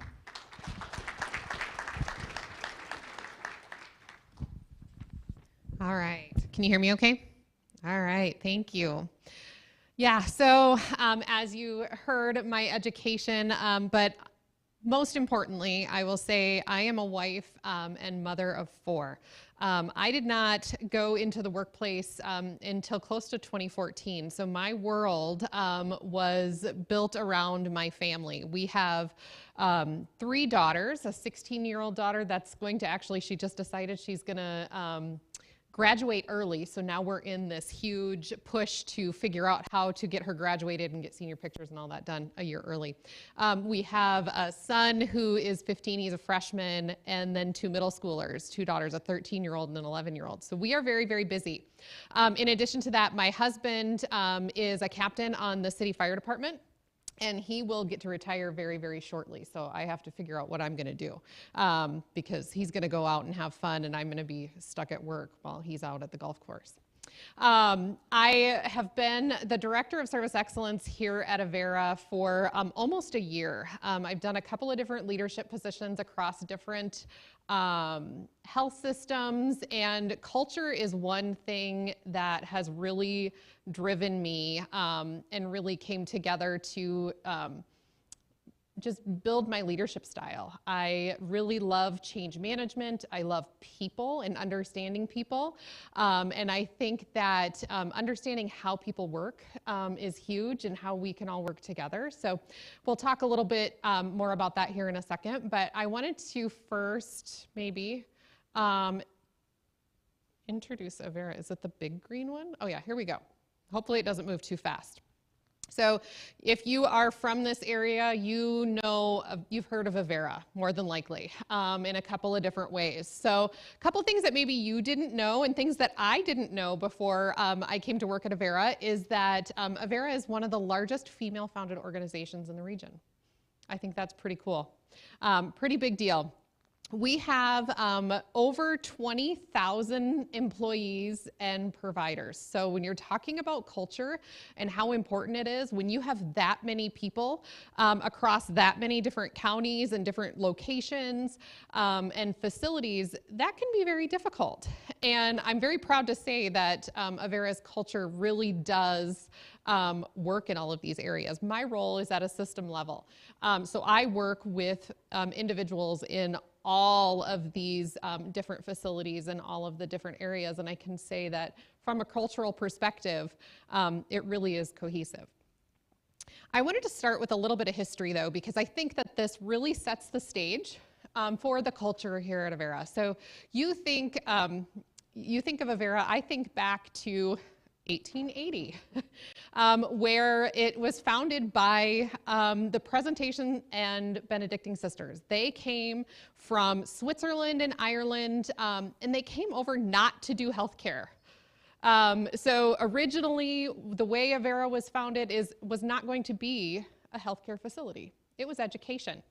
So they came over to work with the Native American population in all of those different areas, and I just love the little pictures that they ended up just called to doing healthcare because it was a need in the area.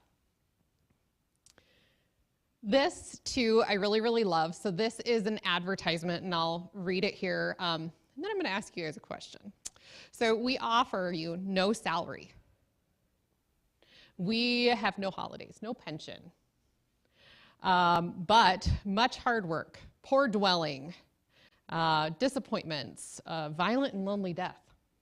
Who wants that job? Raise your hand if you're ready to take that on and get moving. I think that this number one, if I saw this as my advertisement for a position, I'd say, no way, I'm running the other direction, right? But this is what Avera was founded on. So to me, that speaks volumes. This was people who really wanted to help other people, and it started from the ground up.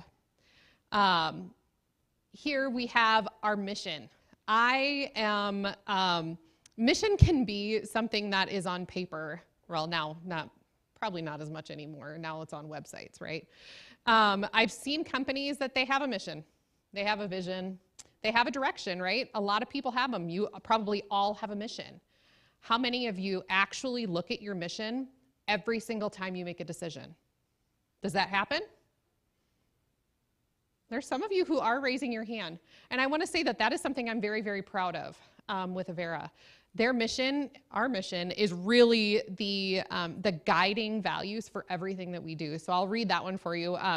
Avera Health is a health ministry rooted in the gospel. Our mission is to make a positive impact in the lives and health of persons and communities by providing quality services guided by Christian values. It doesn't say patient in our mission. Avera is a healthcare organization, and yes, we are here to care for patients, but it's way bigger than just the patients that we're caring for. They are truly looking at it from the community perspective and caring about those individuals. The vision is up here. The other one I wanted to point out, which has a special place in my heart because we have done a lot of work around it, is the Avera Way. The Avera Way is really what our culture is. The Avera Way is guided by Christian values. We commit to consistently deliver an excellent experience to every person at every encounter. And I think that, to me, the Avera Way really is, it is the guiding work for everyone within our organization. It's the expectation of everyone. And when you're looking at healthcare in general the last couple of years, maybe it's going to go, maybe not. All right. You know, everything has kind of changed. And one thing that Avera has done consistently is working with their leadership. You've heard all of these individuals talk about a leader and how important it is. And I think that developing your leaders is what's important. And I pulled this out of one of the educations for the leaders, and it's kind of one of the, there's a lot of different definitions, but this is the one that Avera was kind of bringing out for their leaders. Culture is deeply rooted in the patterns of values, customs, attitudes, and beliefs that distinguish one group from another, subsequently guiding behaviors and thoughts that influence everything about every organization/person.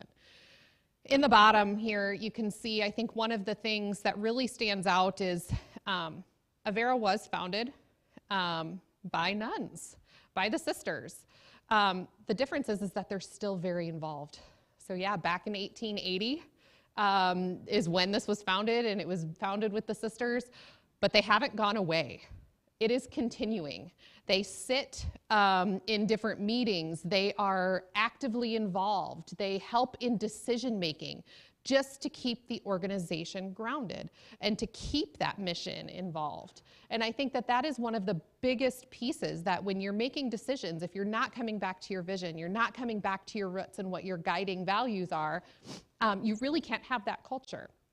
But it makes a huge difference when you have leaders like the sisters, like our CEO, humble, honest. You know, those are all words that come to mind for me.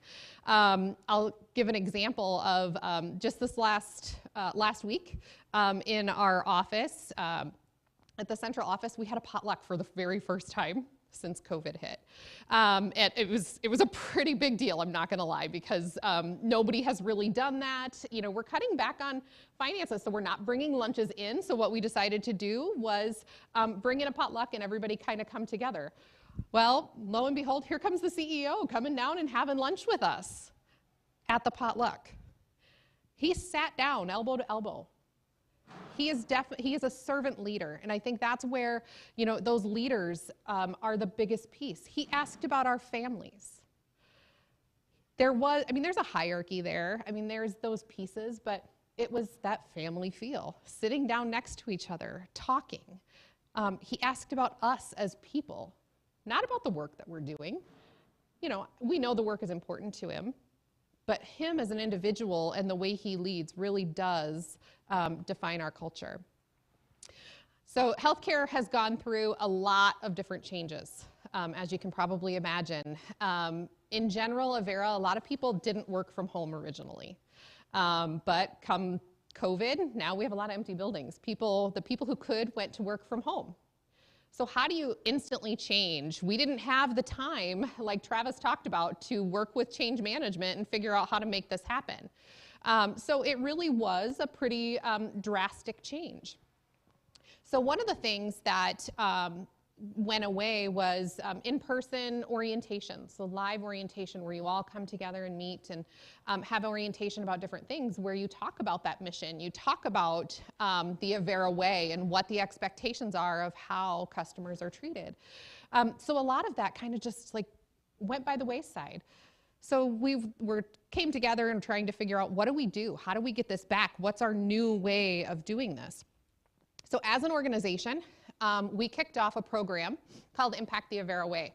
And this is really near and dear to my heart. My team helped to organize this for all of the regions. So this training went out and was available to every single employee across the system. And to date, it is still going on.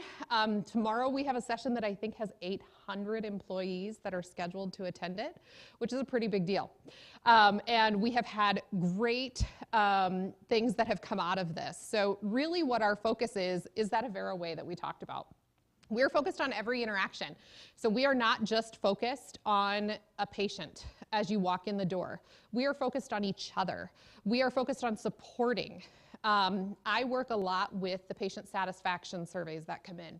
And one of the key drivers that we have to the satisfaction of our patients is if the teams worked together to support and care for the patient. That is one of the key drivers to the patient satisfaction. If they see the employees themselves working together to care for them, their experience is better. I mean, think about it. When you go into, say you go to the coffee shop And the person behind the counter is standing there like, what do you want? What do you instantly think? What comes to your mind? You hate your job. You really don't want to be here. You know, you're a little less likely to say, hey, can I get that extra shot of whatever in my coffee, right? Because they're not listening anyway. They don't want anything to do with it. Likely they're going to get your coffee wrong because they don't really care to enter it correctly or make it correctly. So, I mean, even our satisfaction in other areas is really driven by other people's attitudes. So we really focused a lot on how somebody's attitude, how their body language, how their interactions with other people around them really focus. And so that's where culture really does come in. Yes, we are a healthcare organization and we really want our patients to be number one and to have that experience, but it has to start with our employees. If they're not happy, if they don't feel cared for, if they don't feel supported in their environment, they are not going to support our patients. So that's really where we focused, and we're still focusing, and you can see our lovely training there where we had to do them in masks at one point in time within a facility, but we didn't let that stop us. We moved forward. So all of the employees have this now same expectation of moving forward and helping each other. All right, well, thank you, everyone. All right, so as you can tell, all of the folks up here are super passionate about culture, and for an obvious reason. I want to be respectful of your time, so if you need a boogie, please go, but I do encourage if you have a question, please do ask. I can run out with my microphone really quick if you need me to. Otherwise, we will kind of wrap up. Anybody have any thoughts or questions for any of these amazing speakers? I'm coming. Don't make me run, I'm wearing high heels.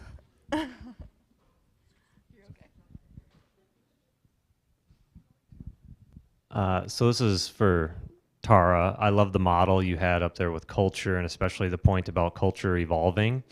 And I've worked for family businesses, multi-generations, and I know that evolution can be difficult for family members and generations. So can you speak a little bit to the struggles and successes you've had with that evolution of culture and some of maybe the generational resistance or any resistance you've had to it evolving, wanting to maybe keep things a certain way, although the world won't allow it? Oh, yes. Constant resistance. Like the speaker said earlier, our brains are wired to protect ourselves. So anything new or different that's non-habitual, not comfortable, is automatic resistance. We can't help it. And so just knowing that in general, and that's why we put together, for lack of a better word, a change management function, so we could specifically focus on that, not only from the big picture culturally and how our organization is living and being, but also when it comes to new strategic initiatives, what are we doing differently than we did last year? So for example, one of our largest divisions, they're so used to having, I think one year they said they had 65 initiatives. Like, that is insane, absolutely insane. So it's a joke, but it's really, really serious as well. And so what should that look like today? We're very, very aware now at this point how much we can put on our people. So, the consultant word is change saturation. So being aware of, where we want to go, how are we going to serve our customers, and then where are our employees at on that scale. So whether it's the older generation or the new ones coming into our company, just that general awareness, having specific dedicated people, resources, and functions towards that. And then when we have a methodology and framework to really work from on that change activity and our outlook on culture in general, we can hit those individuals as targeted as we can. And so there's multiple layers to building that program. We're still kind of building it and rolling it out, but for the first time in our history, we have a strong focus on it. So we are aware what's going to be, as our employees might feel, what's coming at them. We don't want things to come at them or happen to them. We are aware of where they're at. We want to put them on an individual change journey and really bring them along. And we had a speaker at one of our events last year, and our people in the room really kind of identified with, we'll pull them instead of push them. And I really don't necessarily just subscribe to that. I would really rather lock arms with our employees and bring them along. Give them a big old bear hug, bring them along. We don't need a push-pull. There's other ways. And so I hope that answers your question, but we've really put that effort into it in ways we haven't done before. So intentionality and resources on that has been huge. But it'll take time, like years, but we're started. Yes, the you come with me versus drag them by their ear, right? Yeah, even this is like, really? Yeah. I don't know. Other questions, burning thoughts?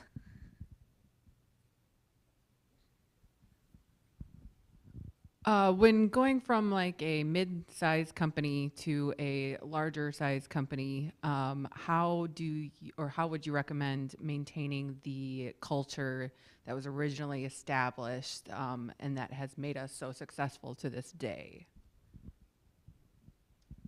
You want anybody to answer? Up for anybody.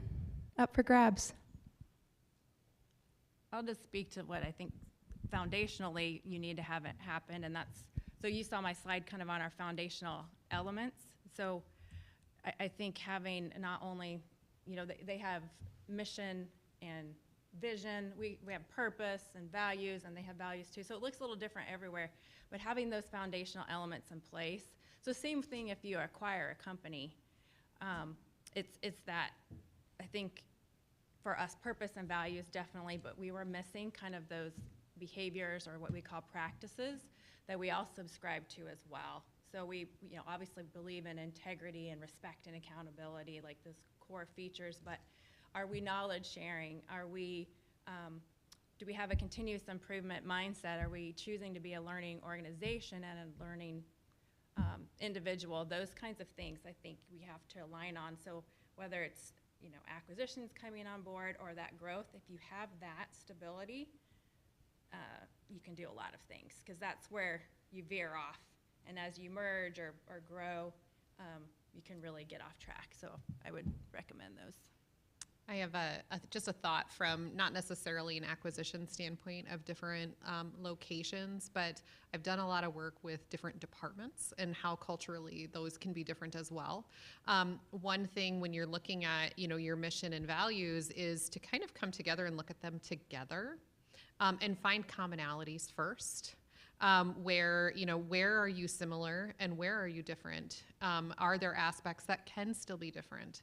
And really from a change management perspective is letting them have a voice. And it could be possible that you maybe have a great culture, but could you use a little freshen up too? And kind of having that open mind that, maybe it is great, you have a great foundation, but how do you merge that together and use the best of both worlds? And having that open dialogue, and it helps that other group feel welcome too. I love that. I think, what it really comes down to, and if anybody else has any other questions today, I'm sure all of these speakers would be more than willing to talk to you and just pull them aside, honestly, and chat with them. But what it comes down to is culture is important, right? You need to care about the people that are around you and be a good person, really. But what it comes down to is we want to not just be good, right? We don't even want to be great. We want to be thriving. So let's really make that a goal in our workplace, at our home, any organization you're a part of, and kind of go from there. So please give a great round of applause to these amazing speakers and business leaders. They deserve it. Thank you, guys.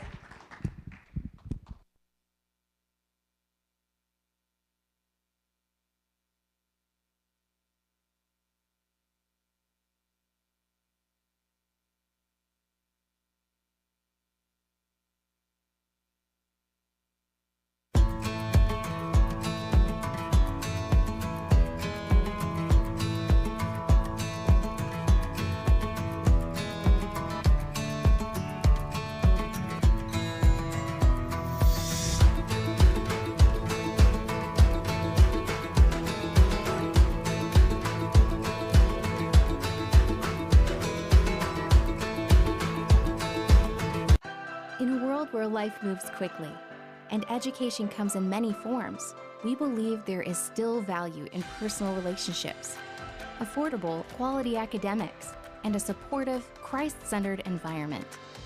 As the University of Sioux Falls looks to the future, we embrace what makes us different. If you're looking for a transformational experience, there is a difference. And that difference is here. Across the rural parts of our country, millions live hours away from advanced healthcare. But at Sanford Health, we believe world-class care belongs to every patient, everywhere, because our patients are our friends, family, and neighbors. We're bringing quality care close to home, quality of life through better health. Not just for the future of our health, but for the health of our future. Here for all, here for good. Sanford Health. Here's to welcoming moments, big and small. At Avera, our nationally recognized health system will be right here with you, with care and coverage. Partner with Avera for more hellos, more hugs, more memories. We'll move you forward through sickness and health, and every milestone in between. Hello possibility, hello healthy, hello life. Avera, moving health forward.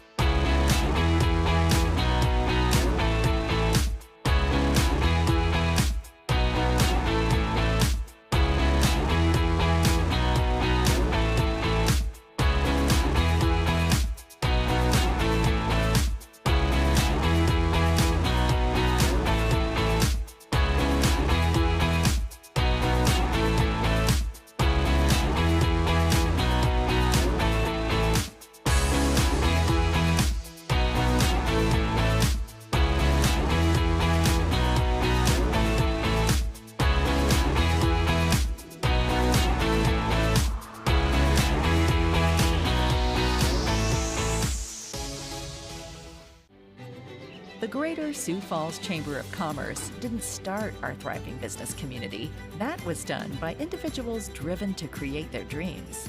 In basements, boutiques, boardrooms, and the back 40. We're in the business of connecting the creators through advocacy, leadership development, inclusion, and promotion. We're standing at your side when nothing's gonna stand in your way.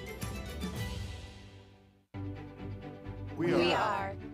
We are so much more than an energy company. We are connectors, community protectors, and clean energy leaders. We are job creators, friends and neighbors, stewards of your dollars and savings. Yes, we are so much more. We are the energy behind your everyday. And we are obsessively, relentlessly at your service.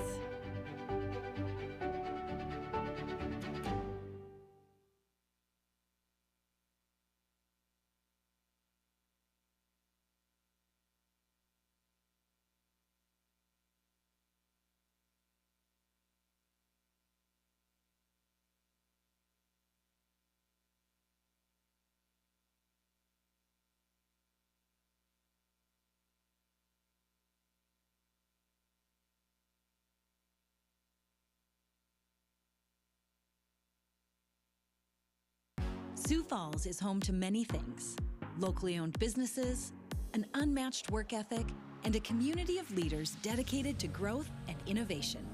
Powered by over 300 investors, Forward Sioux Falls is an advancement program aimed at enhancing the Sioux Falls economy.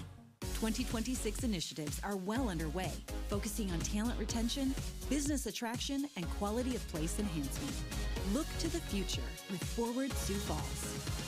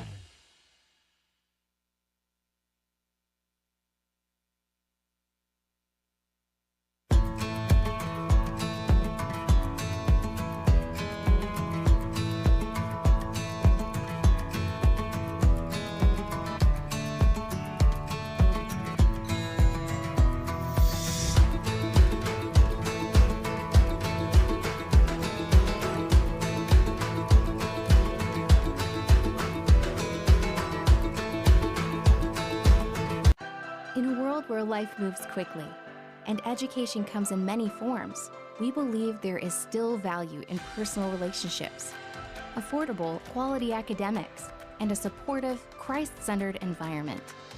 As the University of Sioux Falls looks to the future, we embrace what makes us different. If you're looking for a transformational experience, there is a difference. And that difference is here. Across the rural parts of our country, millions live hours away.